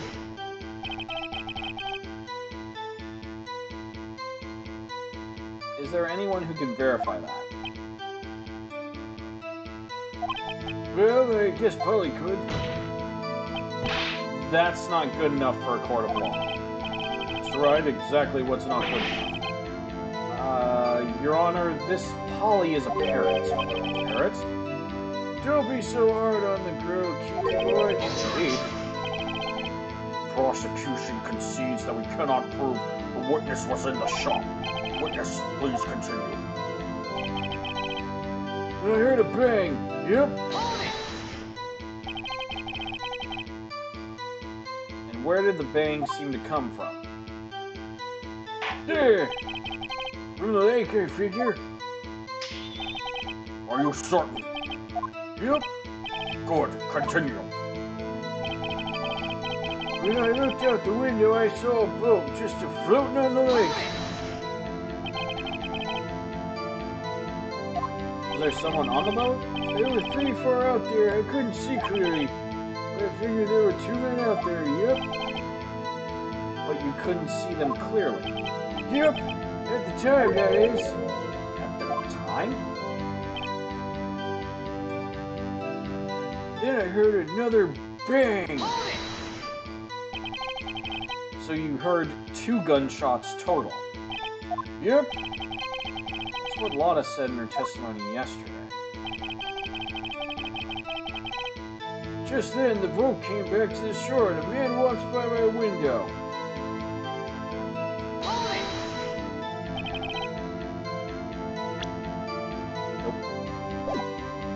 By your window? Yep, by my window.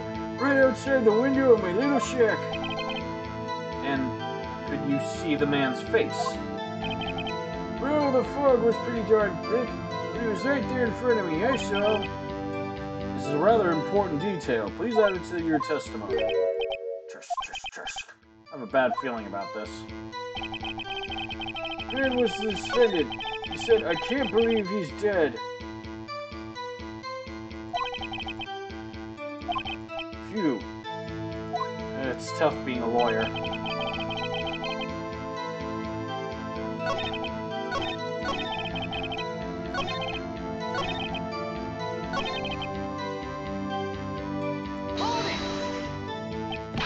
Are you sure?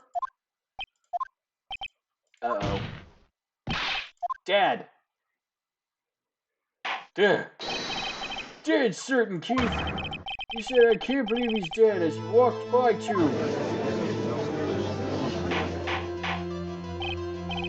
Witness, are you sure that person you saw was Miles Edgeworth? It was him. Edgeworth, my boy. This sounds like decisive evidence indeed. No, it does not. I see no room for doubt. You should see a lot of room for doubt. On Karma, he lured me into cross-examining so he could set me up for fail. Tisk, tisk, tisk. Nick, I don't like why the things everyone in the courtroom is glaring at us. Better act quick, or raise an objection. Your Honor, we proved in yesterday's trial that it could not have been Edgeworth who fired that gun. Mr. Wright, are you referring to the fingerprints from Mr. Edgeworth's right hand found on the gun, and the photo showing a man firing from his left hand? Exactly. That is easily explainable. He could have wiped his prints after he fired. You're ignoring the truth of the matter here. Everything in this witness's testimony is true. No, it isn't. It's bullshit. The judge is lost in thought. What should I do? I'm going to raise another objection. Your Honor, the witness claims that Edgeworth said, I can't believe he's dead. But his word is all we have. If he were telling a lie... Mr. Wright, in a court of law, the evidence tells all. Apparently, you have yet to realize even this basic fact. If you say his testimony is a lie, show us the proof.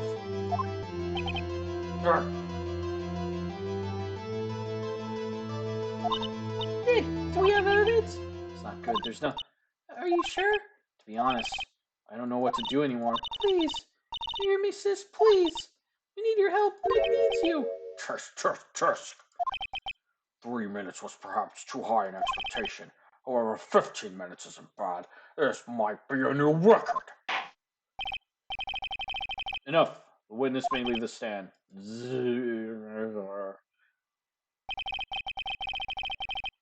This court sees no reason to further prolong the trial, nor is there any need for any more time to decide the case against the defendant. The case is extremely clear. I see no room for misinterpretation. What? No!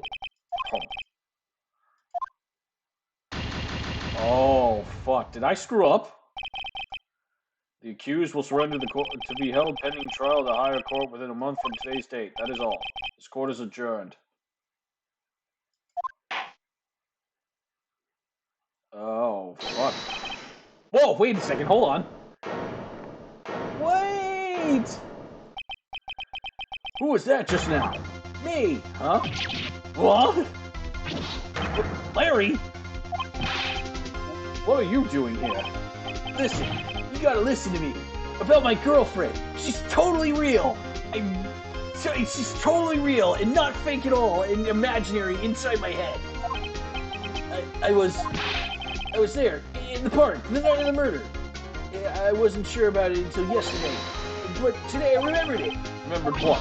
The gunshot. I heard it too. Order! What is the meaning of this? The verdict has been decided. I call for adjournment. One moment, Mr. Von Karma. So you say you heard a gunshot? Yeah, I did. Gunshot that night. I was sitting here in the audience listening to the testimony, and I realized something he said was different from what I remembered. Anyhow, I can't just sit here and let you call Edgy a murderer. It's just not right. I'll testify. Let me testify.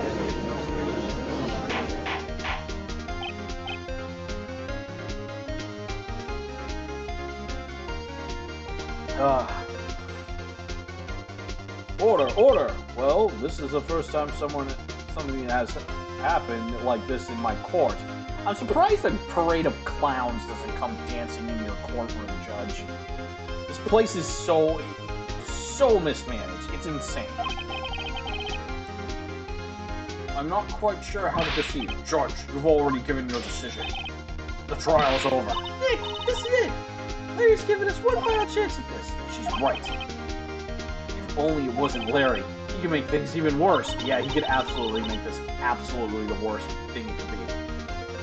Oh boy, here we go. It doesn't get any worse. You're right, okay. Here we go, Your Honor. If there is another witness, it's our duty to hear him speak. Right here, right now. A waste of time. The verdict cannot be overturned. Allow me to speak my opinion. In all court proceedings, it is our duty to prevent an inaccurate verdict. In order to make sure no mistakes have been made, every witness should be heard. What is this? Von Karma, I withdraw my previous verdict of guilty, and I also claim that you're a little bitch. Yeah! Way to go, Judge! Mr. Von Karma, I order you to call this new witness to testify. Now! Aw, damn. I wish I had some shades to put over the judge. Way to go, man. What? The court will adjourn for a 5-minute recess. After that, we will hear this new witness.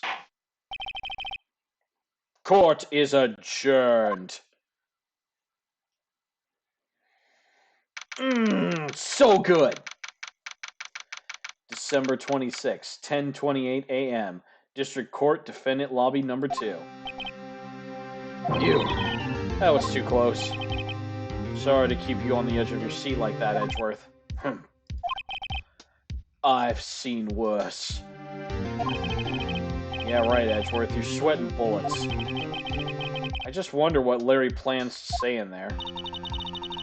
Larry was at the lake that night. Yes? He said he went looking for the Steel Samurai balloon that flew into the lake. Oh, right. And he found the balloon in the air tank that night. Yeah. Hey, Edgeworth. Huh? You say something right? I couldn't understand it. I was too lost in your eyes. Yeah, a lot of things. And thank you. You seem out of it. What's wrong? It's nothing.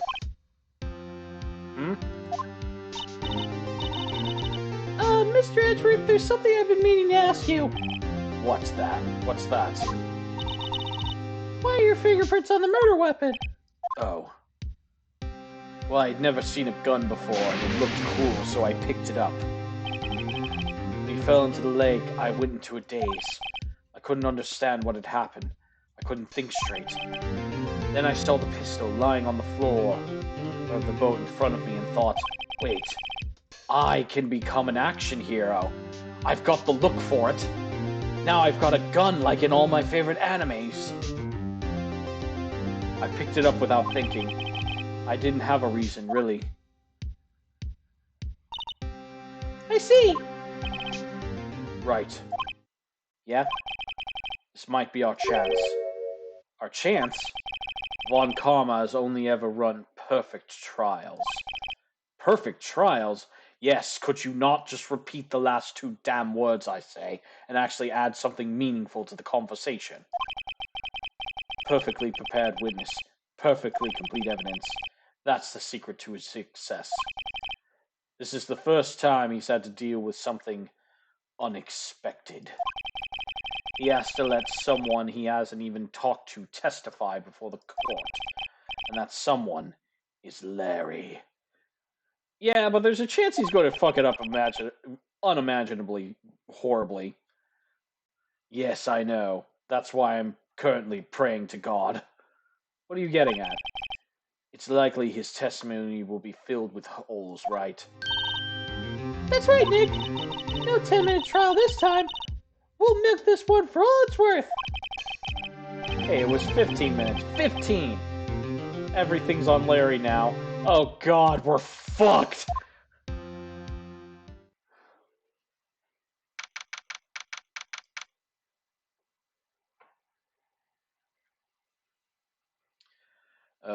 December 27th, 10:35 a.m., District Court Room number 3. Court is now back in session.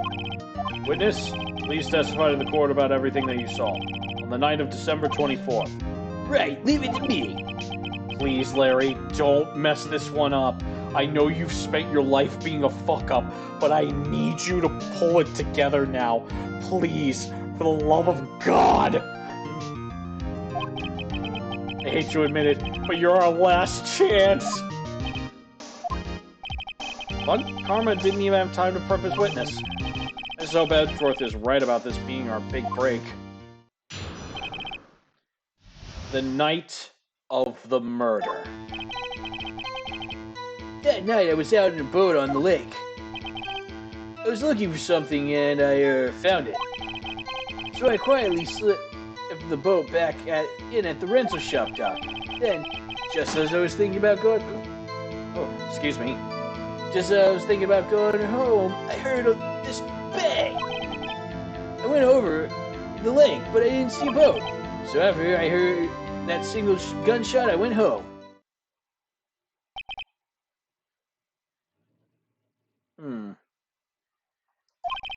That was an unusually vague testimony even for this court. Yeah, fucking glad someone's pointing that out. In any case, Mr. Wright, you may begin your cross-examination. Yes, Your Honor. What's wrong, Nick? It's Larry. I have no idea what he's going to say if I press him. I'm a little scared. Well, we've come this far. There's no way...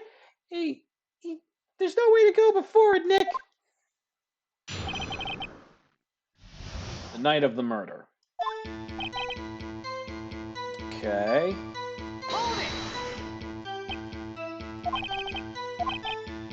There were so many things I don't even know where to begin. Well, okay, first of all, what time was it?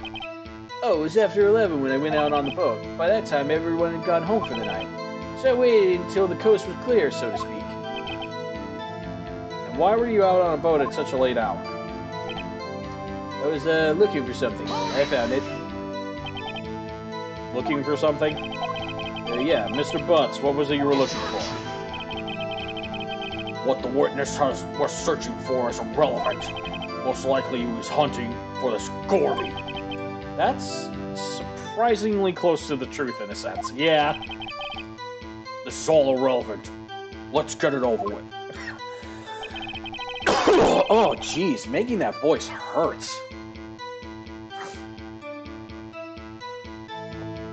There we go. So I quietly slipped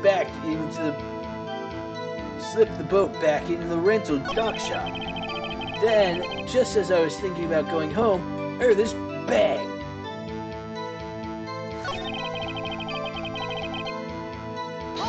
Okay, about what time was that? Well, let's see. I figured I was searching for about an hour. I guess it was around 12, yeah. I'm not sure. Hey, don't give me that face. I'm not some sort of human sundial, okay? People use watches these days, Larry.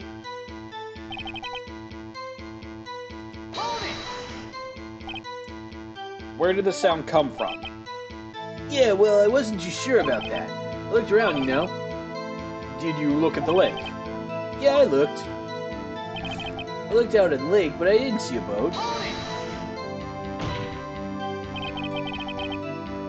Wasn't there a boat on the lake? Order, order! Well, Mr. Butts? Whoa, whoa. Everybody just calm down, okay? I mean, it was real foggy that night. I'm not sure whether there was a boat out there or not. Okay, no problem. That's just the most important part of this case. So after I heard that single gunshot, I went home.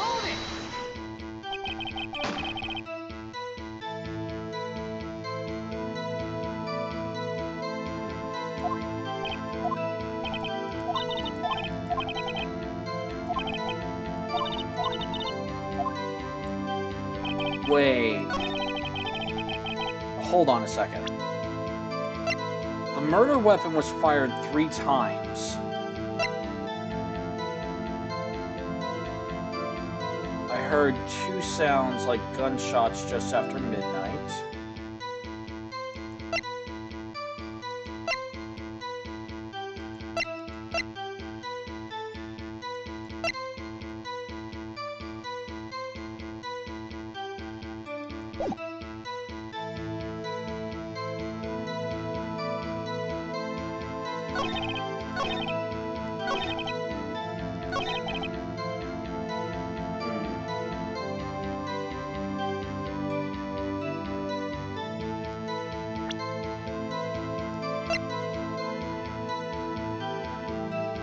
Yeah. Wait a sec, Larry. What? You only heard one bang, you're sure? That's what I said. But Miss Lana Hart testified yesterday that she heard 2 bangs. The old man just now said the same thing. They both heard 2 gunshots that night. Huh? Were you even listening? Were you paying attention at all to what they said? Yo, Nick, please, huh? You know, something's been bothering me. I'm a witness, see? I'm like a customer here. So you gotta treat me nice and stuff, okay? Treat me nice. Like everybody else. My girlfriend's real. Ignore my eye twitch. Mr. Butts? What? You only heard 1 gunshot, are you sure? Well, to tell you the truth, I'm not sure. Not sure? How could you not be sure? Yeah, well, I might have missed the other gunshot. I was, listening to something else. Something else? My radio, dude. What? Order, order! And stop that booing! Mr. Butts, you were listening to the radio with your headphones? Yeah, so what? That a crime? I listen to my radio. Everybody listens to the radio. What's the big deal? Mr. Von Karma, your opinion. Waste of time. I do not accept this witness, nor his shoddy testimony. Well, Mr. Wright, should we continue the testimony? Yes, continue. There's Your Honor, please. Please allow the witness to continue his testimony. Oh, nothing is more painful than a lawyer who doesn't know when he's lost. Very well, Mr. Butts. Please give your testimony and be sure to include details like your radio. Right, leave it to me. I wouldn't if there were any other way out of this, believe me. Oh my god. What Larry heard. It's lonely, being alone on Christmas Eve. I totally have a girlfriend, but she was in a photo shoot in Hawaii. Yep, totally real. That's why I was listening to an all-request show on the radio, see? I was listening to it, like, real booing loud, like. But I'm sure I heard that gunshot. I remember exactly what the DJ said when I heard it, too.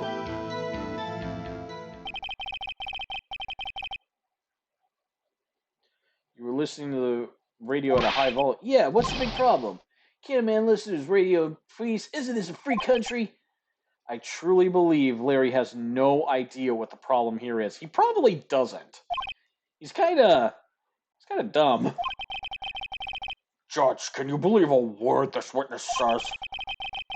What he heard was probably nothing more than a drum beat from the radio. True enough, it is difficult to believe his testimony. Wait, Your Honor, the witness said he remembers exactly what the DJ said when he heard the gunshot. Excuse me? DJ?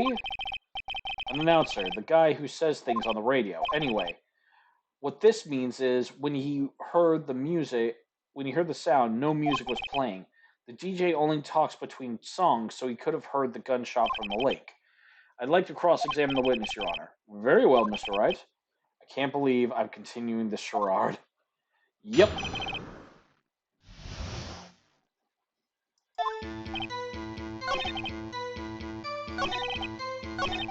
What did the DJ say?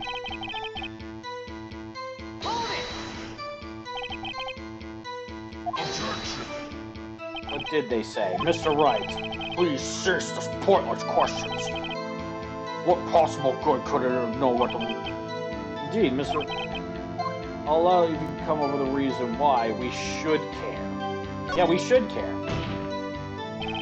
Because the gun was fired 3 times, and apparently 2 shots were fired after midnight, and now I'm suspecting there's a mystery 3rd shot. Well, how do you know if you don't ask him? Very well, fine. Mr. Bus, please, what was the radio announcer saying when you heard the gunshot?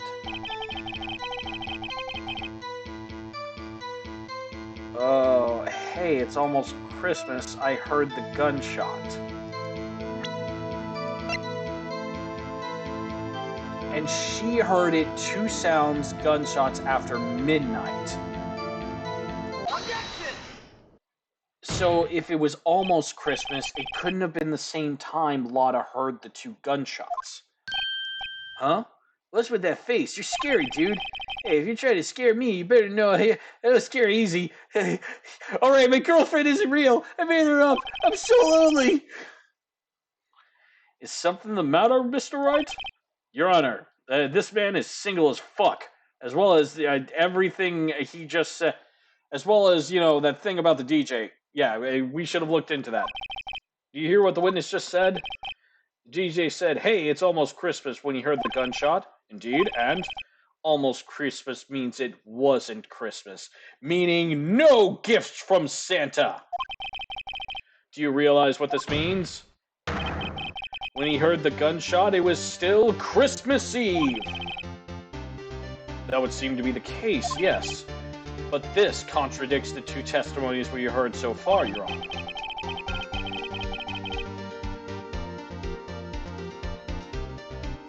Both Miss Hart and the old man said it was after midnight when they heard the shots. In other words, when they heard the gunshots, it was already Christmas. This is a clear contradiction, Your Honor.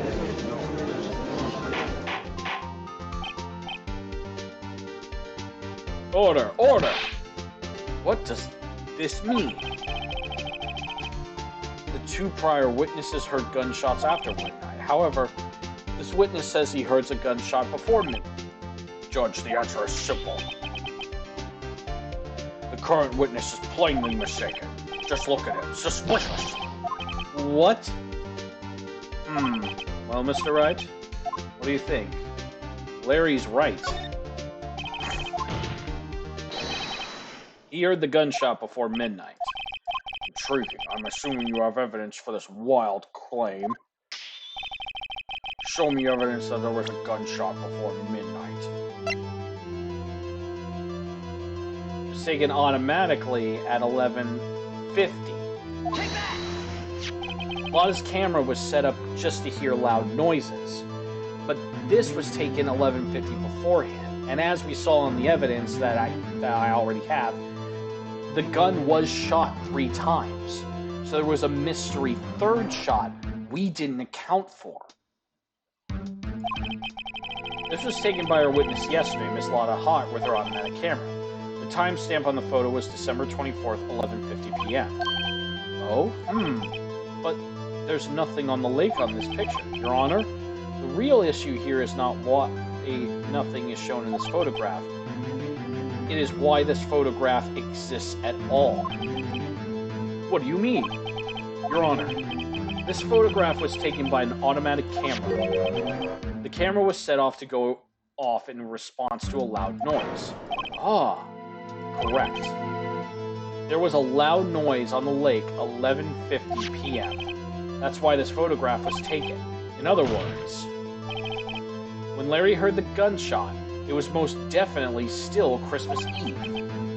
Indeed, it would seem this is the case. Then, where does that leave us?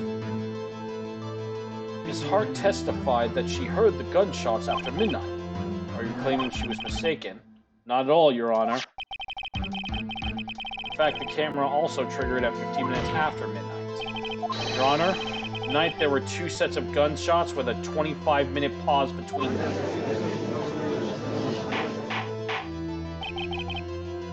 Why would this be? Don't be fooled, Judge. The camera was set to respond to loud noises. There's no proof that the loud noise at 11:50 was a gunshot. Why the witness could have sneezed triggering the camera. Hey, my nose was clear that night, man. Clear! Well, Mr. Wright, there's no turning back now. Can you prove that the loud noise at 11:50 was indeed a gunshot? Yep, the gun, because it was fired 3 times. The murder weapon? Something about this pistol has been bothering me, Your Honor. Both of the witnesses who testified yesterday heard 2 gunshots. However, the murder weapon was fired 3 times. When, then, was the last shot fired? Only now have I realized the truth. The third shot was the shot Larry heard just before midnight. Order! Order! That would make sense of the evidence we've seen so far. However, this leaves me wondering exactly what did happen that night on the lake. Exactly. If this is true, then there were 2 sets of gunshots separated by 25 minutes. One at 11:50, another at 15 minutes after midnight. Why, I ask? Why?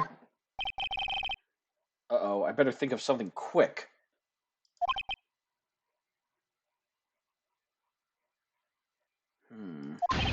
Wait a second. Gunshot separated. Aha! What's wrong, Nick? I did it! I have it! Huh? I remember the case with the Steel Samurai. Yeah, of course I remember. The murderer in this case had the same idea as the murderer in that case. What do you mean? Maya, if we don't figure this out now, we'll never overturn Edgeworth's guilty verdict. I've got a hunch and I'm going to run with it. Right, I mean, is this safe? Safe? We've already gotten a guilty verdict. We have nothing to lose. You just watch and let me know if I say anything that sounds fishy, okay? You know what I realized? And I am so sorry, Apple. I totally forgot to shout you out earlier, didn't I? Ugh.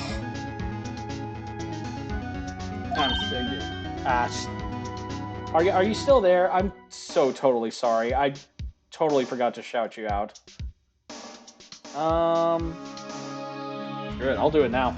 She's also, she was doing a charity stream, by the way.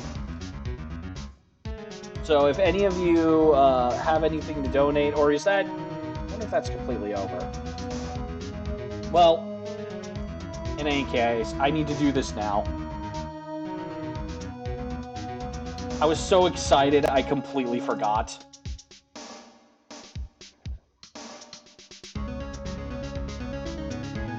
I was so excited to get a raid, I completely forgot about it. That's my bad.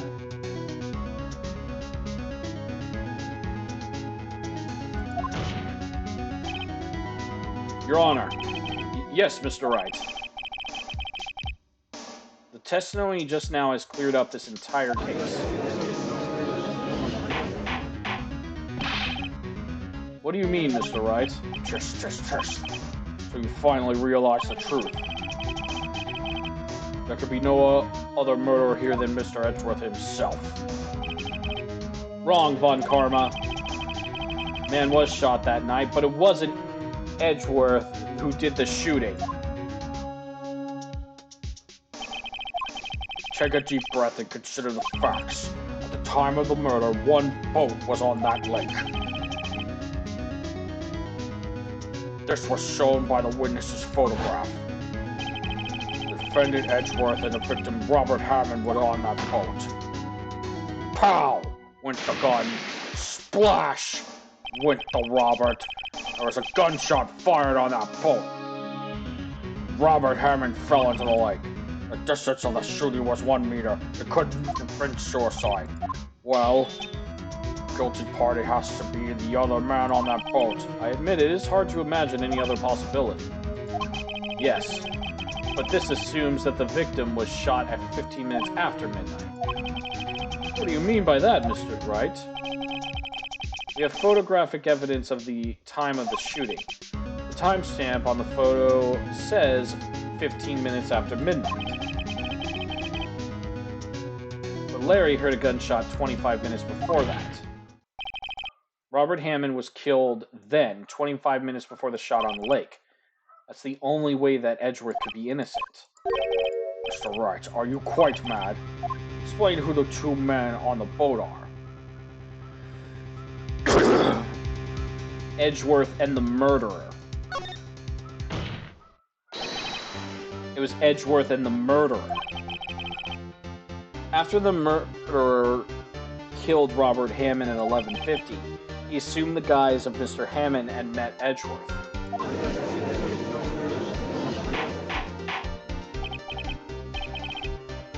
What? Are you serious? Yes. Edgeworth wouldn't tell us why he went to the lake that night. However, I have a hunch. That night, Robert Hammond called Edgeworth to the lake. Now, Edgeworth didn't know Robert Hammond's face that well.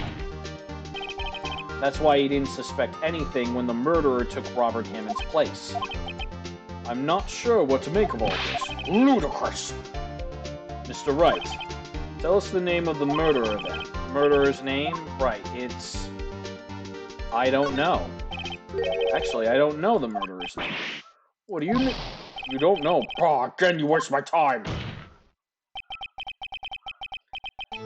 I don't know because he never told us. The murderer is the caretaker of the boat shop, that old man. At 11:50 a.m., he was the one who killed Robert Hammond. Caretaker of the boat shop? Where did he do this? There weren't any boats on the lake then. Why would he have to go all the way out on the lake just to shoot someone? May I suggest that the real scene of this crime was not on a boat? What? Well then, the case loses its aqua theme. Where did the murder take place?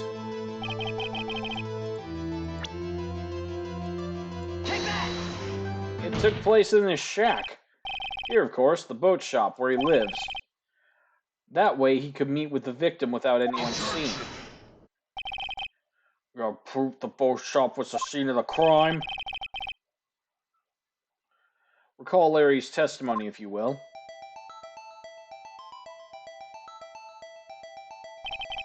That night, he was out on the lake in a boat searching for something.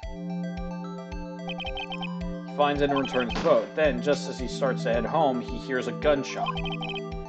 He heard a gunshot, Your Honor, even though he was wearing headphones at the time. In other words, the gunshot was very, very close by. And where would that be if he had just returned the boat? Boat shop. Yes!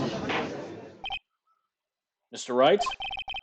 What happened that night on Gourd Lake? Please tell the court from the very beginning. Yes, Your Honor. Nick, are you sure about this? Not really, but I think I'm starting at the very beginning. And I'll take it slow. I might just be able to figure this out. That night, the caretaker of the boat shop called Robert Hammond to his shop.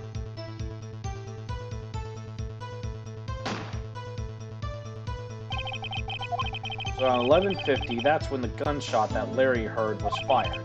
After that, the caretaker put on Robert Hammond's coat, became Robert Hammond. Then he got in the boat with Edgeworth and went out in the middle of the lake. Who fired the pistol on the boat, Mr. Edgeworth? The boat shop caretaker fired it. Of course, it was the murderer who shot the pistol.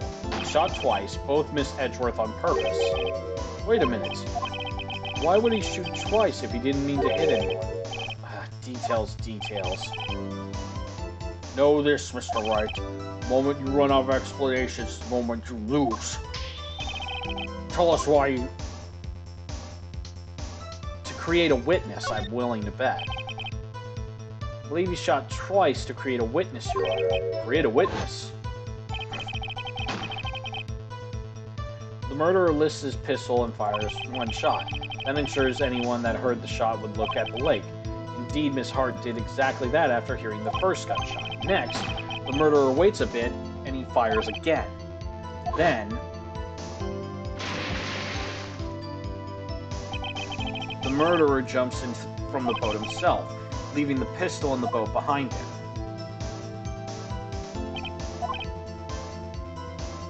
I see. As someone looking from the edge of the lake, it would appear that one of the men on the boat had shot the other. The murderer didn't know about the automatic camera, of course. That's why he shot twice to draw attention to the boat. Once you realize that, everything else falls into place. The boat shop caretaker swam back to his shop, then he put Mr. Hammond's wet coat back on his body, and threw the body into the lake. That is what happened, Your Honor. These are the events that transpired the night on Gourd Lake.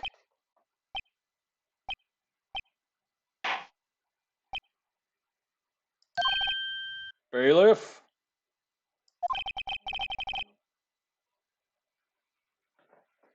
Bring out the witness from before. The boat shop caretaker, quickly.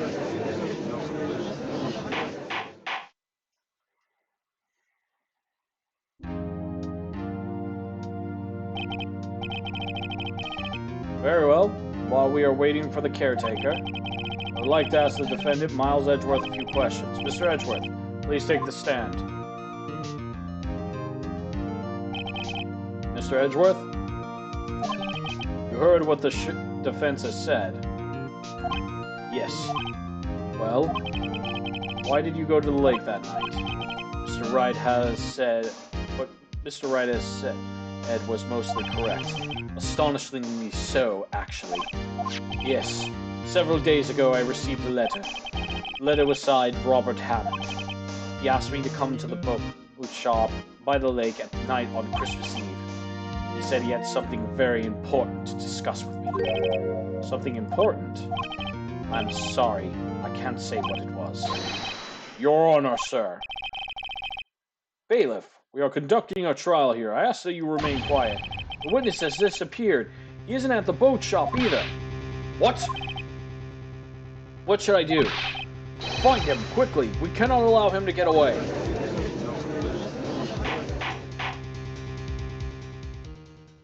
Oh, so he bolted.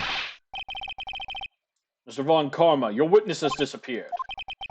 A search warrant has already been issued. Goes without saying that I cannot declare a verdict under these circumstances. I'll extend the trial until tomorrow, the final day allowed. I request that the police department utilize all its forces to find the witness. Am I understood? One more thing. Just who is that boat shop caretaker? I think his identity has become very important to this trial.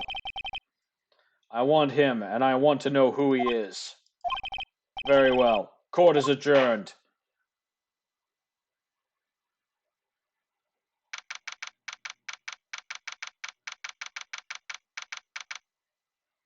December 27th, 1:22 p.m. District Court Defendant Lobby Number 2. Yo, Nick, you did it! Yeah. Well, at least we got out from under that guilty verdict. And what about Larry? That was something else. Even Von Karma didn't know what to do with his testimony. Thanks, Napalm. I was actually about to take a break. So, probably the alert came at a good time. After we get to the next save point, actually, chat, I was just going to say, after we get to the next save point, I'm going to go to BRB screen. We're going to take a 5-minute break, and then I'm going to come back. Even Von Karma didn't know what to do with his testimony. Larry really helped us out. Sure, once I sifted through his unique testimony. Still, he did save us. Oh god, I thought that was Maya, because I can't imagine Phoenix saying anything positive about Larry. I just wish our case wasn't so down to the wire all the time. I know what you mean. Sometimes I feel like it's us on trial instead of our clients. Hey, Edgeworth. Mr. Edgeworth? Did you say something? Don't look so pained. I mean, it looks like you're probably gonna get off the hook. You should try to smile. Just a little. Relax. I'm sorry, but I fear it's not over for me yet. What do you mean? Right. It's something that's been troubling me for a long time now. I don't know whether or not I should tell you. Oh, please tell me. Tell me, Edgeworth. Please tell me. Please. Is this the moment? Are you finally gonna confess? Edgeworth. No. There's so little time left. I want to tell you. To get it off my chest. Oh, please do tell me. I can't make up my mind. Oh, come on, you tease! What is this about, Edgeworth? It's a nightmare I've had. A memory of a crime that I committed. And that was not asking you to be my husband. Oh my god. A crime you committed? A memory of a murder. To be continued. All right. Okay. All right. So we're going to go to BRB screen for just a few minutes. I'm going to go use the bathroom, and we'll be right back. See you in a bit, boneheads.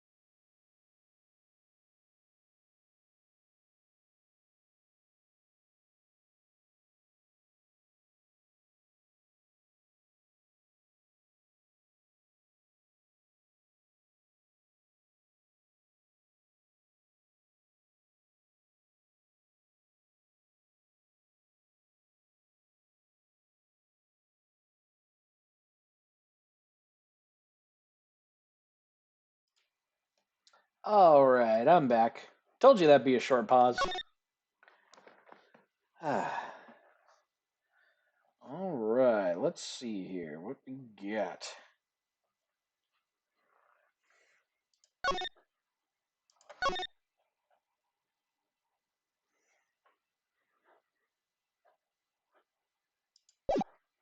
We're almost there. December 27th, 2:11 p.m. Wright & Co. Law Offices.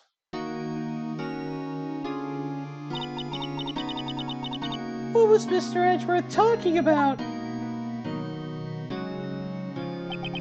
A memory of a crime I committed. A memory of a murder. Do you really think Mr. Edgeworth killed? I don't believe it. Not Edgeworth. Some painful memory has been troubling him recently. But he never takes someone's life. Never! Nick!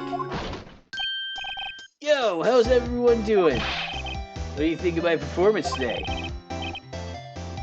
I had him swoon in the aisles, huh, Maya? Larry, I swear to God, I am gonna shove that air tank that you exploded into the sky down your throat. Swooning? Me? Oh, yes, I do remember feeling faint. Right on. Hey, tell me the truth. It was like a love at first sight, right? Please, God, I'm so lonely. Larry, she's underage.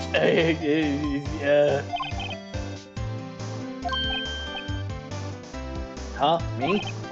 Well, maybe my heart skipped a beat or two because I thought we were gonna die. I think you'd do better than that. Come on, I saved Edgy in there, dude. Edgy!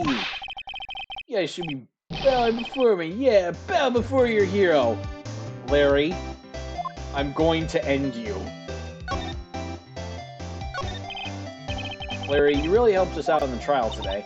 You did! If you weren't there, Larry, I'm sure Mr. Edgeworth would have been found guilty. But seriously, Nick, Boat caretaker guy is pretty suspicious. But Edgy ain't off the hook yet. Way to spoil the mood, Larry. Hey, I'm just a guy sitting in the audience, you know. But from where I was sitting, Edgy seemed pretty edgy. You know, can you really know the truth? Can you really know he's telling the truth about that night? Nick? I don't know. But what I do know is I'm going to believe in Edgeworth until the end. Edgeworth and who else? You mean me, right? Yeah, he means me, right, Nick? Yeah, you, Larry. Not me. Maya, you can't be included in everything. But why you, Larry? Huh? Actually, yeah, why me, Nick? Enough with the silent treatment. Nick, why do you trust Mr. Edgeworth so much? I mean, he's changed recently, true. I mean, he is Phoenix's boyfriend. I am absolutely certain of this. This is my canon, and this will never go away. When we first met him, he was kind of a jerk, don't you think? You didn't know him back then. Back when he wanted to become a defense attorney. Wait, was that when you two were classmates? Yes. Yes, in grade school. They saved me, Miles. And Larry, they saved me and I'll never forget it. That's why I became a defense attorney, you know? What? Hey, Larry, what's he talking about? Sorry, I kind of forgot. Okay, Nick, out with it. I hear this story today, and that's final. Okay. It's kind of a long story, so hang in there. It was at the very end of 3rd grade. I was on trial. A class trial. A class trial? You remember, Larry, spring, end of 3rd grade? A kid in our class got his lunch money stolen. Lunch money? Our school was really small. Every month, kids would bring an envelope of money for lunch from home. Huh, I see. Anyway, this kid's envelope disappeared with $38 still inside. Oh yeah, now that you mention it, I do remember that. I can see why you forgot, though. You were out of school that day. Anyway, the envelope had been stolen during PE class. I was coming down with a cold, so I skipped PE that day. I was the only one not in class. So, they thought you did it. Yeah, the kids in class said I should be put on trial. Trial? So the next day we held a classroom trial with me as the defendant. I didn't do it. Guilty, he did it. Guilty, it was you. Thief.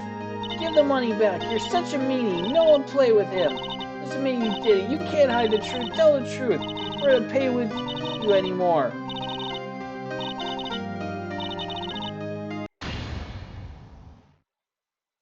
Now, Phoenix, you know you shouldn't steal people's money. It's not right. In the end, even the teacher thought I'd done it. Go over and apologize, Phoenix. I didn't know what was happening. I was so sad I couldn't stop crying. Everyone was staring at me like I'd done it. I tried to apologize. I went to the boy whose money had been stolen was sitting. That's when it happened. Objection! He shouldn't have to apologize. The only thing that belongs in a trial is evidence. And anything else has no place. You should all be ashamed, amateurs. Miles? Oh! Look at that. It's fucking hilarious. It wasn't you who stole my money, was it? No. Then you shouldn't apologize. Everyone's been shouting you did it, but no one has any proof. That is why, Your Honor, this boy is innocent. But Miles, it was your money that was stolen. Yeah, he did it. He's the one. You don't need proof. Make him say he's sorry. Why don't you all just shut up? This is always how it is. Everybody gangs up and picking on one person. Just think how he feels. He said he didn't do it, so he didn't do it.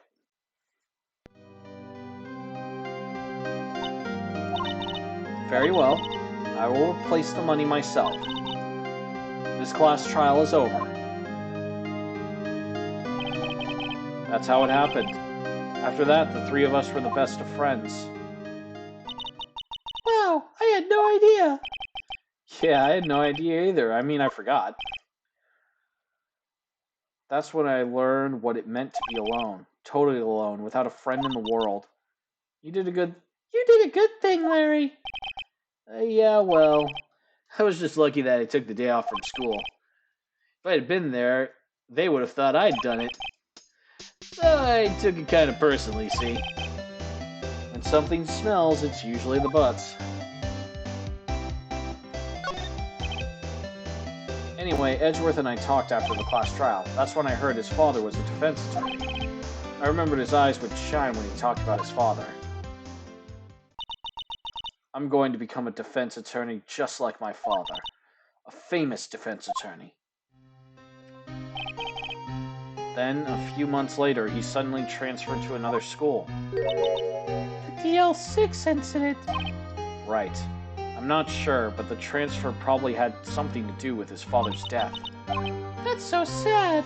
It was several years later when I heard Edgeworth's name again. There was an article about him in the newspaper. The headline was something like, "Dark Suspicions of a Demon Attorney." Fabricating evidence, manipulating testimonies, covering up facts. The article said he'd do anything to get a guilty verdict. Anything. But why?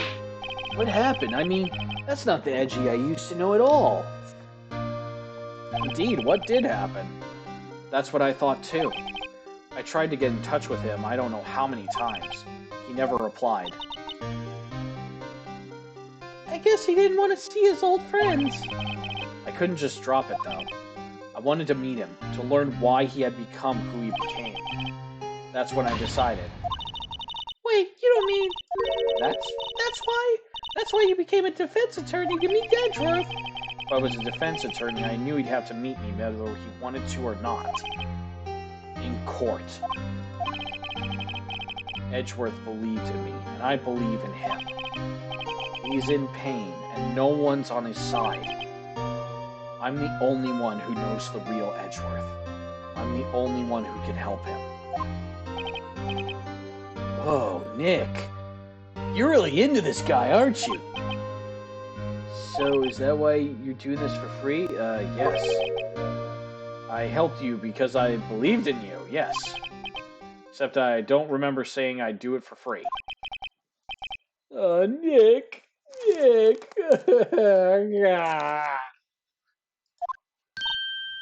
Nick!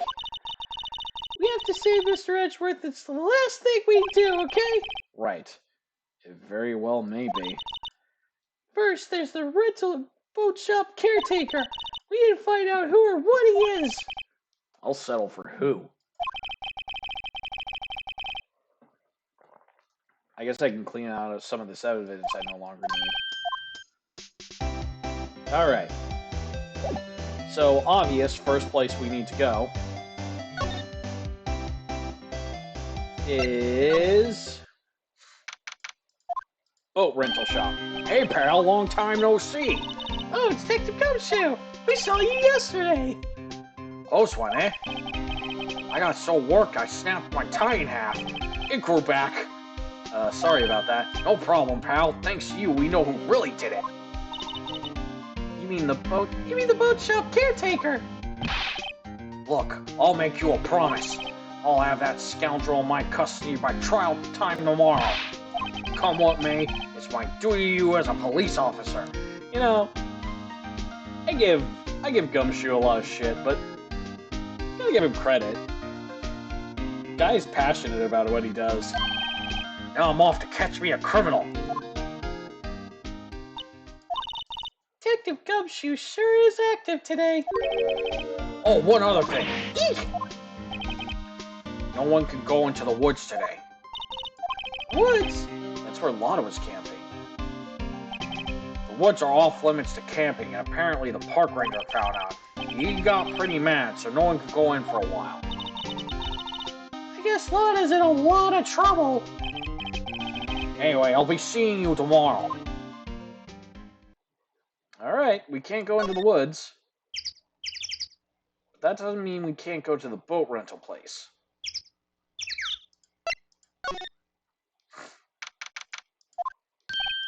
Huh? The steel eyesore is missing. Eyesore? Looks like the hot dog stand is closed too. I guess Larry's too busy worrying about Mr. Edgeworth to show up for work.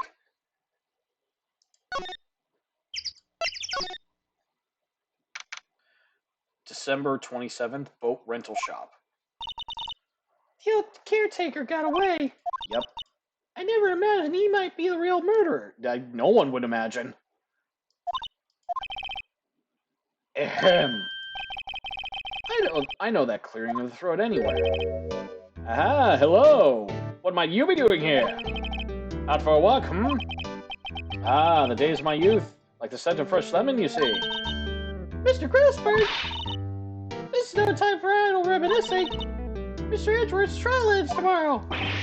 That is true, yes. But from what I saw in today's trial, Edgeworth should be fine, right? Well, I'm not so sure about that. Oh, what do you mean by that? Well, I'm not sure. If you find anything out, come by my office at once. I may be able to offer you some assistance. Thanks. Bye. What do you think Mr. Grossberg was doing here anyway? Who knows? That's really suspicious. Somebody's home. Hello. Hello. Oh, it's Polly. I wonder where your owner's gone, Polly. Hello. Hello. Can't believe we run off and leave this poor parrot to fend for herself. Hello. Hello.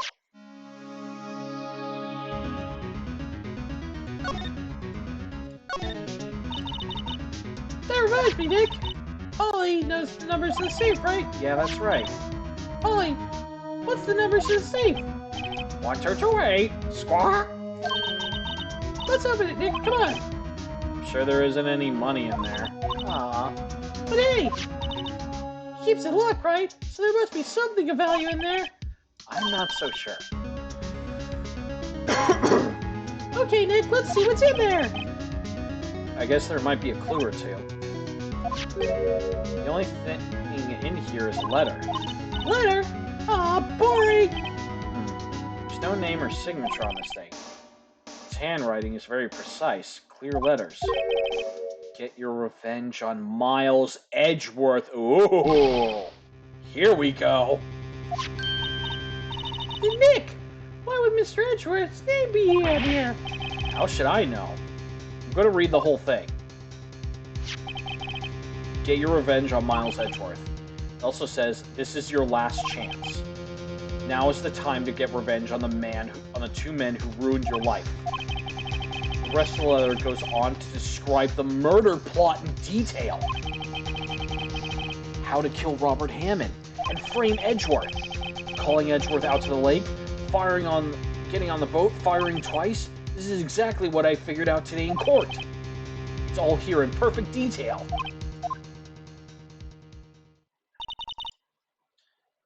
What do you think it means, Nick? I don't know, but it looks like these are instructions for that caretaker. When he killed Robert Hammond and called out Edgeworth, he was following instructions. But who could have written that letter? And what does that mean, to get revenge on Miles Edgeworth? Look, I don't know, okay? One thing's for certain. This letter is an amazing clue. Letter from the safe added to the court record.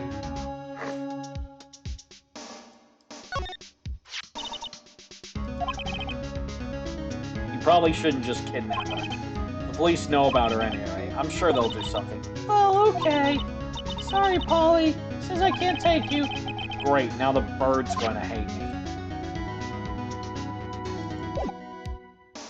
That's a big piece of evidence. Someone was making the caretaker dance around on a string. Someone who I think has a grudge against Miles Edgeworth and Robert Hammond for one reason or another.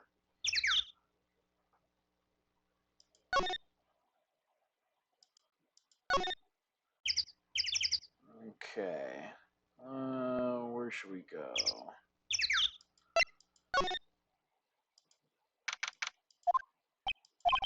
You look as grim as always. Oh, Mr. Edgeworth, I heard the story about the class trial. Class trial, what do you mean? You don't remember? No, I don't. Your lunch money was stolen, wasn't it, in 3rd grade? Lunch money? Oh, right. Yes, I seem to remember something like that. Nick, I think you're the only one who really remembers. Well, it probably only really mattered to me anyway. Mr. Edgeworth, didn't you know? That trial was the reason Nick became a defense attorney. Ridiculous. Gee, thanks. That said, it does sound like the kind of thing you'd do. You haven't changed a bit, have you, right? So simple, to a fault even. Yeah, well, maybe.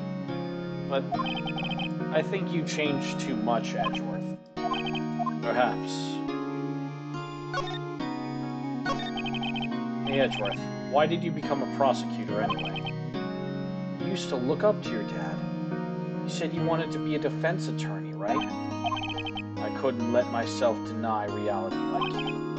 What do you mean? My father was taken from me, and you want me to defend criminals? I'm sorry, right, but I'm not that good of a person. One suspect was apprehended in your father's murder, right? Yes. The man trapped in the elevator was my father. His name was Yanni Yoki. He had to be the shooter, any way you look at it, yet he was found innocent. That defense attorney got him off the hook.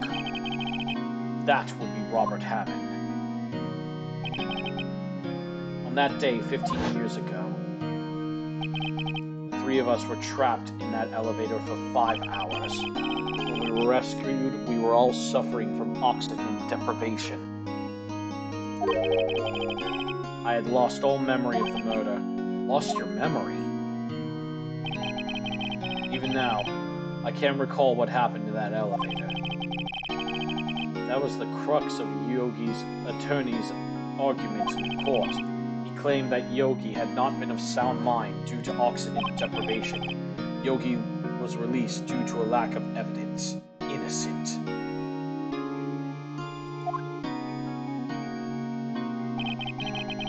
That's when I changed my mind. I started to hate defense attorneys. What's your relationship with Von Karma? He's my teacher and a man who deserves respect. I learned everything I know of courtroom techniques from him. So he's like your sister was to you. He's like my sister was to you, Nick. He's a perfectionist in all things. In court, in his personal life, he obsesses with doing everything perfectly.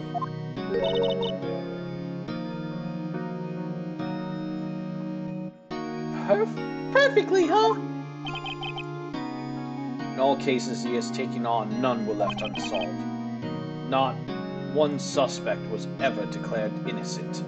Ever. But that's... I know. It's possible some of the suspects were indeed innocent.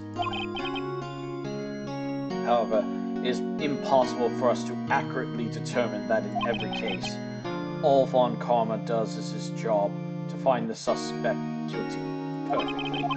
In any case, it's nigh well impossible to find a weakness in him. Should a weakness appear, he will do everything in his power to make it go away. Even kill. Edgeworth? What you're saying is true. You're headed for a guilty sentence tomorrow. He's right. Now is no time to praise the enemy, Mr. Edgeworth. It's a strange situation I find myself in, I'll admit. No kidding.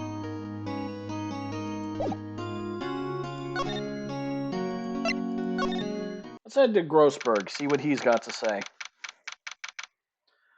December 27th, Grossberg Law. He's out again. When does he work anyway? Now, don't be harsh. Guess we'll have to come back later.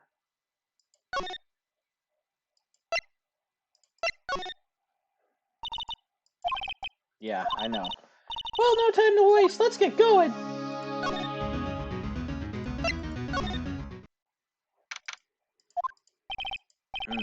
Looks like Detective Gumshoe hasn't come back yet. Gumshoe, you won't be coming back today. Oh, really? He said there was some guy he had to arrest by tomorrow. The boat shop caretaker. He shouted something about catching him if it's the last thing I do, pal. Good luck, Gumshoe.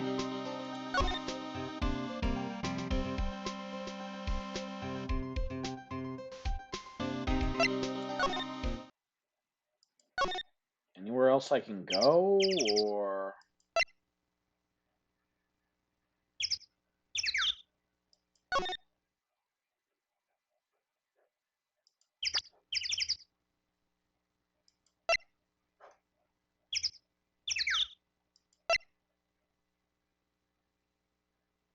Oh, maybe I need to show Miles this note.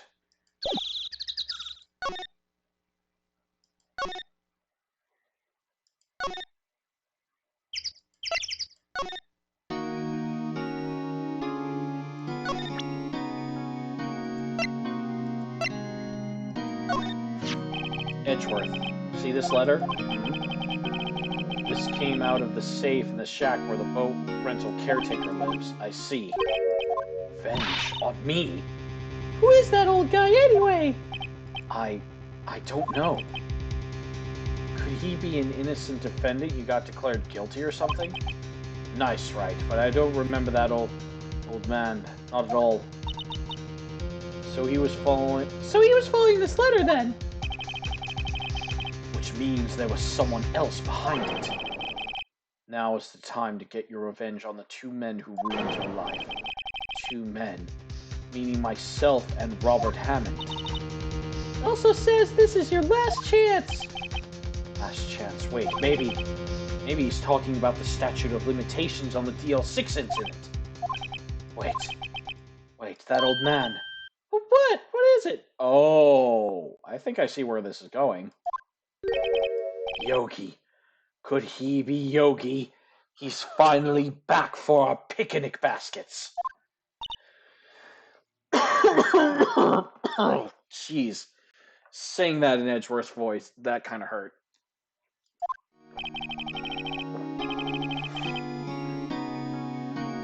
The suspect in the DL6 incident, the one who was found incident.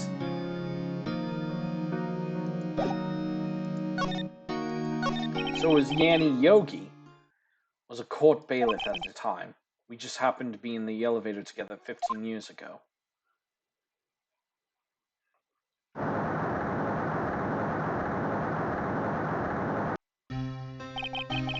The quake was incredibly strong. Before I knew it, everything was dark. We were there for so long it felt like forever. The air thinned, and the darkness closed in on us in our little box. We became unsettled. Help! I can't breathe! Quiet. I said quiet. You're not making this any easier. I want to get out. Help! Get us out! Don't shout. You'll just use up more oxygen.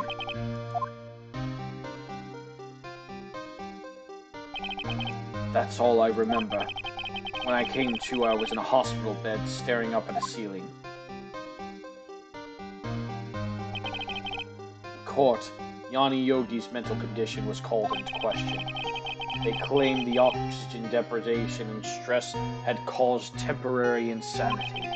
In the end, the claim passed the court and Yogi was found innocent. Huh. But isn't that strange?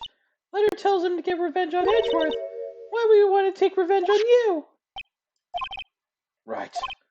Yeah? There's something that's been troubling me these last few days.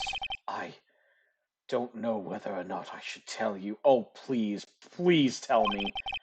You mean the nightmare? It's a nightmare I've had. A memory of a crime that I committed. Crime you committed? A memory of a murder. I think the time has come to tell all. For the last 15 years, I've had the same dream almost every night. I wake up in fear for sweat every time. What kind of dream? It's a nightmare about my father's killing in the dark. Help! I can't breathe! Quiet. I said quiet. You're not making this any easier. I want to get out. Help! Get us out! Don't shout. You'll just use up more oxygen.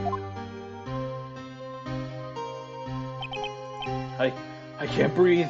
You're using up my air. What? Stop breathing my air. I'll stop you.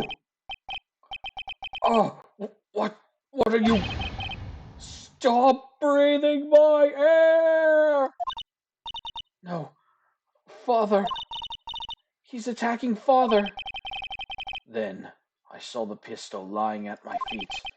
I don't know if it was evidence from the day in court or the bailiffs.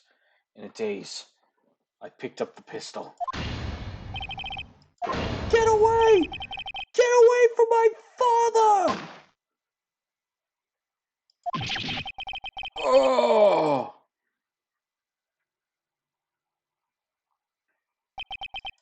And with that scream, I wake. It's a bone-chilling scream. A scream that has rung in my ears for the past 15 years. But that's just a dream, right? Right? Thought is the only thing that kept me sane for the last 15 years. But what if I'm wrong? What if it's real? They say that sometimes people shut out memories in defense. Maybe it was I who killed my father. What? If you think about it that way, this letter makes sense. Get your revenge on Miles Edgeworth. Think about it. Yogi was really innocent. That's why he wanted revenge against me. Wait, Edgeworth, you mean... It was me. I was the true criminal of the DL6. I shot my father. This is bad. What are you gonna do, Nick? What can we do? I don't know. I don't think there is anything we can do, like it or not. There's someone else who knows a lot about the DL6 incident, maybe. There is, Nick. There is someone who knows about DL6. Oh yeah, finally, Grossberg.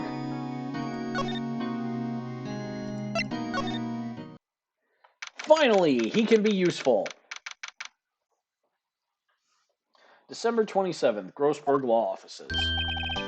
Mr. Grossberg. Ah, hello there. What's wrong? You look troubled. No kidding. I can't believe you're not. My. Just calm down and tell me what happened, huh? It's Mr. Edgeworth. He...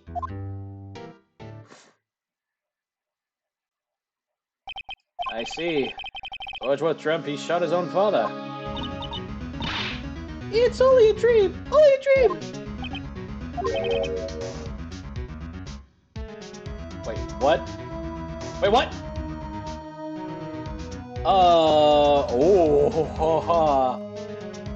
Thank you.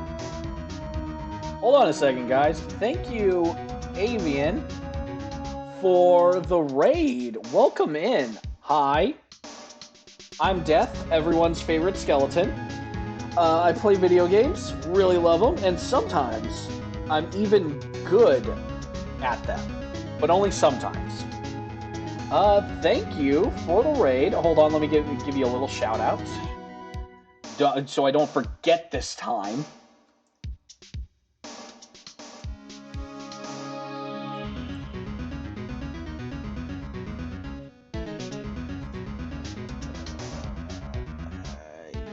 Yes, there we go. Boop. Let's see. Oh, you were playing War Thunder. Oh yeah, stream's going good. Going great.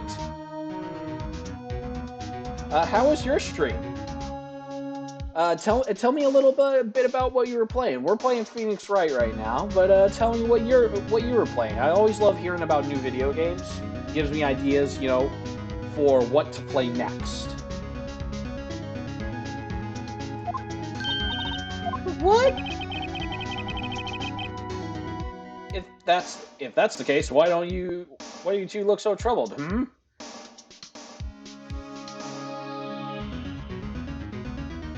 Planes, tanks, and boats, huh? Military vehicle simulator. Like, is it one of those with, like, all the special, like, control apparatuses where you got, like, all the different like, joysticks and, like, all the buttons, like, with plane simulators and stuff, or train simulators? Because those are really cool. I definitely want to try one of those one day with, like, all the fixings on it. Because I think that would be kind of awesome. Well... Also, consider this. Yogi quite certainly holds a deep grudge against Miles Edgeworth. So deep, he'd want to frame him for murder. This leads me to surmise that Mr. Edgeworth's dream was not a dream. It was real, as you imagined.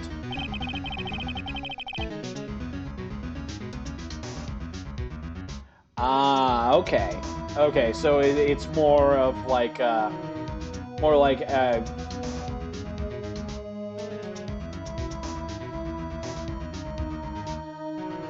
okay, so it's more like build your own type of like military craft and then you face off against other people online. Okay, that still sounds kind of fun. Miles Edgeworth threw the pistol to save his father. Pistol fired, and the deed was done.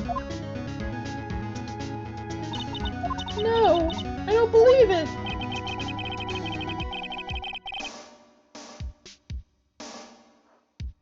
Yogi was suspected of murder, and his career as a that was inevitably wrecked. Thus, he sought revenge on Miles Edgeworth. This was his last chance, of course, with the statute of limitations so close. What do you know about Edgeworth's father? He was a defense attorney without peer. Oh, and also, yes, I see you in there, Clay. I see you in there. Welcome back.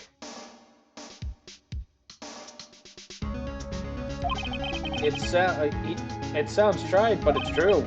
Well, he may have had one peer now that I think about it. Your mentor, Maya Fey. My sister? Alright, you have a good one, Avian. Go get you some good food. Ooh, bread is... Oh. Clay, how'd it turn out? How'd the potato bread turn out? That's no surprise. Von Karma is an extreme man. Forged testimonies and evidence are nothing to him. He had a perfect win in court. To beat him, Gregory Edgeworth tried to call attention to his methods. Ooh, you know, that still sounds good, man. I mean, homemade bread, that's pretty awesome. He lost. He died in despair, as it were. I see.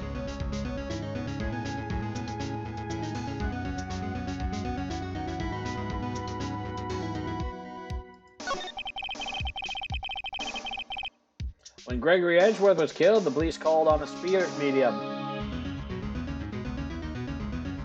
Still gonna eat it all. I've done... Okay, yeah, you know what? Yeah. I mean, if it turned out good enough to eat, I would say it's still pretty damn good. Much better than I could do, anyways. That was your mother, Misty Fey.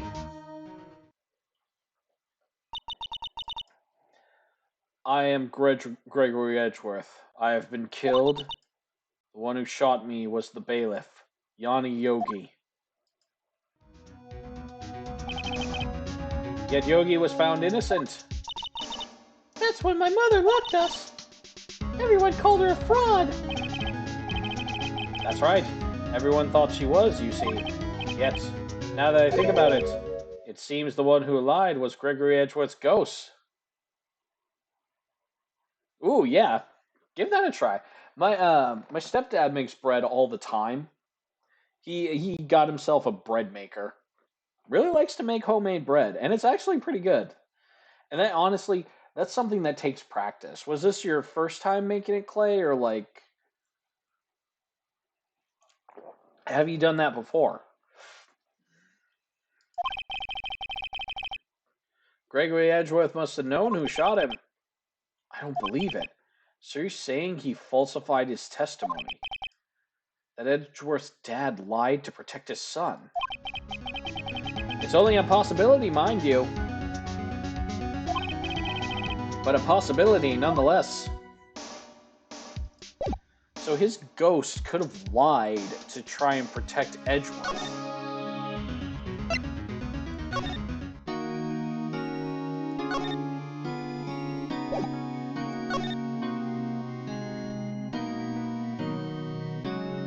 Okay, yeah. I mean, like I said, if it turned out edible, that's probably way better than I could do.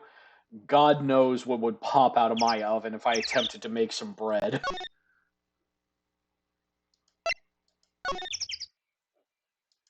But I can guarantee it would not be edible. It would be the furthest thing from edible.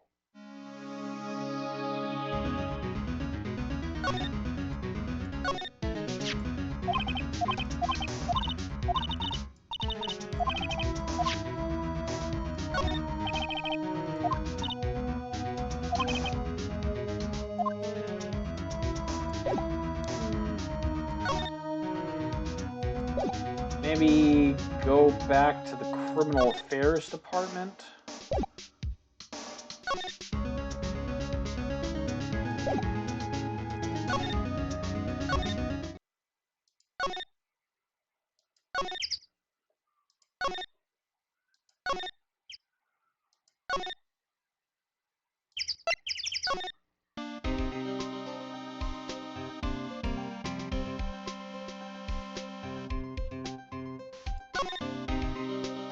Yeah, that's probably how mine would have turned out.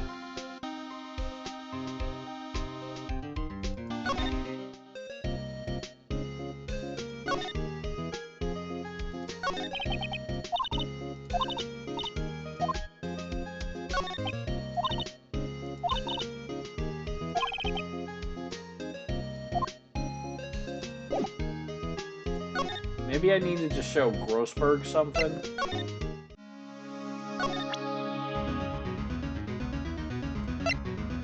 Parrot?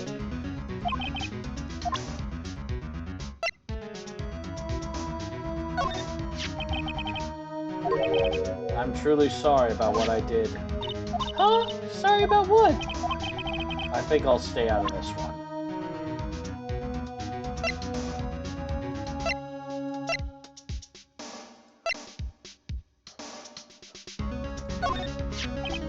Oh, so this is the letter. It does seem that Yogi was following this letter when he killed Hammond.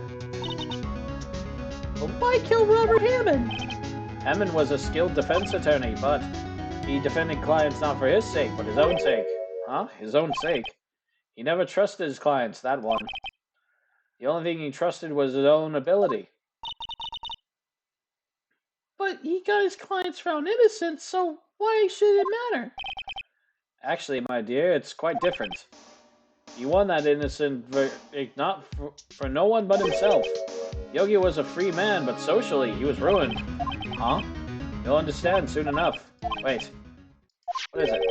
This letter. I've seen this handwriting somewhere a long time ago. Whose handwriting was this? Oh. You have any idea who wrote this?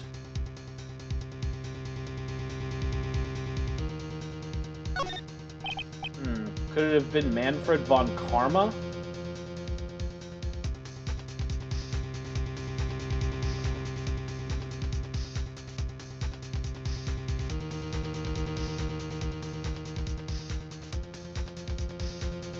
Cretinade? I've never heard of that. Why would he have done something? Well, I'm not sure. Von Karma. Von Karma. He is kind of a jerk. Wait, you're right, my boy. This is Von Karma's handwriting, I'm sure of it. I see it all the time on court reports. What? But that means the one who told Mr. Yogi to kill was... Correct. Manfred von Karma himself. What does this mean, then? Why would Von Karma want to frame Edgeworth?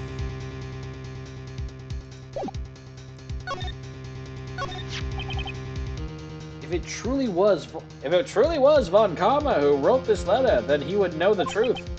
He would know that Miles Edgeworth had accidentally killed his own father. He'll say as much tomorrow in court, I should think. He'll press the point until the court finds Miles Edgeworth guilty. Oh no. How could Mr. Von Karma know about Mr. Edgeworth's past like that? Even Mr. Edgeworth thought it was just a nightmare. That I do not know. But I do know that Von Karma is both persistent and a perfectionist. He may be seeking to satisfy a grudge against Gregory Edgeworth by hurting his son. What do you mean? It was 15 years ago. Von Karma met Gregory Edgeworth in court, and Von Karma did win. But he didn't make it through the trial unscathed. What happened in the trial between Edgeworth's dad and Von Karma?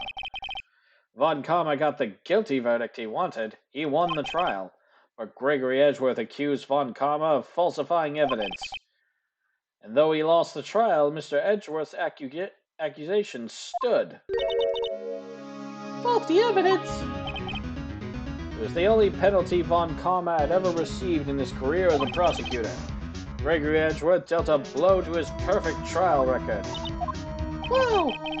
Must have been quite a shock for Von Karma. He took a vacation for several months after that, you see. Vacation? Yes, an unusual event for the man. That was the first and the last vacation he's taken in his many years of prosecuting. Really? He doesn't take vacations? Like, go to the sea or, to the mountains? Don't tell me he's never been to Europe! Maya, I've never been to Europe. what do you... You have strange ideas about vacations, Maya. In any case, that was the only time you took a vacation from work. I believe the penalty upset him quite a bit. Odd. If he wanted to keep a perfect record so badly, why would he take such a long vacation? What do we do, Nick? Von Karma's going to bring up DL6. You can bet on it. What if Mr. Edgeworth pleads guilty to DL6? I won't let him. Yes, Mr. Wright, I hate to say this, but even actual murder is even accidental murder is murder, you know. I know that. I just believe in Edgeworth's innocence. I can't believe he'd kill someone. But Nick! His father must have lied. His father must have lied to protect him from beyond the grave. I don't care. I know he's not guilty. Mr. Wright? If you say so, I suppose I could go check again. The police file might hold something of interest. Mr. Grossberg, thank you. I can't promise anything. In fact, I think the chances of finding something are slim. I understand. Police materials. Yeah, let's go back. Can we finally go and go into the records room, maybe?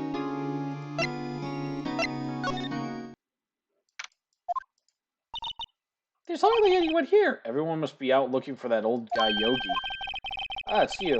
I didn't think Gumshoe will be coming back today. He's staying out late looking for someone. Sounds like Detective Gumshoe is really pounding the pavement for real. We were wondering, can we check out the records room again? Well, now I can't have just anyone wandering around in here, but I guess Mr. Von Karma's in there now anyway. You can go in as long as he's there. Von Karma? Yeah, he just arrived, actually. Von Karma's in the records room. Nick, let's hurry!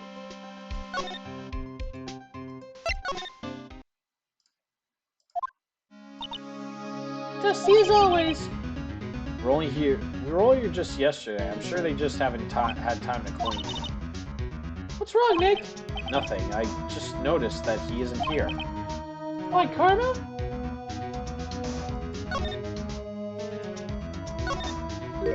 Huh? One of the drawers here is open. Someone must have been looking in it recently. The label says unsolved case evidence. Unsolved cases. Nick, the file for DL6, it's completely empty. What? What are you doing in here? Oh god, he's even scarier looking at him straight up. Eek! Von Karma! You. How do you know my name? Huh? Have we met?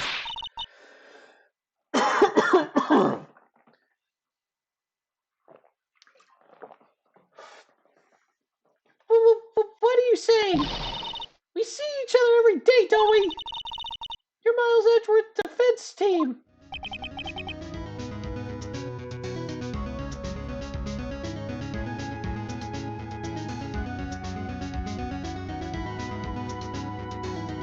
Oh.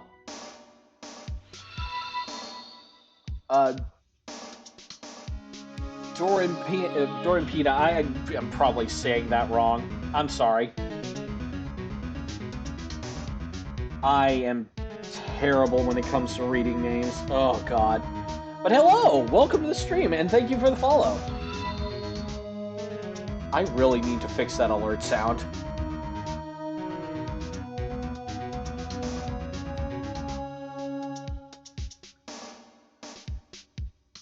Okay.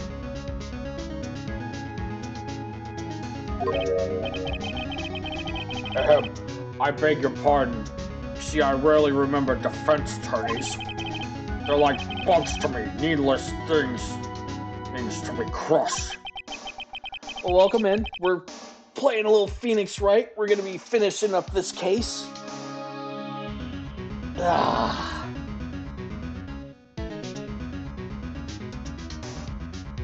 Dory is probably easier. BT Dubs. BT Dubs does sound fun. But I'll probably just gonna call you Dory because that's easy to remember, and it's also, you know, the name of my favorite animated fish.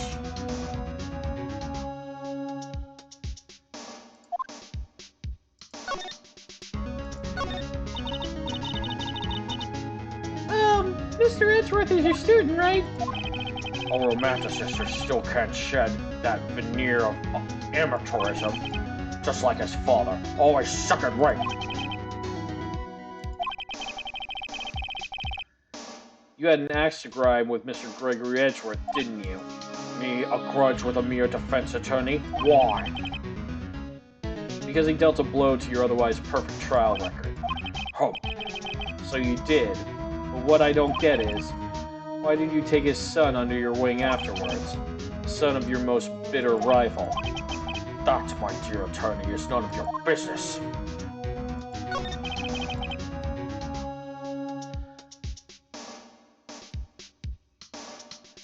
Tomorrow will be the last day of this trial. It's been a while since I've had a defense attorney last this long. Still, you will lose in the end. Miles Edgeworth will admit his own guilt.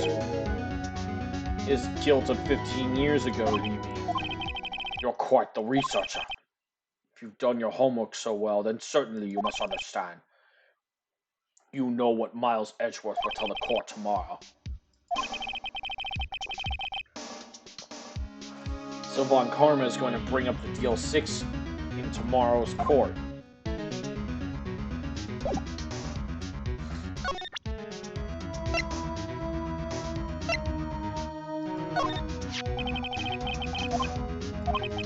This was you, wasn't it?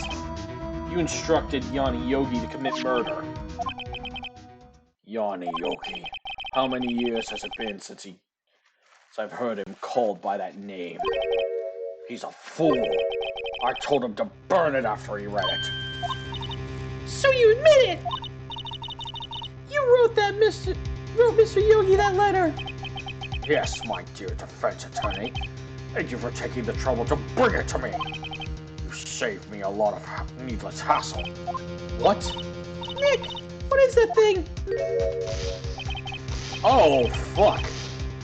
A stun gun for self-defense, usually. Indeed. 600,000 volts will course through your body like a dog touching an electric fence. 600,000? Oh, don't worry. People don't die from it. Usually. Now give me the letter. No. No! Whoa, what do you... Nick, run! Ah! Maya! Out of my way. Ah!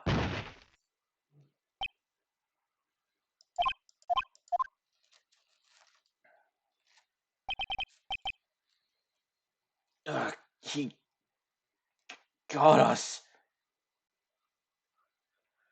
Clay, you have to remember, no one reacts to, anything. The letter's gone, of course. And he took the Deal 6 evidence. All of it. Back to having no clues. Wait. Maya jumped first. Maya, is she okay?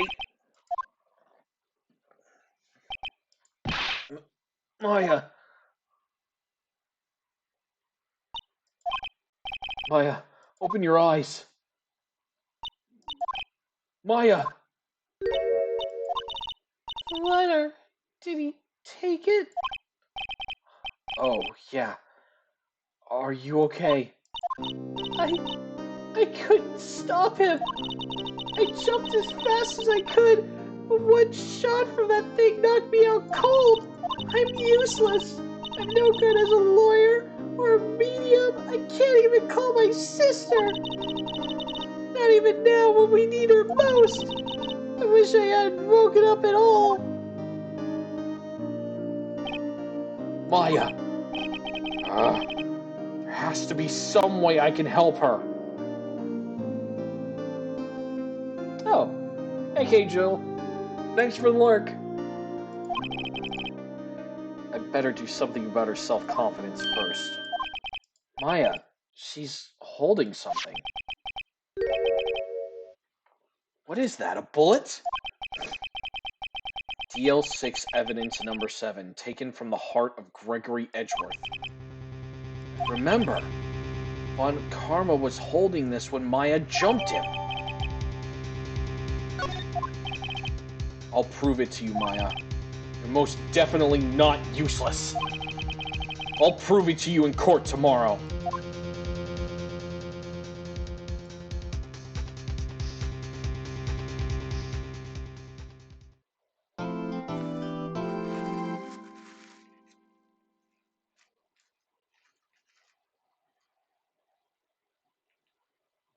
Whew.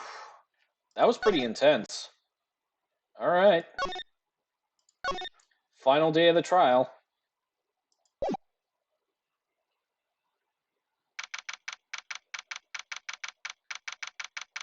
December 28th, 9:51 a.m. District Court Lobby, Defendant Number 2. Or defense lobby number... Defense... waiting room number 2, okay. This is it. Judgment Day. Today, things are going to get settled at last. Aw, thank you, Dory. I appreciate it. Thank you for stopping in. Feel free to jump in anytime and hang out, chat, or even just use me as background noise. Appreciate you stopping by. You have a good day.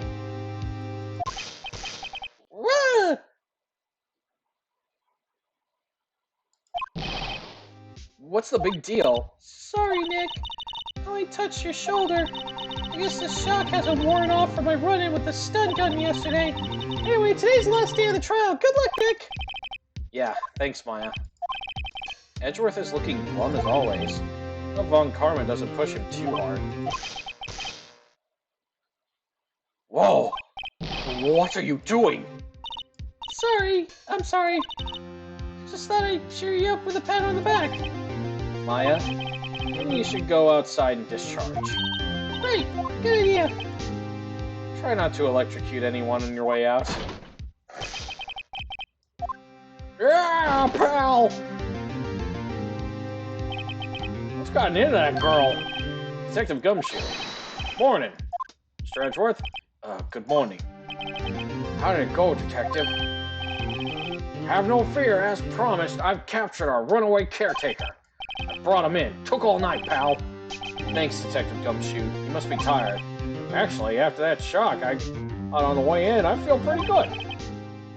Yogi says he's forgotten his own name, but that has to be a lie. Why would he want revenge on Edgeworth if he couldn't remember his past? He does remember, and I'm going to prove it!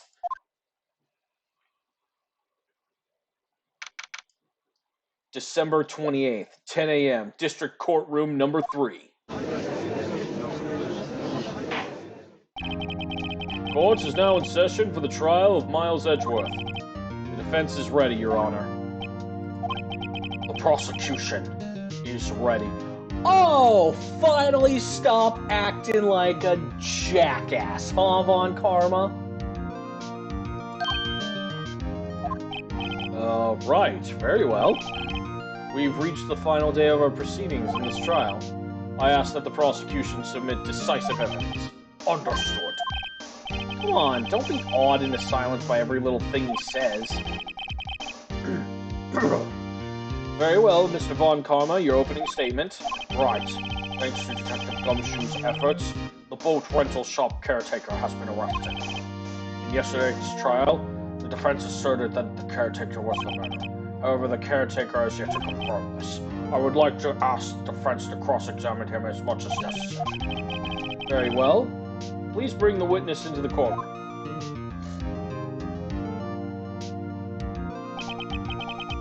Ladies and gentlemen of the court, I believe you all remember our witness. He lives in the boat rental shop on the lake, from where he witnessed the accident. In addition, he has currently lost memory of his name and identity. Witness, why did you run away yesterday? The witness was not running away. You will now testify. I see. Very well. Please begin your testimony. Yeah.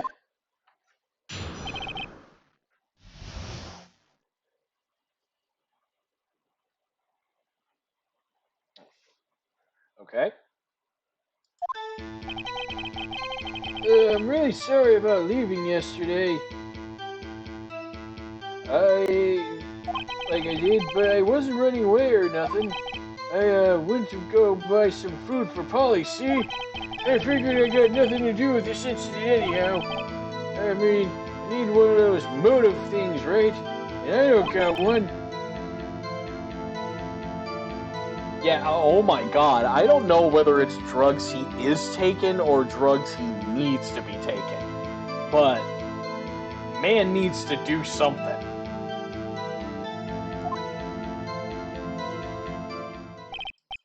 Very well.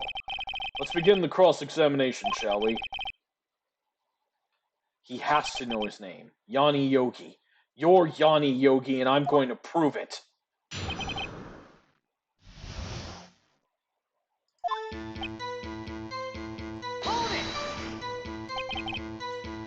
I call what you did running away and not just leaving. You heard Larry's testimony and realized you were in danger. Now, Mr. Wright, there's no need to rush to conclusions. As I said, the witness was not running away. Listen to the testimony. He sure seems relaxed. In fact, they both do.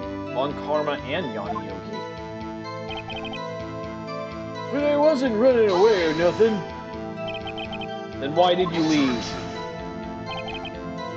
He was just about to say, it's so hard for you to just quietly listen when someone is talking. If I sat quietly, Edgeworth would be guilty in 3 minutes. I went to buy some food for Polly, see? Food? Well, Polly is a bit of a gourmand, you see. She only eats these high-end quality bird pellets from France. They only have them in the big pet shop downtown. But you weren't arrested until this morning. Why didn't you go back to the caretaker's shack? Well, I kinda got lost, you see.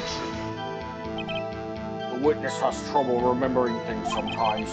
When the police apprehended him, he was on his way back to the shack. Yeah, right. Nice try, Von Karma. No one's going to believe that. What did he have with him? Did he have any of this bird seed? Please, Your Honor, come to your... Oh my fucking god. Is no one gonna ask? Did he have anything on him? Did he have the bird seed? Did he fucking, like, actually ask anyone where he was going? What? Dude, someone have a brain cell, please. I figured I got nothing to do with this case anyhow.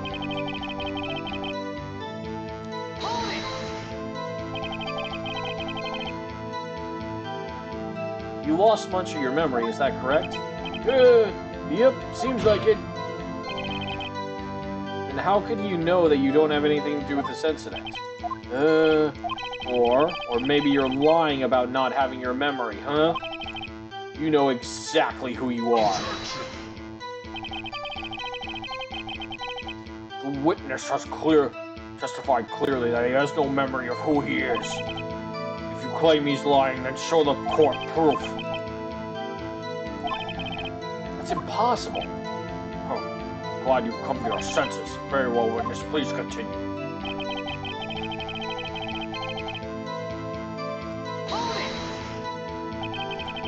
How can you say you had no motive? I say you do. You had a grudge against Edgeworth and the victim, Robert Hammond.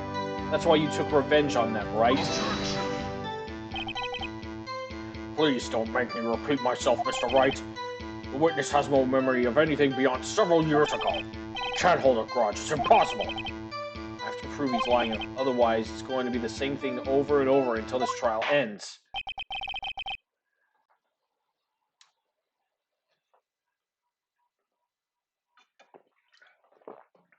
Might I say something, Mr. Wright? Yes. Yes, Your Honor?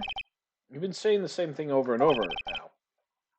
You've been calling the witness's memory of the past or lack thereof a fabrication, but does this really have anything to do with the current case? Of course, Your Honor. The witness has said he has nothing to do with this case and no motive. Both of these statements are lies. Order! Order! Mr. Wright, this is a serious problem. There is a serious problem with your claim. Or are you saying you know who this witness is? Of course, Your Honor. Ho ho! Now this is interesting. I would like to know myself. So who is he? Don't play dumb Von Karma. He's Yanni Yogi. My witness is Yang Yogi, a former court bailiff. Yogi? That name seems familiar. Oh, Yanni Yogi from the DL6 incident. Figures the judge would have heard of it. It was such a famous case. Then why have you never heard of it until you started all this craziness? Well, what does this mean? Your Honor, if this man is Mr. Yogi, then he has a clear motive. Tisk, tisk, tisk. Jumping to conclusions again, Mr. Wright. This man, this witness is Yanni Yogi. Fascinating. However, how do you propose to prove this to the court? This is a court of law, as you may recall. You need proof. Allow me to repeat once more that the witness has lost his memory. That's it. I have to do this now. If I can't prove he's Yogi right here, right now, then I've got nowhere else to go. Nick, how are you going to prove it? It's okay. It's actually quite simple. Your Honor, please take this man's fingerprints. Then we'll compare them to the fingerprints on file for Yanni Yogi 15 years ago. I see, that makes sense. Huh? I'm very, very sorry, Mr. Wright. Why? The witness has no fingerprints. What? What? No fingerprints? Hey! You see, before I worked as a caretaker, I worked at a chemical plant. I burned my fingers working with this stuff. Yep. What? Yogi, you sneak. You burn your fingerprints off to hide your past. Well, if the witness has no fingerprints, I guess we will not be able to prove his identity. No! Tisk, tisk, tisk. Well, what will you do now, Mr. Wright? Huh? It seems the case has been decided. No. No! I know what happened. I know everything. I just can't prove it! No, I can't let it end like this. I can't lose. There has to be another way. There is no one who can testify as to who this witness is. No one! Nick, what are we gonna do? Didn't even consider that he might have erased his fingerprints. What do? Test, test. Well, Mr. Wright, perhaps you'd like to cross-examine his parent for a little comic relief. Yeah, very funny. You're a sore winner, Von Karma. Wait a second. No. No.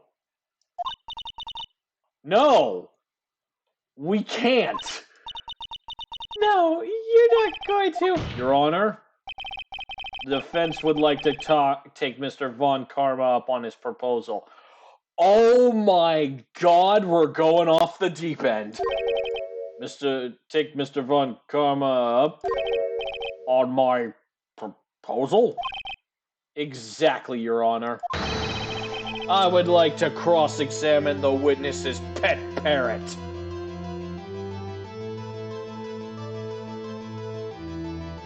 I need to let this moment sink in.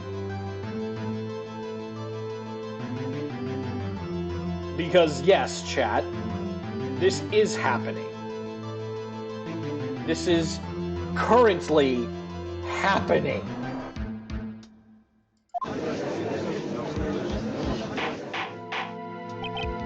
Order, order!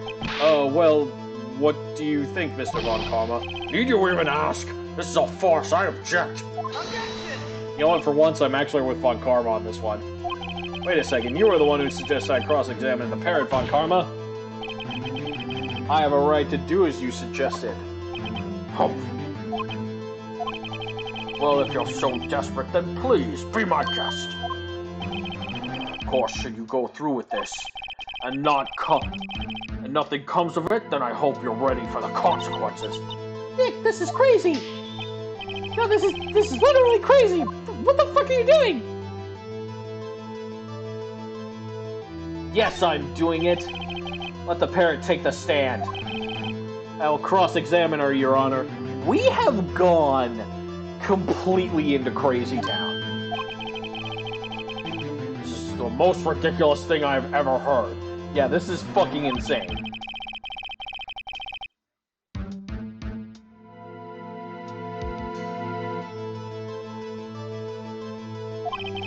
Except the parrot, she's my last chance. At least, I think so. Bailiff, bring in the parrot. My God, I can't believe we're doing this.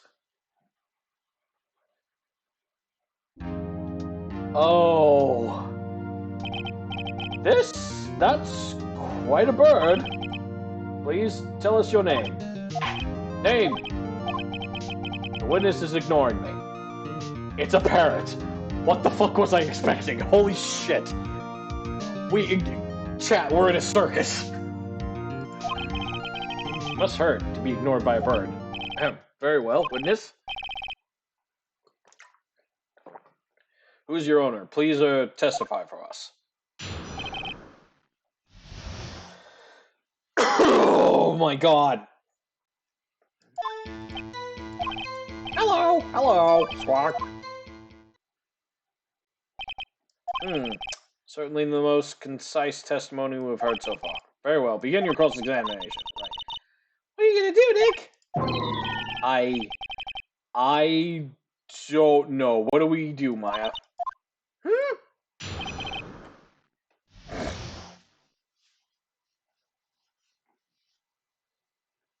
Oh, God.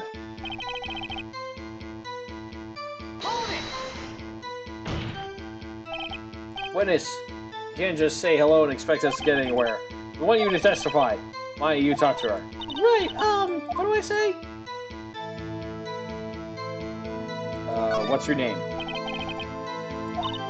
Polly, what's your name? Polly? Squawk? Mr. Wright, I think we've established that the parrot's name is indeed Polly. Good job. You are fucking removed from my courtroom. Jesus Christ, why did I let this happen?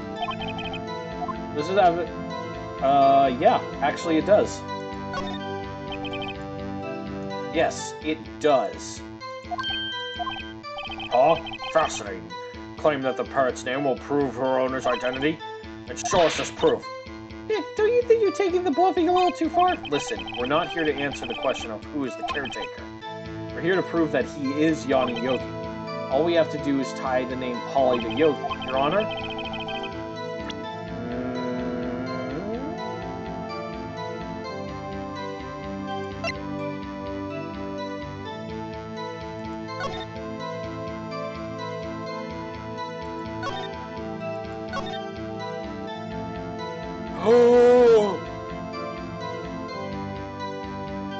Oh ho ho ho! Yep. That's quite a large file you have there. What page of this proof is on then? Show us or stop wasting it. Very well. Mr. Wright, please show us the page. The suspect data. This page has all the information about Yanni Yogi. Right after he was arrested, his fiancée committed suicide, see? Indeed, it does say that, yes. What was his fiancée's name? Polly Jenkins. Polly! Exactly, Your Honor. He wanted to remember the name of his fiancée who had committed suicide. That's why he named his parrot after her. I see. I guess that is possible. Bah, a mere coincidence, that's all. My granddaughter has a dog she calls Phoenix. Well, Mr. Phoenix Wright, does that make you my granddaughter's fiancé? She's only 7 years old, you creep. Call Twitter and get them to cancel Phoenix Wright. Indeed. Alone, it is a little weak for evidence in a murder trial. We need some other collaborative evidence.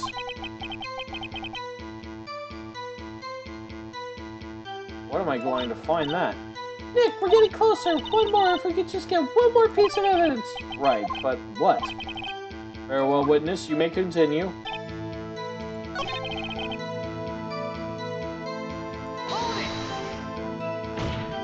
Okay, press this again because this is the only one with words. And it's the only way, what's the safe number?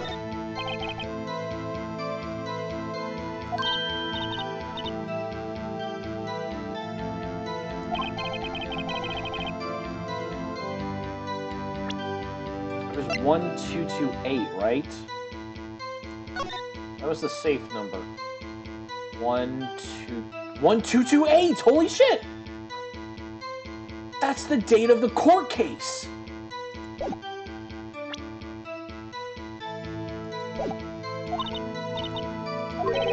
One, two, two, eight. 1228.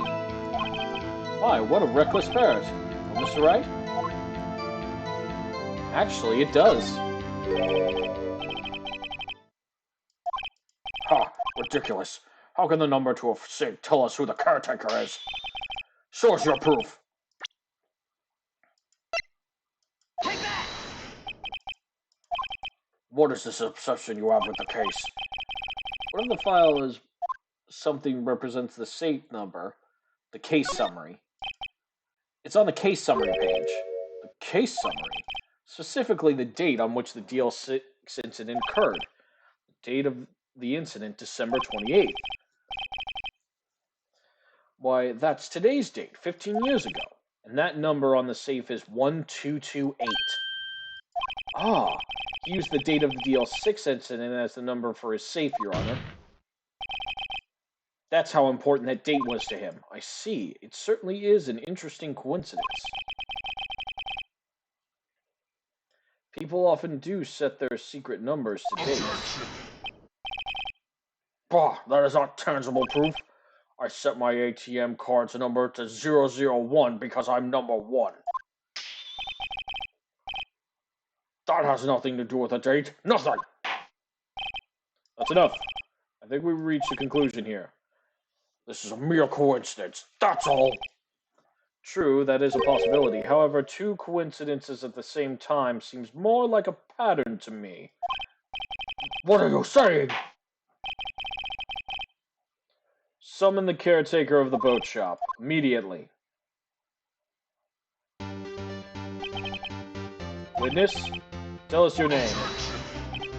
Wait, the witness, he doesn't remember. No. It's okay. Oh ho ho! I've accomplished what I wanted to do. I'm done. Nick, he looks totally different. This is the real Yogi, I think. Finally. He's been acting feeble to hide his true identity. Acting. For 15 years. Man deserves an Oscar. Well, let me ask you again. Please state your name for the court. My name is Yanni Yogi. 15 years ago, I served as a bailiff in this very court.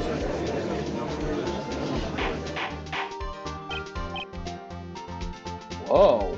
Okay. Fuck.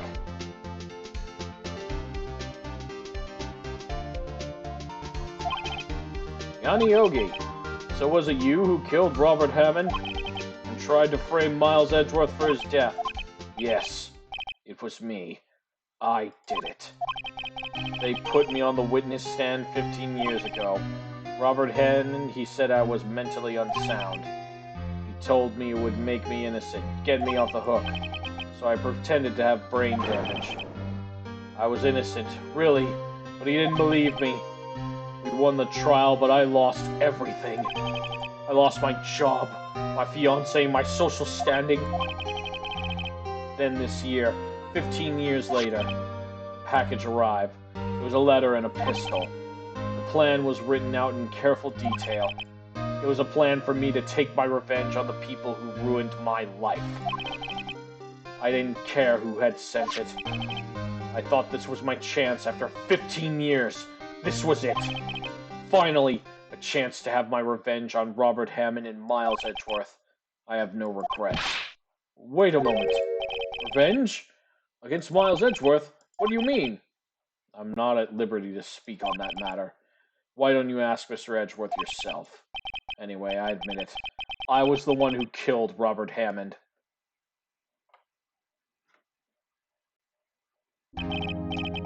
Well, shit.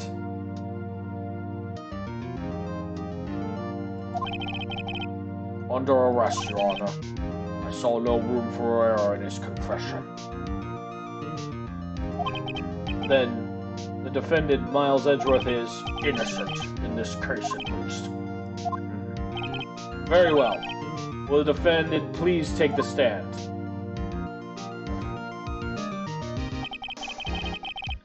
There are a few mysteries left unsolved.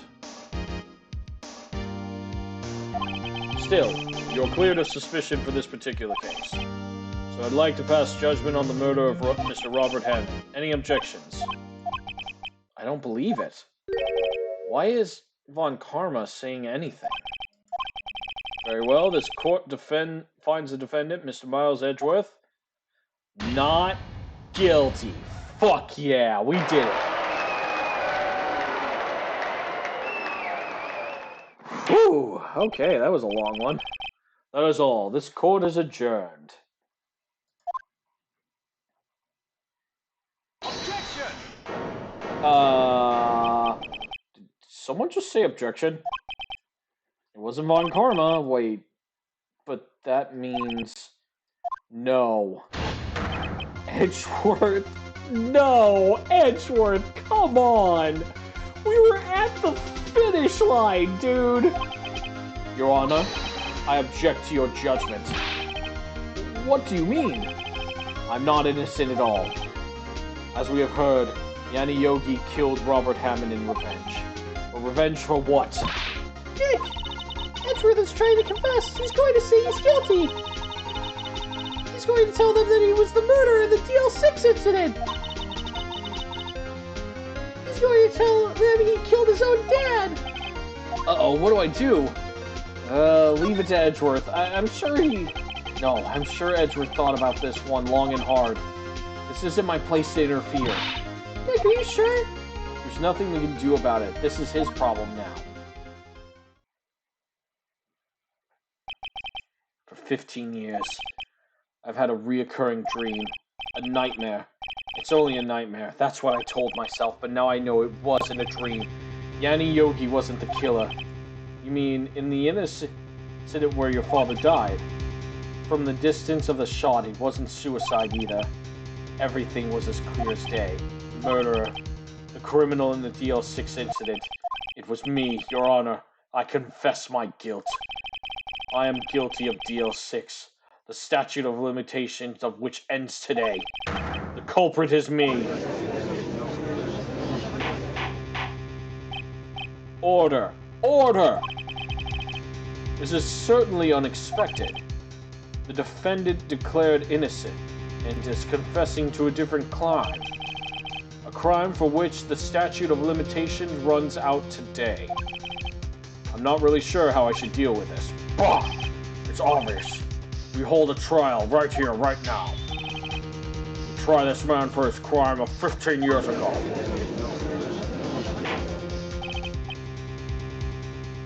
I think I would like to take a 5-minute recess. During this time, I will consider the appropriate course of action to take. Court is adjourned. December 28, 2:24 p.m. District Court Defendant Lobby Number 2. I'm sorry, Wright. I just wasted all your effort. Mr. Edgeworth, I just don't believe it, sir. I mean, you killed your dad. I didn't want to believe it myself, Detective, but it's the truth. I deserve to be punished. Murder is murder, no matter what the circumstances. This is crazy. Just crazy. Nick, what are you doing? Huh? Oh, I was just reading through the court record once more. I'm getting my case ready. Your case for what? Huh? Isn't it obvious? I'm going to prove that Miles Edgeworth is innocent. What are you talking about, pal? He just admitted to it. He confessed that he did it in court. I'm sorry, Edgeworth, but I don't believe your nightmare. What? It's just a dream. It's not real. The truth is right here in this court record. In any case, tighten your belts. The real fight is just beginning.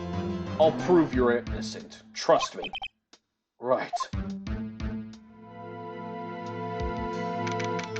December 28th, 2:30 p.m. District Court, courtroom number 3. Now then, I would like to resume our trial. Judge, Miles Edgeworth has admitted his own guilt. He has confessed his crime. Let us begin by hearing his testimony. Then, though pointless, let the defense do their cross-examination.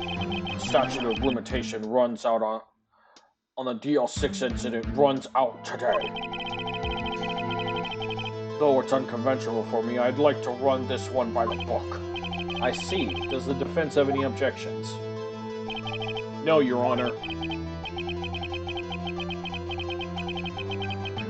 Von Karma, you knew this was going to happen from the very beginning, didn't you? Very well. Miles Edgeworth, take the stand. Will the witness state his name and profession? Miles Edgeworth. I'm a prosecuting attorney. Mr. Edgeworth, 15 years ago, you mistakenly killed your father, Gregory Edgeworth. Is this correct? It is correct. Then testify about this matter to the court. When Edgeworth was telling me about his dream yesterday, I noticed something. One detail didn't quite fit. That will be the key, but only if I can get it to work.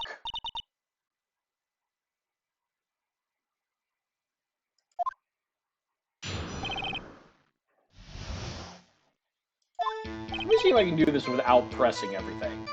That day, I had gone to the courtroom to observe one of my father's trials.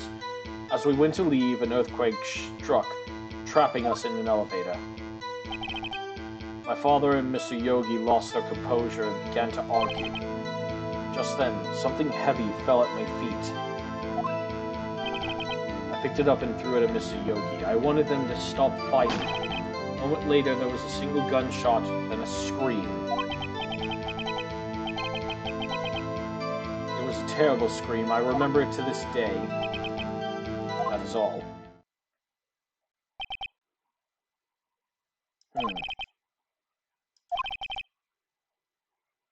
Elevator 5. The oxygen in the elevator ran out, and I lost my memory of the events. Bah!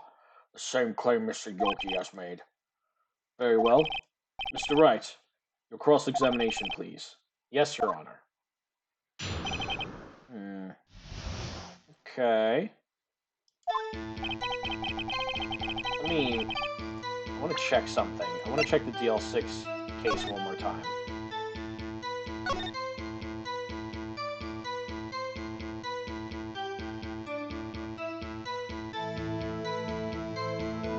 Wait. The murder weapon was fired twice. Edgeworth only heard one shot. We've got the one bullet that was taken from his heart. But what happened to the other one?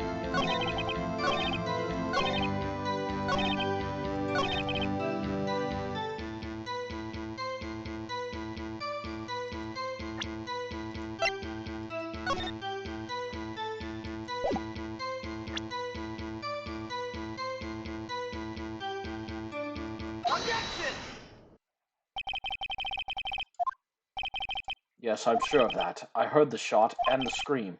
Then everything faded. I was unconscious until the rescuers came. I see. No, Your Honor, unfortunately you don't. Look at this file one more time. This plainly contradicts the witness's testimony. You do enjoy dragging out that file, don't you? I don't accept this evidence unless you can tell us what page it's on. It was the victim data. Look at the victim data in this file. It says it quite plainly. The murder weapon was fired twice.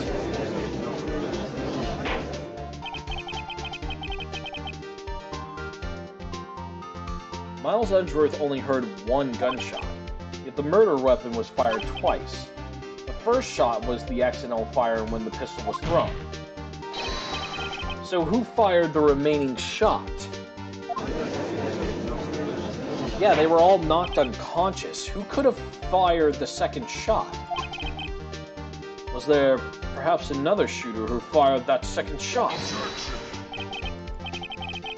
Your Honor, as I'm sure you're aware, the incident occurred 15 years ago. The evidence is stated. The pistol did fire twice. However, we do not know when that second shot was fired.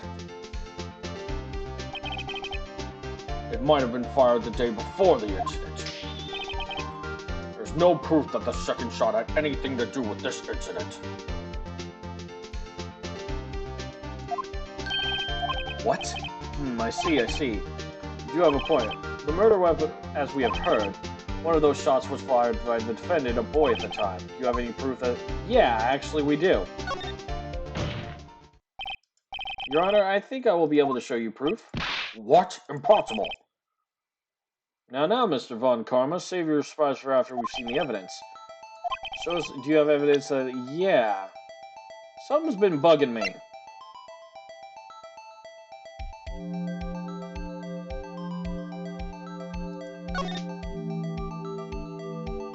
Where did that come from?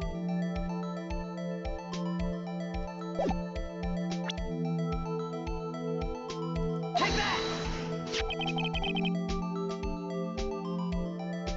Look at this photograph. Every time I do, it makes me laugh. Ha! This is a photograph of the crime 15 years ago. I can see that the victim lying... I see the victim lying here as Gregory Edgeworth. Hey, Miles, want to see a picture of your father, dead, on the floor? Pretty interesting. This proves that the murder weapon was fired twice at the time of the incident. The photo proves it. So let me get this straight. This photo proves 2 shots were fired? Where? Your Honor, please get a clue.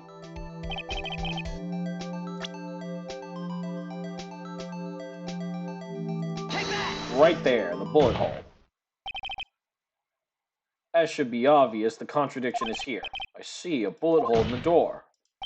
Your Honor, Gregory Edgeworth was killed by a shot from the pistol, yet there is also a bullet hole in the elevator door. We also know that the murder weapon was fired twice. Thus, someone other than Edgeworth fired the second shot.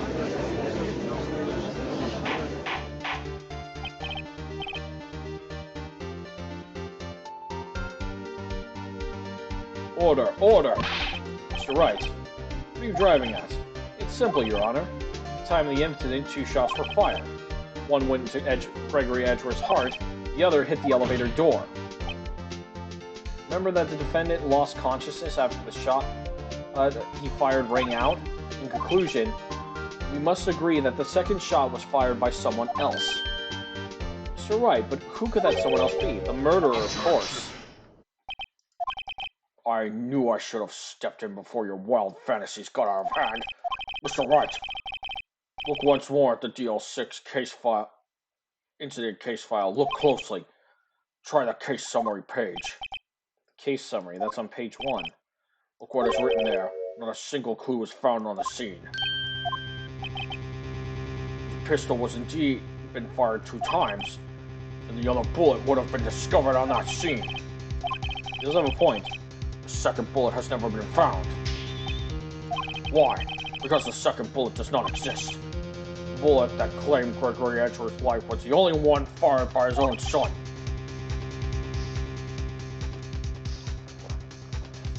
That is the truth of this matter. The whole truth.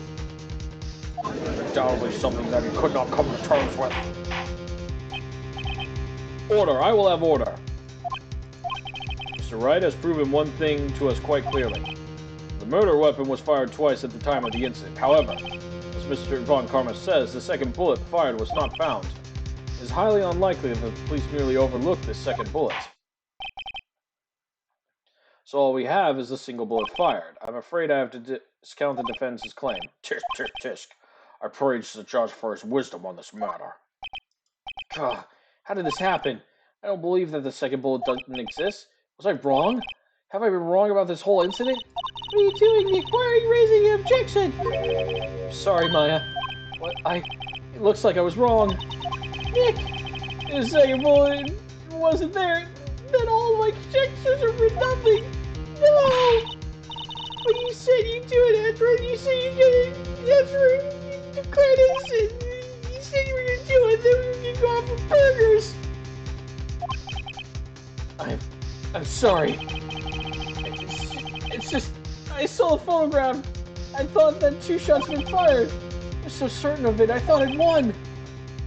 I thought there was another person, someone else who fired the shot, but now I was wrong to think something could be that simple. The case has stood unsolved for 15 years. Nick! But it seems that we've finally cleared up this incident. Only 1 bullet was found at the scene of the crime. That shot was fired by Miles Edgeworth. Precisely. I would like to ask one thing of Miles Edgeworth before passing my verdict. Have you been paying it? Yes, Your Honor. Do you have any objections? No. No, I do not. So you killed your father, though that was not your intention. Yes, I did. Oh no! He's accepted the guilt! Very well. The statute of limitations on the murder of Gregory Edgeworth runs out today.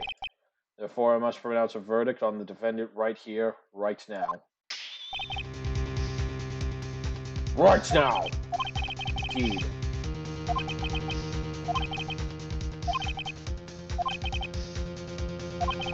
Mr. Wright? Yeah, I have an objection. Objection!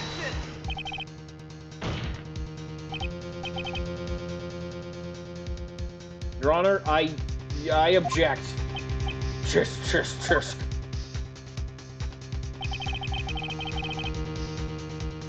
Mr. Wright, on what grounds do you object? Nick! I don't know. This case is perfect. Oh no. It must exist. The second bullet. What? What did you just say? Nothing! The second bullet must exist? But where? Someone took it. Seems waiting is not going to produce any answers from Mr. Wright. Wait, Your Honor. The second bullet, it existed. What? But we've just heard proof that it did not exist. I realize that, Your Honor. I'm really grasping here. It's just someone took it from the scene of the crime. That's what happened. But who? The murderer! The murderer? Then tell us, who is this murderer? I'm still thinking about this one. So the criminal took the second bullet, but why? First of all, how would they have found it? It's not easy to find a stray bullet, Mr. Wright.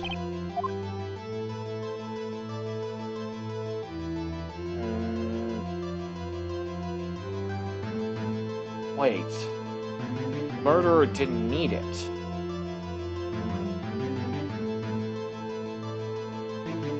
Von Karma took a vacation.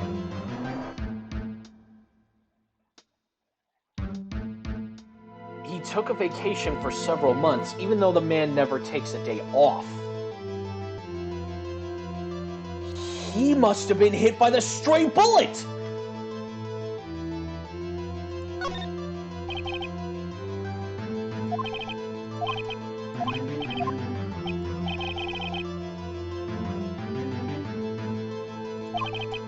You don't want to admit it, but it's true. Had to take it. Had to take it. The murderer. What does that mean? You're thinking too normal. Think crazy. Don't think why the bullet was taken. Think why the bullet had to be taken. Mr. Wright. Yes, Your Honor. I have no idea what I'm doing. Well, the murderer had no intention of taking the bullet from the scene, but the murderer had to take the bullet. Had to, Mr. Wright? What do you mean? Well, for instance what? Maybe the bullet, hit the murderer. The bullet hit the murderer? Just saying, for instance. I mean, if it hit you, you would have to take it with you, wouldn't you? It's not like you perform surgery right there, you know? Wait a second.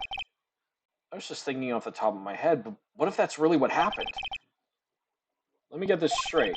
Are you saying the time of the murderer themselves was shot, and they left with the second bullet inside of them, thus leaving only one bullet at the scene of the crime?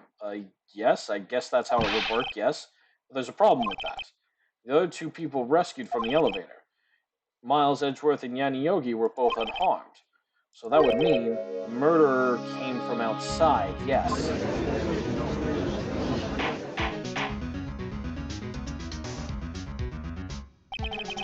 The two men fight inside the elevator. Trying to stop them, the young boy picks up the pistol at his feet and throws it. The pistol discharges and the bullet goes through the elevator door and hits the murderer outside. The boy loses consciousness. Then the murderer opens the elevator door and sees the men inside.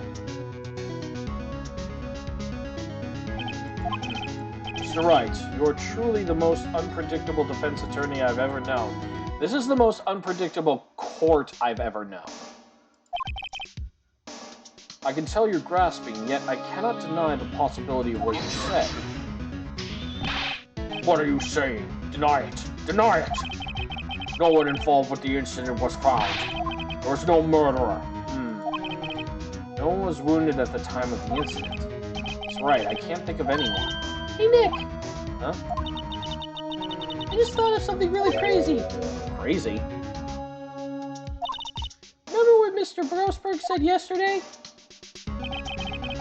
Gregory Edgeworth dealt a blow to his perfect trial record.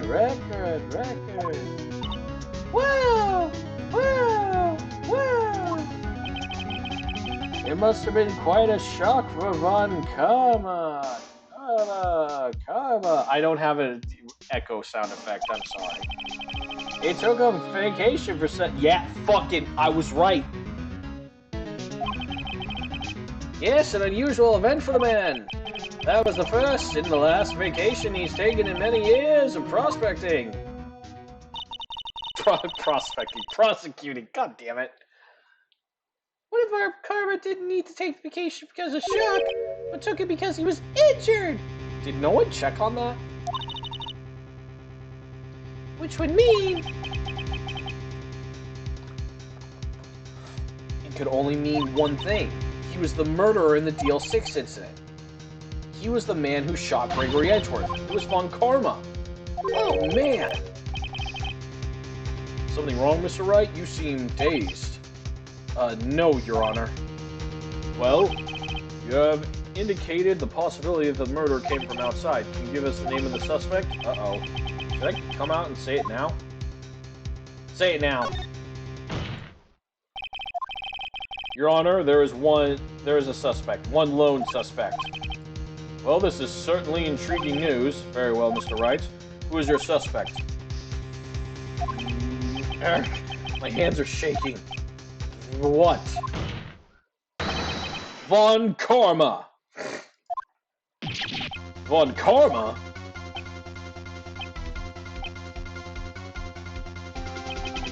You mean the Von Karma, the prosecutor, the one standing right over here. This one, right here, this guy. The Von Karma standing right over here, right now. Yes, that Von Karma. Bah! You don't object? Oh, I see no need. Why honor this ridiculous outburst with my objection? Because you took a vacation for several months starting the day after the incident. Yet you pride yourself on a perfect record. Why would you take such a long vacation without any reason? So you're claiming that I took a vacation to heal my injury from the incident? Fascinating. Prove it! I would have needed surgery, no? Where would I go under the knife at, Mr. Wright? Bring the doctor that operated on me. Have her testify. Nick! Let's find out who his doctor is. Edgeworth. Perhaps too well. He's perfect. He wouldn't leave clues. Probably didn't undergo surgery. that would leave a doctor as a witness. Nobody's that perfect.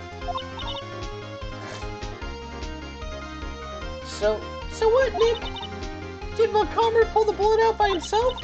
That's insane! No, he couldn't have. You can't just pull bullets out of yourself. Wait. What does that mean? Bullet has to be somewhere, but where? Tsh. Well, Mr. Wright, can you produce evidence to prove that this was... Yeah, I can actually. Because we've got one little thing to prove this is true.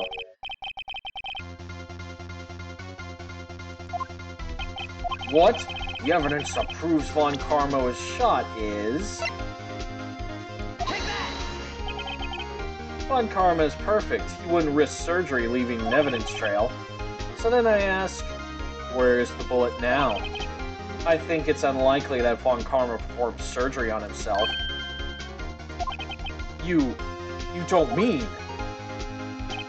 I do. There is the possibility that the bullet is still inside Von Karma.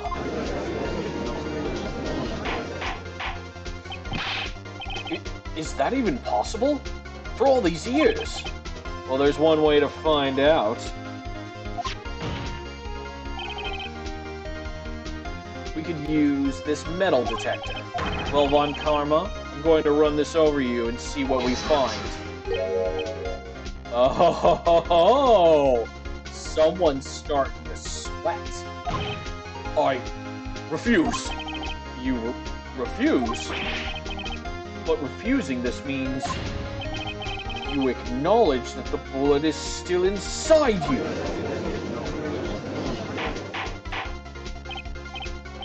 Order!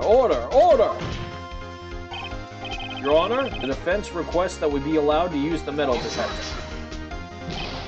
Judge, I call for a suspension of this trial. This is an invasion of privacy. Oh, scared now, aren't you? The statute of limitations runs out for this case today. It was you who said we had to end it right here, right now. Enough. I permit use the use of the metal detector. Mr. Von Karma, you will submit yourself to testing. Nick, what does this mean? I don't know, but we have to give it a shot.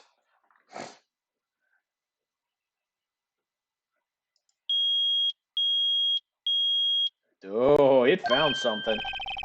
It's reacting. Something is inside his right shoulder. The bullet! Mr. Von Karma. You. It was you! I was afraid this would happen, and so I remained silent. Indeed, there is a bullet in my shoulder, however, it has nothing to do with this incident. What? I was shot in the shoulder long before the DL6 incident. I claim that this bullet in my shoulder has no relation.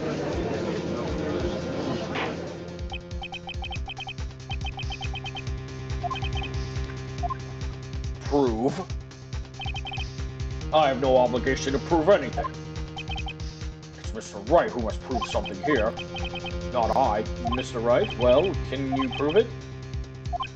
Of course he can't. You don't have any of the DL6 evidence. That's because you took it out of the records room yesterday. No proof, you can't convict me of any crime. So sorry, Mr. Wright. No, I'm the one who's sorry, Mr. Von Karma. What? You were close, one day away from freedom. Well, you see, I have proof. What? Who would have thought you would dig your own grave trying to convict Edgeworth?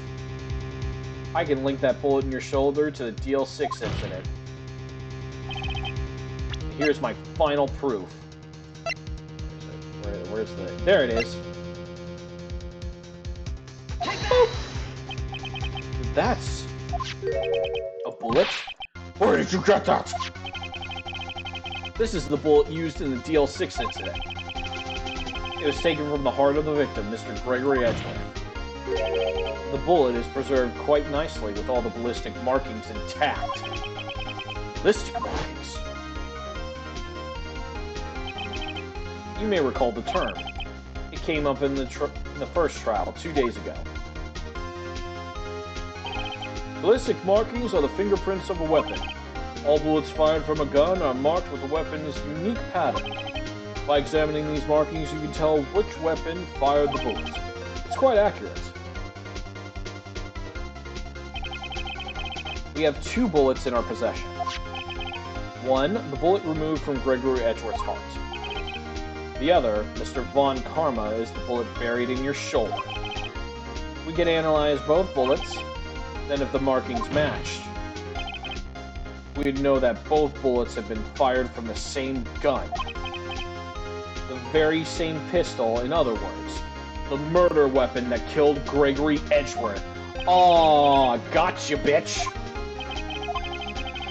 You'll let us remove the bullet from your shoulder, then we'll compare the ballistic markings to those on the bullets. And solve this case once and for all. Well, Mr. Von Karma?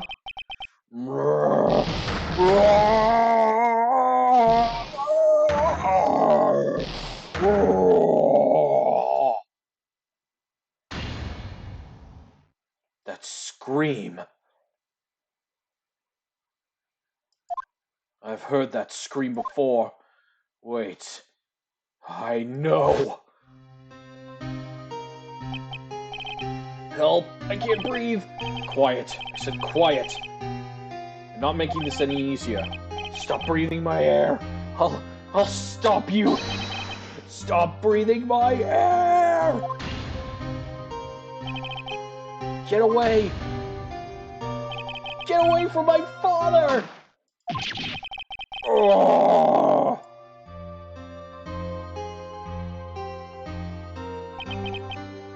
It's that scream I heard in the elevator 15 years ago. Von Karma.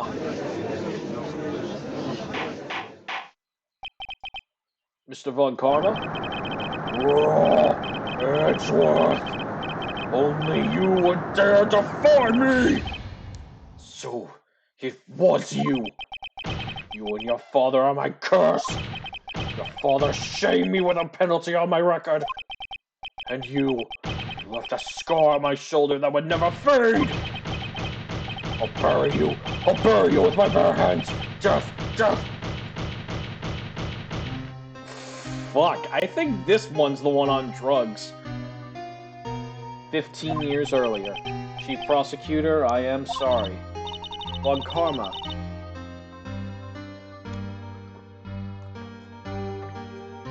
It's not like you to make this kind of error.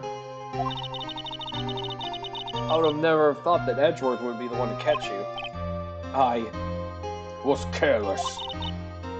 I'm sorry, but you will have to be penalized. I covered for you in the past, but not this time. Edgeworth! It was a shock like none I had ever known. Me, penalized. It took hours for me to regain my composure.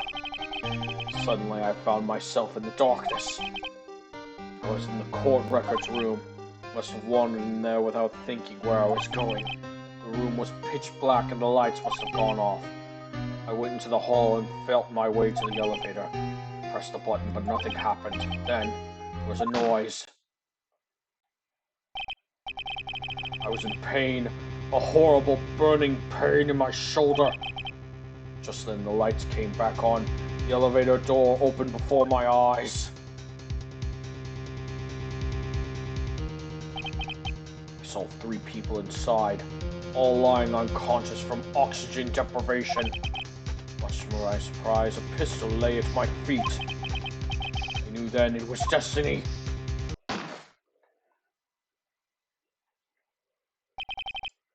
In his last moments, Gregory Edgeworth was unconscious. He died, never knowing who had shot him. That's why his ghost said it was Yanni Yogi. He didn't know it was Von Karma.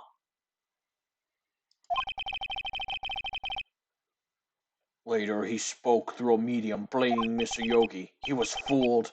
It was the perfect crime. Tisk, tisk, tisk. Who would have thought another man would have come to open that elevator door? Judge, what are you doing? Do your job. bring an end to this miserable charade. Now, end it! Very well.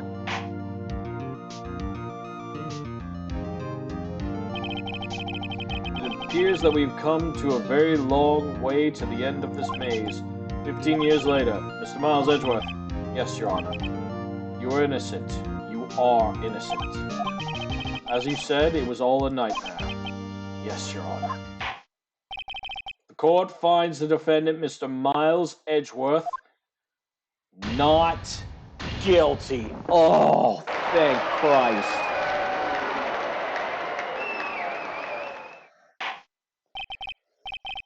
That is all. This court is adjourned. Oh, God.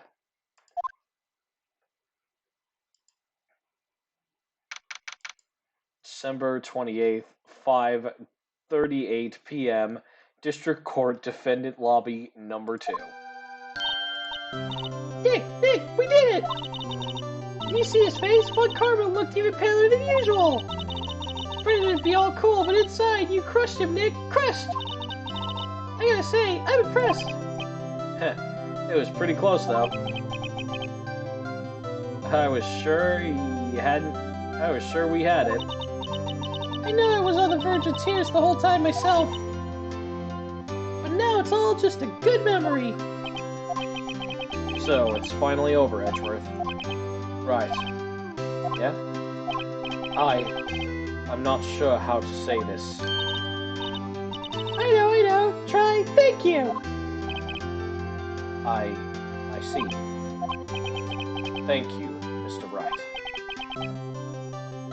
You're welcome. I think you could do better than that. Sorry. I'm not good at this sort of thing. You got a lot to learn, Edgeworth. She's got you there. Whoa! Amazing, pal. You pulled through just like I thought you would. I'll never forget this. I owe you one, pal. Tonight, let's party. Dinner's on me. Yeah, my salary went down a bit this month. Who cares? See, Mr. Edgeworth, you should take a lesson from Detective Gumshoe. That's how you say thank you. I see. Whoop. I feel foolish. Don't worry. Take it a little at a time. You'll get used to it. It's been 15 years since I've seen Edgeworth this unguarded. Hey, y'all. Y'all were great in there. Thank you. Yo, Edgeworth, congrats. Thank you all very much. I knew you were innocent from the start, of course. Just look at you. You wouldn't stick your hand in the cookie jar even if no one was there. You were a witness on the first day of the trial, weren't you? Oh yeah, let bygones be bygones, eh? Speaking of which, what are you doing now, Lotta? Who, me? I went back to college. I gave up trying to be an investigative photographer pretty quick. Really? That's too bad. Huh? Isn't that the hot dog guy from the park? Huh? It's over, Nick. My life is over. Why the sad face, Larry? What happened now? Oh, Nick, I'm not long for this world. You don't look sick. It's Keontae. She's going to live in Paris. Paris, Nick. She's leaving me behind. Should have seen that coming. Yo, Edgy, there you are. Yes, here I am. Congrats, Edgy. Here's a little gift from me in celebration. Celebration? That's unusual for you. Harry Botch, you come along too. My treat, pal. Huh? Thanks. Looking forward to it. Yo, Nick. That's the suit that questioned me. He says treat. That's not police talk for prison food, right? I think you'd be fine, Larry. Right. Yeah, what's up? The envelope that Larry gave me, it's got money in it. Well, yeah, that's not that strange. People give money away to celebrate sometimes. It's $38, right? Huh? What a weird amount. I mean, it's not a little, but it's not a lot either. $38 exactly? Nick, wasn't that exactly the amount of lunch money that was stolen from Edgeworth in school? $38? No. No! Larry, it was you? What are you so surprised about, right? Larry was absent that day from school, right? Well, that doesn't automatically rule him out as a suspect. What? Think back to the day 15 years ago. Larry took the day off, but he was bored, so he came into school anyway. Then he saw the money lying there, and the rest is history. I was never good at history. Edgeworth, you didn't know, did you? I suspected. I just couldn't picture Larry protecting you like you did. Everyone else was saying you did it. The whole class was against you, remember? Yeah, too well. Right, you may not know this, but we have a saying back in school. When something smells, it's usually the boss. I know. Really, right, I'm surprised you didn't figure it out. Well, this sure is an unexpected turn of events, huh? Edgeworth. Should have told me! No, Nick, it was 15 years ago. Don't you think the statute of limitations has run out, Mr. Edgeworth? I'd say so, yes. There you have it. Where does that lead me? I became a defense attorney because of what you two did. Well, have you always been something of an unsufferable emotionless? Yeah, you get worked up too easily, too. Death. The death sentence for both of you! And if only I'd known, I'd become a prosecutor! Same goes for me, only the other way around. For the longest time, I thought that I might have killed my own father. I thought I might be a criminal. I became a prosecutor in part to punish myself. If I had known the truth, I might have become a defense attorney after all. Edgeworth, want to switch, right? Hey, y'all! Line up, I'll take a photo. Hey, photo time, let's go! After that, dinner's on me. Detective Gumshoe took us out on Night on the Town. We celebrated Edgeworth's newfound freedom, even though Edgeworth was still in detention.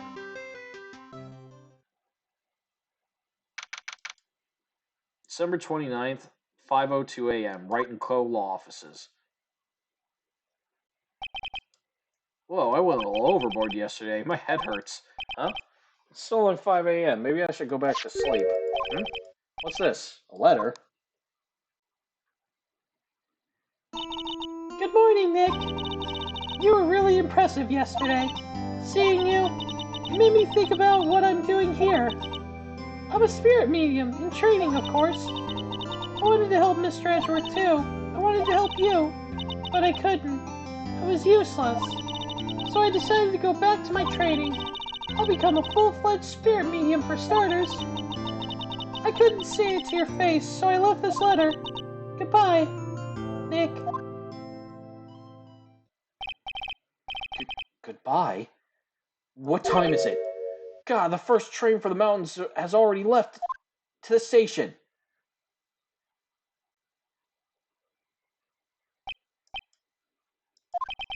I guess I'm too late.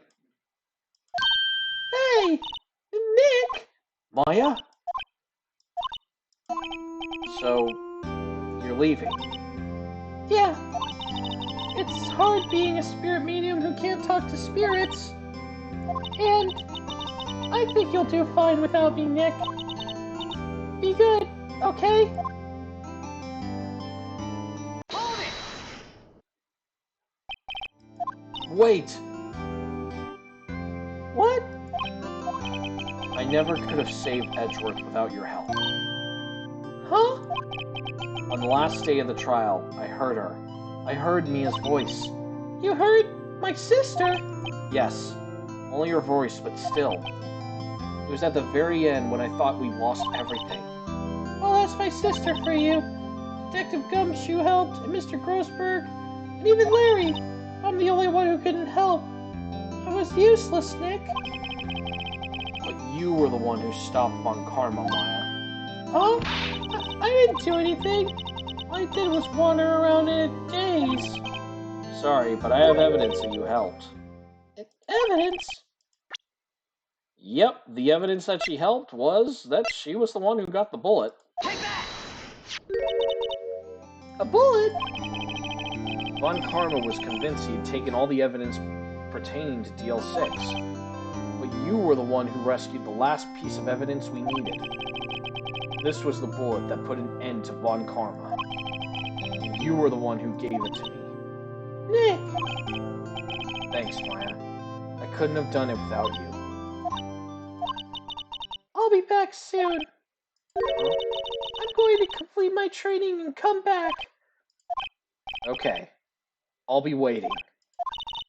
Of course you will. You can't run that office by yourself. You're hopeless. I don't know about that. So, this is it. See you soon, Maya.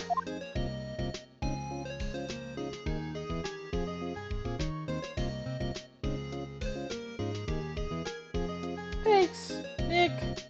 You know, I may have talked a lot of shit, but that's a really heartfelt ending. And so, my story ends. Time to turn a new page. And say goodbye to the novice defense attorney that I once was. Now, a new story begins. With the same old crazy cast of characters. Ha! Don't think you've graduated yet, amateur. Mr. Wright, perhaps you'd like to rethink that claim. Yes, Your Honor. Uh-oh, I got a bad feeling about this. Objection!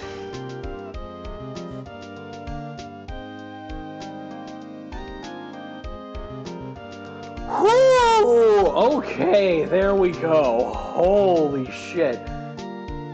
That took 6 hours. Hey, pal, Mr. Wright, talk about a pleasant surprise. Whoop.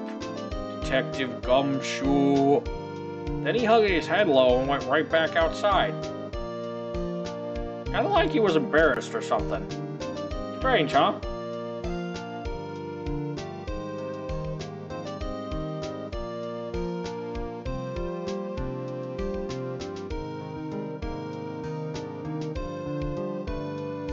Huh, Nick.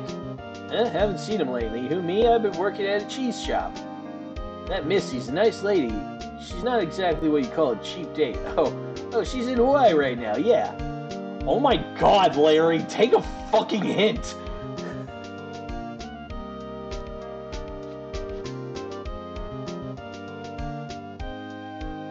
Oh, right. Yeah, I remember him. I heard he's busy lately. You know, not to ring my own bell, but I sort of taught him everything he knows. I'm sure he's grateful.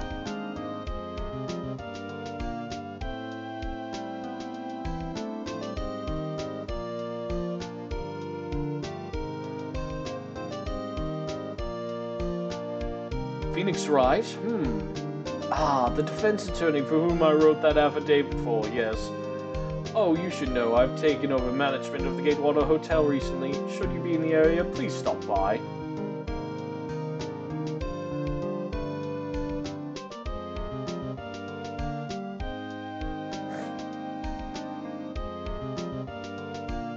Ahem, oh, it's you. Phoenix Wright? Ah, yes, Maya's understudy, was he not? I wonder how he's doing. Haven't seen him of late. Ah, the days of my youth. Like the scent of fresh lemon, you see.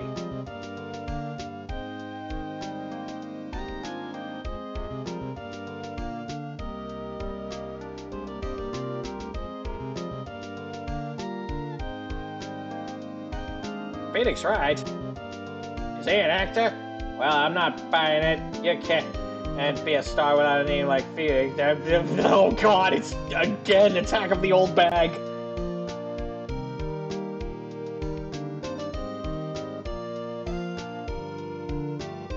Oh. I'm pleased to announce the princess is a hit. I sure owe Mr. Wright a great deal, Sniff. Oh, I'm keeping my face out of the public eye till the show's over. I wouldn't want to ruin any kid's dreams, you know? Too bad. Will's kind of a nice guy. He's not a bad dude, he's just a giant. Oh, I got a letter from Maya the other day. Sounds like she caught a cold standing under a waterfall. I wanted to visit, but didn't have time, so I sent her some pink princess cards. said she couldn't buy them where she is. What kind of place is she living at, anyway?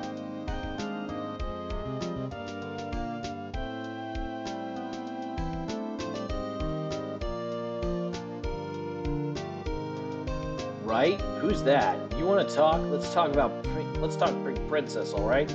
But you know, I snuck into the studio the other day, and I saw her, the one inside the Pink Princess suit. Ugh, what a dog! It's kind of shock for a boy of my tender age. Oh God, I think Will was right though. Oh shit.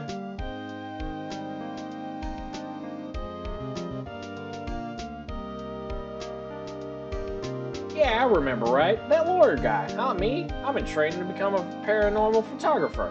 You know that picture I took of everyone? Well, just behind them, there's a ghost. For real. Now that's talent. I'm gonna be famous.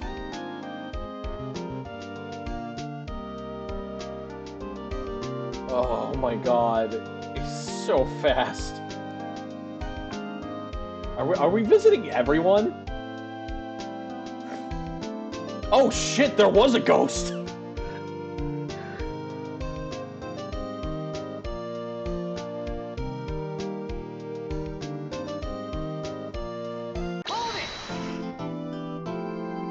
Wait, what?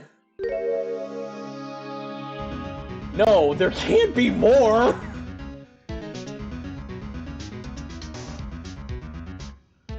Oh my God, that's gonna have to be next time. It's gonna have to be next time, chat. Oh my God, I have been going... How long? 6 hours and 15 minutes. Holy shit. This was a long-ass game. Alright, let's go ahead. We're gonna find someone to raid. Whew, oh my God. Oh! Soul Kai is playing Hi-Fi... Oh, yes. Absolutely, yes. I promised I would be there for that one. We're absolutely going to be there. Okay. So, as always, to everyone who came in, who followed, who rated, who lurked, who chatted, thank you, everybody. All you guys just make this so worth it to do, and it's just fun for me.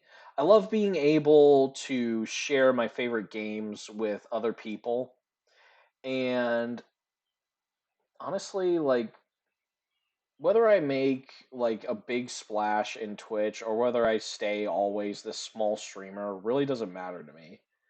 What I want is to be able to continue to share all of my favorite things with you guys. So, as always, thank you everyone, and I'll see you on the other side. Take care, everyone. Oh, before I forget, let me just...